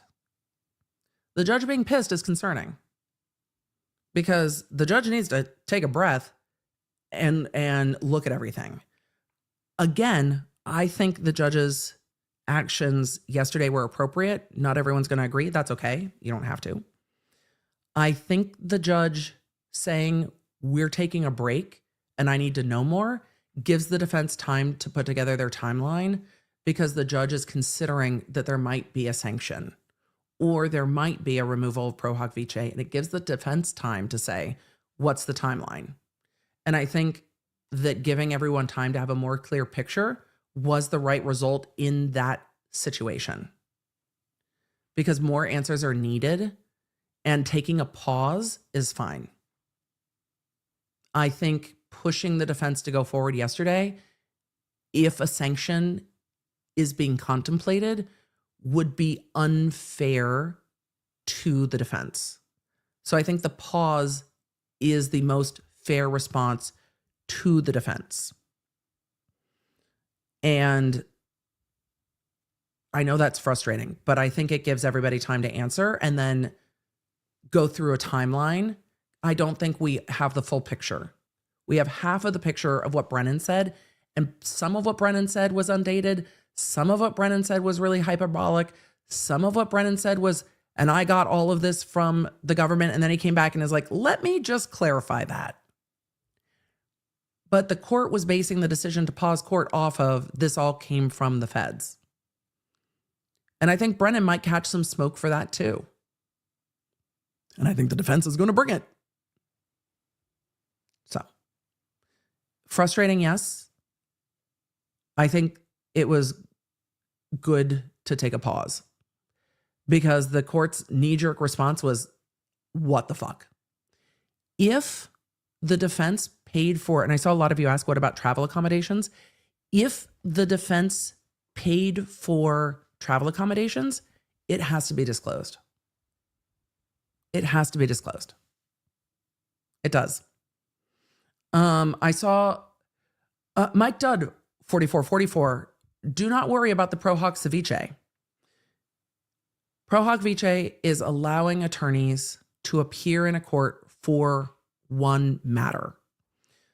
Alan Jackson is barred in California. He might be barred elsewhere, but barred in California. You need permission from the court to be allowed to appear in court. And the court grants you the permission. Please, Your Honor, may I come to your court and practice law for just this one client, please? Pretty please. The court can grant that. Courts regularly do. But the court can also take it away. Could that happen? It's a very extreme remedy. Is it a possibility? Yes. I would think it's an outside possibility. But we've also seen the court ask for more filings with regard to the defense's last motion for the attorney that they want to bring in that Brennan was talking about yesterday, Bedero. And the courts don't have to grant that motion. The court did in this case for Alessi, for Jackson. Yannetti is licensed in Massachusetts. So, barred, sorry, Clarabelle, barred, not banned. No, barred, like you have a bar license to practice. So you have to be a member of the bar in a given jurisdiction. Not the drinking bar, not the waterfall. You have to be a member of a legal bar. Not the sidebar, not the sidecar. The legal bar in a jurisdiction. Jackson is not there. So those, again, really hard to speculate without more information. And I am sure, and I have not looked at what the internet has done with yesterday really at all. I was watching Lawyer cover the verdict coming in the ASAP, the ASAP Rocky case. I was watching that yesterday evening while I was pulling documents for this and doing stuff with the kids. But I didn't really look at the internet reaction. I am sure there will be big reactions on both sides. I'm surprised, but I need more information before I have a huge reaction to it. I'm just like, okay. Is it bad? Or is it a misunderstanding? Or is it kind of bad? There are circumstances where it might be bad. I just don't know that yet. So I'm not going to say, this is the worst thing I've ever seen until I know more. But if Jackson or the defense team paid for accommodations, that should have been disclosed. If the emails were in the time when the defense represented that they weren't talking to the witnesses, that's a problem. So, but I also need to know the dates of those emails. And I want more information about what came from the feds and what the defense team turned over. Because there seemed to be a lot of misunderstanding about that. And the court needs a clear timeline of that. LH said, can Hank be removed for lying in court? I'm sure the defense will bring it up. Again, no, it's less likely that Hank can be removed. Could Hank be sanctioned? Probably, but Hank's not pro hoc vice.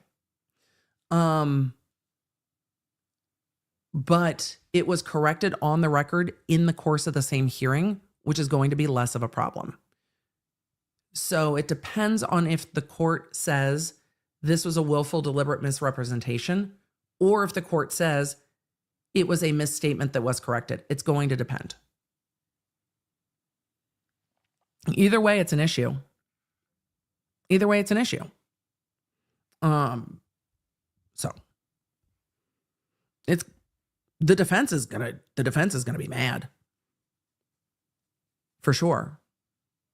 But the Commonwealth seems to also be mad. Everybody's mad. Stephanie says it upsets me that it was corrected after she was upset. Another reason why it's better that the court took a break yesterday. Because it gave Brennan time to be checked. I don't know how that happened, but it was corrected. If it was not corrected on the record, I'd be much more upset. Lovely said, what are the odds for disbarring Hank? On what we've seen? None. But We need more facts. We'll see if the defense makes a motion for sanctions. We'll see what the defense response is, and we'll have to wait till Tuesday, which is frustrating, but we will have to wait till Tuesday.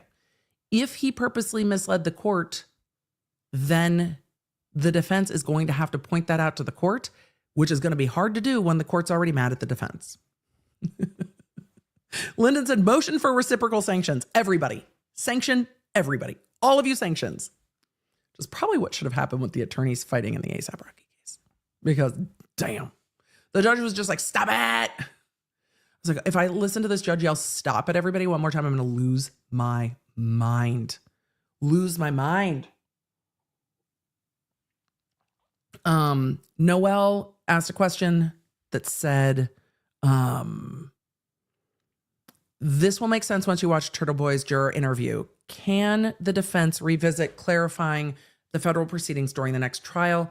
Can't recall if that was a federal seal or Canoni decision during the first trial. It's a really fine line in talking about in another proceeding. They weren't allowed to say in a federal proceeding. It could prejudice the client, in this case, the defendant, Karen Reed, to say so. So it was a really fine line of in another proceeding. They're not going to be able to clarify what that proceeding is. They're not going to be able to clarify who that proceeding involves. They're not going to be able to get into it. They're going to have to just say in another proceeding. So there's not a lot more clarification that they can do about the other proceeding. They can't talk about the feds.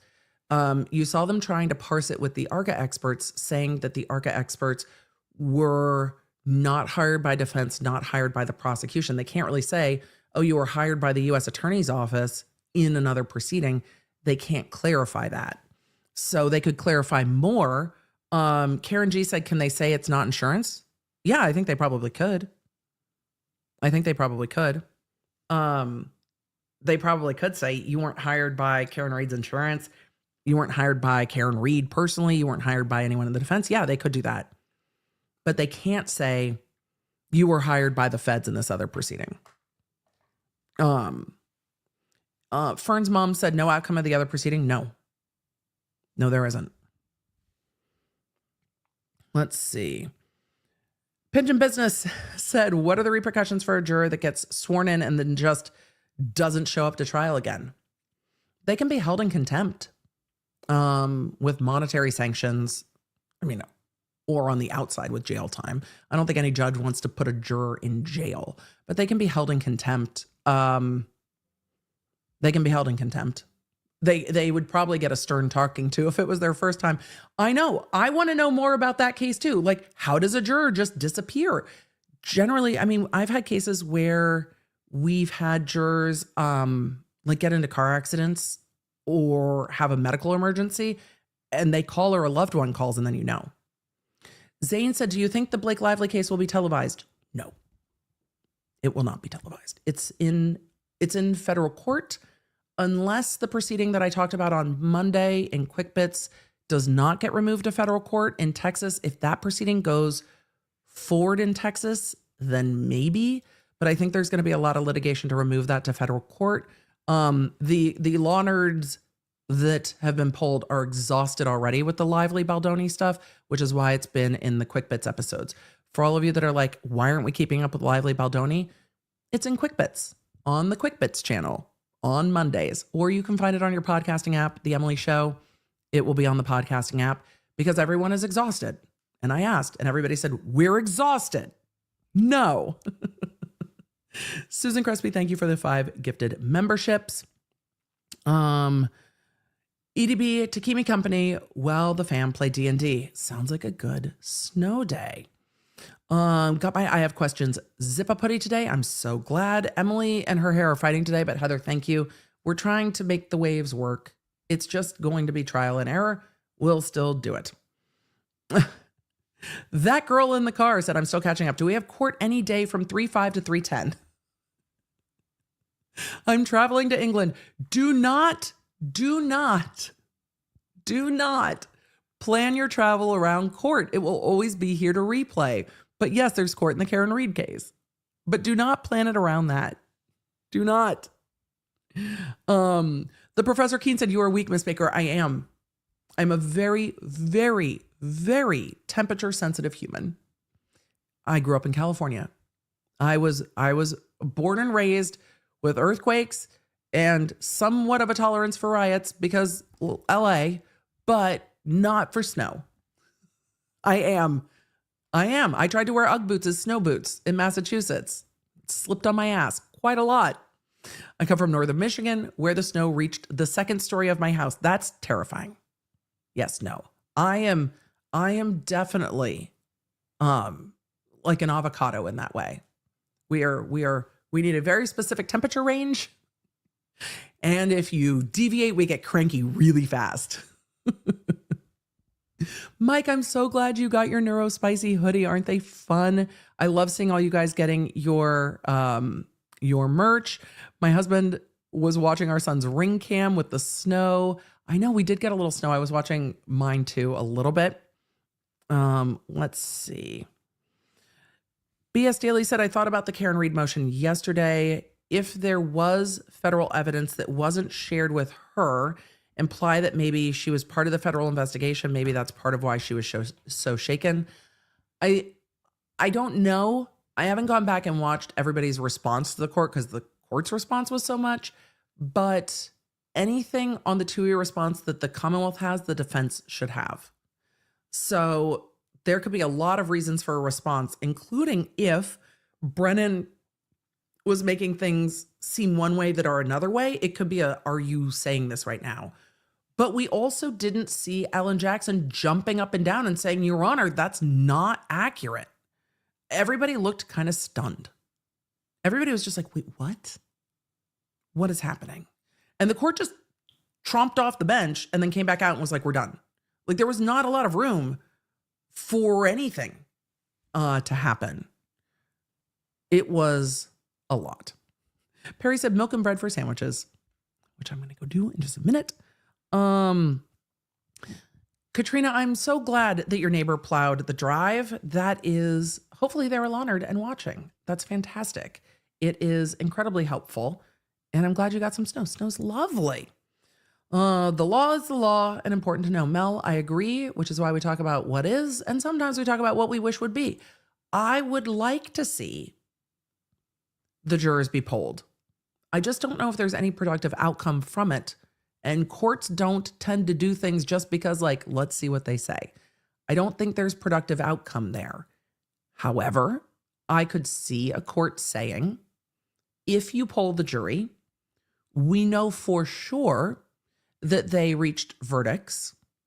And then we know that there was another option except for declaring a mistrial. But I think they can get to the other option except for declaring a mistrial, being polling the jury, then declaring a mistrial. I think the court can get there without polling the jury based on these facts. We'll see. Kimberly, thank you for the compliments. One of my kitties just got out of surgery. Glad to have the law nerds to keep me company until I can pick her up. I hope that all went well. It is always stressful, but I hope that all went well. I cannot parse out the words, wait, I'm a legal stoner mom. I hope I got that right. I left Middle Tennessee in 2021. I miss the snow days. Me too. Tennessee's trying to they're trying to rally in more Californians though. I don't know how I feel about that. I'm like, look, man, I came to the state because it had a far less populace. Like the state of Tennessee is less populated than the county of Los Angeles. I like that about Tennessee. I like that it's less populous. I like that I can drive places and park. It's really lovely. People are genuinely pretty chill because they're not fighting for parking all day long and sitting in traffic forever. The traffic is getting worse, as I am told by everybody who's lived here. But they're adding a whole bunch of in and outs. It's like California catnip. Stop it. They added multiple Trader Joe's. They don't have payroll taxes. And then they're adding all of the in and outs. It's catnip. All of the in and outs. Stop it. Dove's House said, what if ARCA money payment was recent for the second trial? If it was recent for the second trial, it will still need to be turned over, but the deadline to turn it over has not happened yet. And then it will not be as big of a deal. So that the timing is going to matter a lot. Dubra, thank you for the gifted membership. The timing is going to matter a lot. Really is. So I think we're going to have to get there. June said, did you see the reaction of A$AP Rocky during the reading of the verdict? And does this happen in any of your cases? I have seen cases with very big reactions. I have not seen a defendant leap into the audience. He leapt over the bar into the audience, and the bailiffs are kind of like, he was an out of custody defendant, which is helpful. If he was an in custody defendant, the bailiffs would have had a much different response to that. But yes, I have seen big reactions in court in LA. The judges always say, do not react to a verdict. I have seen people react very largely in court. The judges do not like it. But also it was clear that the bailiffs did not think he was a danger. And we're kind of like, can you not please go sit back down? But yes, it was a leap. It was a leap. It also, chat, you point out, it was a help. It was a help that it was a not guilty. Yes, it was. And that he was out of custody. And that was clearly his family. He was leaping towards his family members. That also helps. Ashley said, how mad is Lewin right now? I mean, he's probably frustrated, but that victim's testimony was difficult. We're going to leave it at that.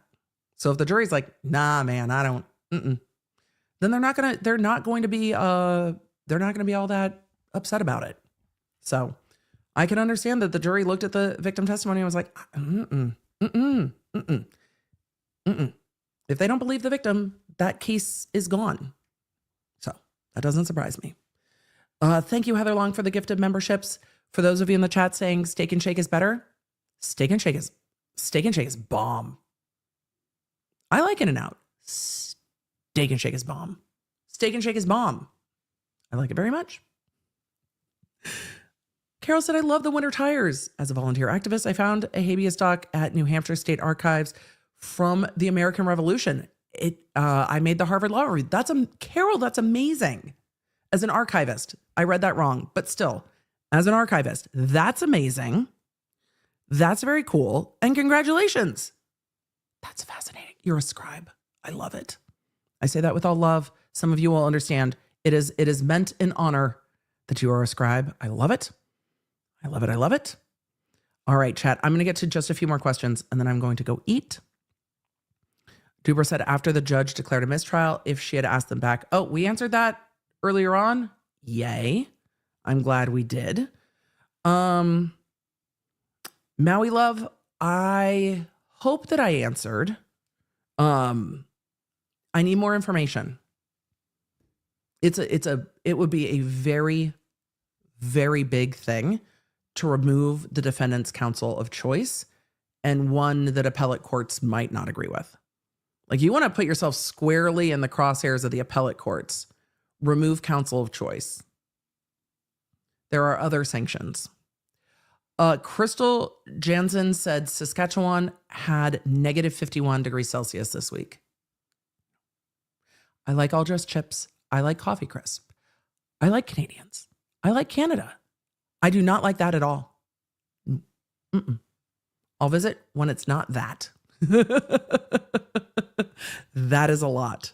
That is a lot.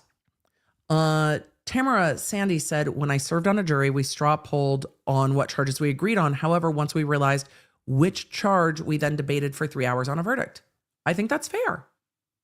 I think that's very fair. Yeah, the way my brain pronounces words, chat, doesn't make sense. I pronounce Saskatchewan right because I know people from Saskatchewan, so I've heard them pronounce it.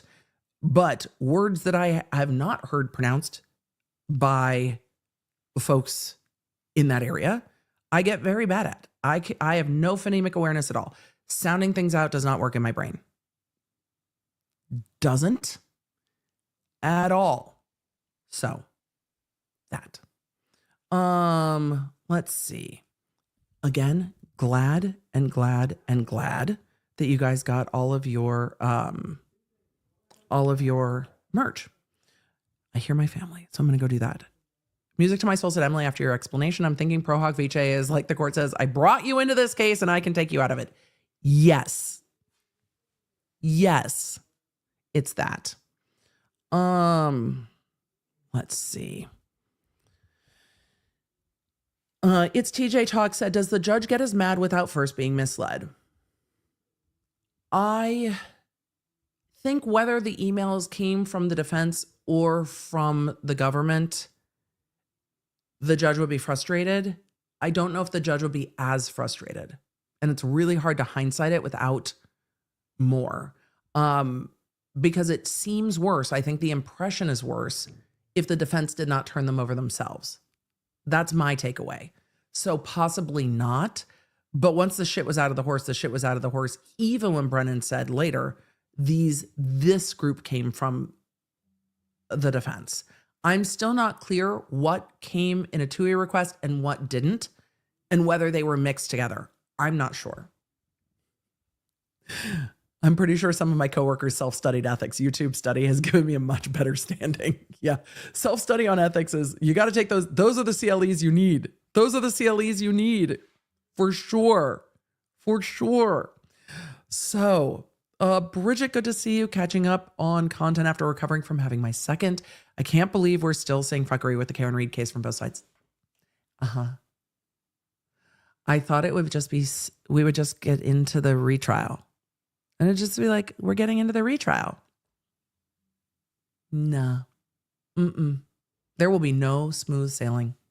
There will be no smooth sailing in this case. None. Zero smooth sailing. Zero.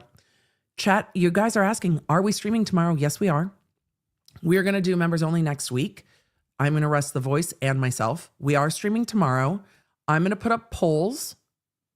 And I will poll you guys about what we're covering tomorrow. There's a couple things going on, but also we might just need a day of some not so heavy stuff. So we might just need a day of some not so heavy stuff. Really. Puppets at both sides, really. I think we've got some defense overreaches. We've got some hyperbole.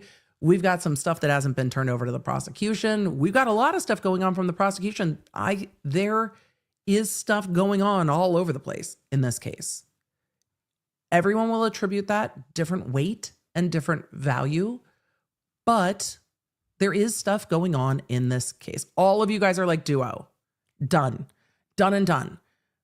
Done and done. All right. I'm going to put up a poll anyway. But the chat has requested food court. There is food court and Duolingo drama. I feel like we need a court of public opinion to determine who our suspects are in Duo. And there are a few food court things we need to circle back on. One of our food court cases settled. I'm very surprised about it. So I think food court and Duo, well, the chat has spoken. The chat has spoken. Food court and Duo it is. That's what we're doing. Emily, the chat has spoken. The chat is like, this is it. Food court and Duo. Is Duo going to count as food court? Yes, because KFC is now involved. That makes it food court. Also, drumsticks are involved. Not, well, in both senses. There's food involved now. And yes, we can Duo both. We'll do a little bit of food court and we'll do Duo. Well, we'll see if we can solve the mystery of what the fuck happened to Duolingo and who's involved. And I am going to have to ask you guys about whether or not this drone creeping on Drake is some kind of a marketing stunt or real, or if he really can't throw. I have so many questions.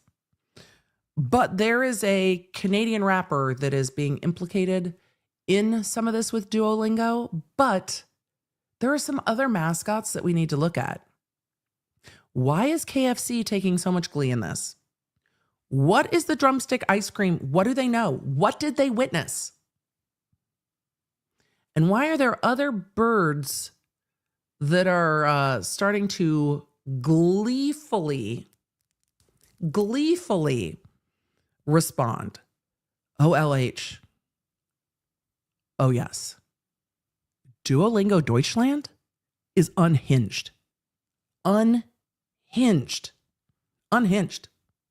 Are we going to cover some of it? Yep. Are we going to get demonetized immediately tomorrow? Yep. Are we all in? Yep. Look, if Duolingo Deutschland can put it on their brand account on Instagram, I should be able to fucking cover it on YouTube. Duolingo France has just thoughts. So, Duo tomorrow and a little bit of food court. So, buckle up. I will see you guys at 11-ish, as we do. You know, we'll give everybody time to get into the room. Earlier than today is my goal. But we will see you tomorrow. Make sure you have the Lawnard app. Because, well, I should have power and everything tomorrow, but it looks like it's going to start snowing again. So I'm going to go outside. We are going to talk about Duo tomorrow. We've got some food court. We got to talk about the Olympics in food court. We got things. Lawnards, you're the best. I appreciate you. Get the app. If you're new, it's free. It tells you when we're live. Tomorrow, we will have some fun. We will court of public opinion who killed Duo. We're gonna just play Clue with Instagram. And then on Tuesday, we're gonna apparently be back in court. Because until this retrial, we're gonna be in court nonstop. I'm not mad about it. I'll see you guys tomorrow. Take care. Take care of yourselves. Take care of each other. Thank you for being a Lawnard. Hydrate, and I'll see you tomorrow. Bye, guys. Thank you for joining me. Make sure you don't miss a live stream or any of the updates on the cases that you care about most with the Lawnard app at lawnardapp.com. It's a free download on iOS and Android, so I can keep you in the loop. Because you never know when something's going to pop off. Thanks for being here, and thanks for being a Lawnard.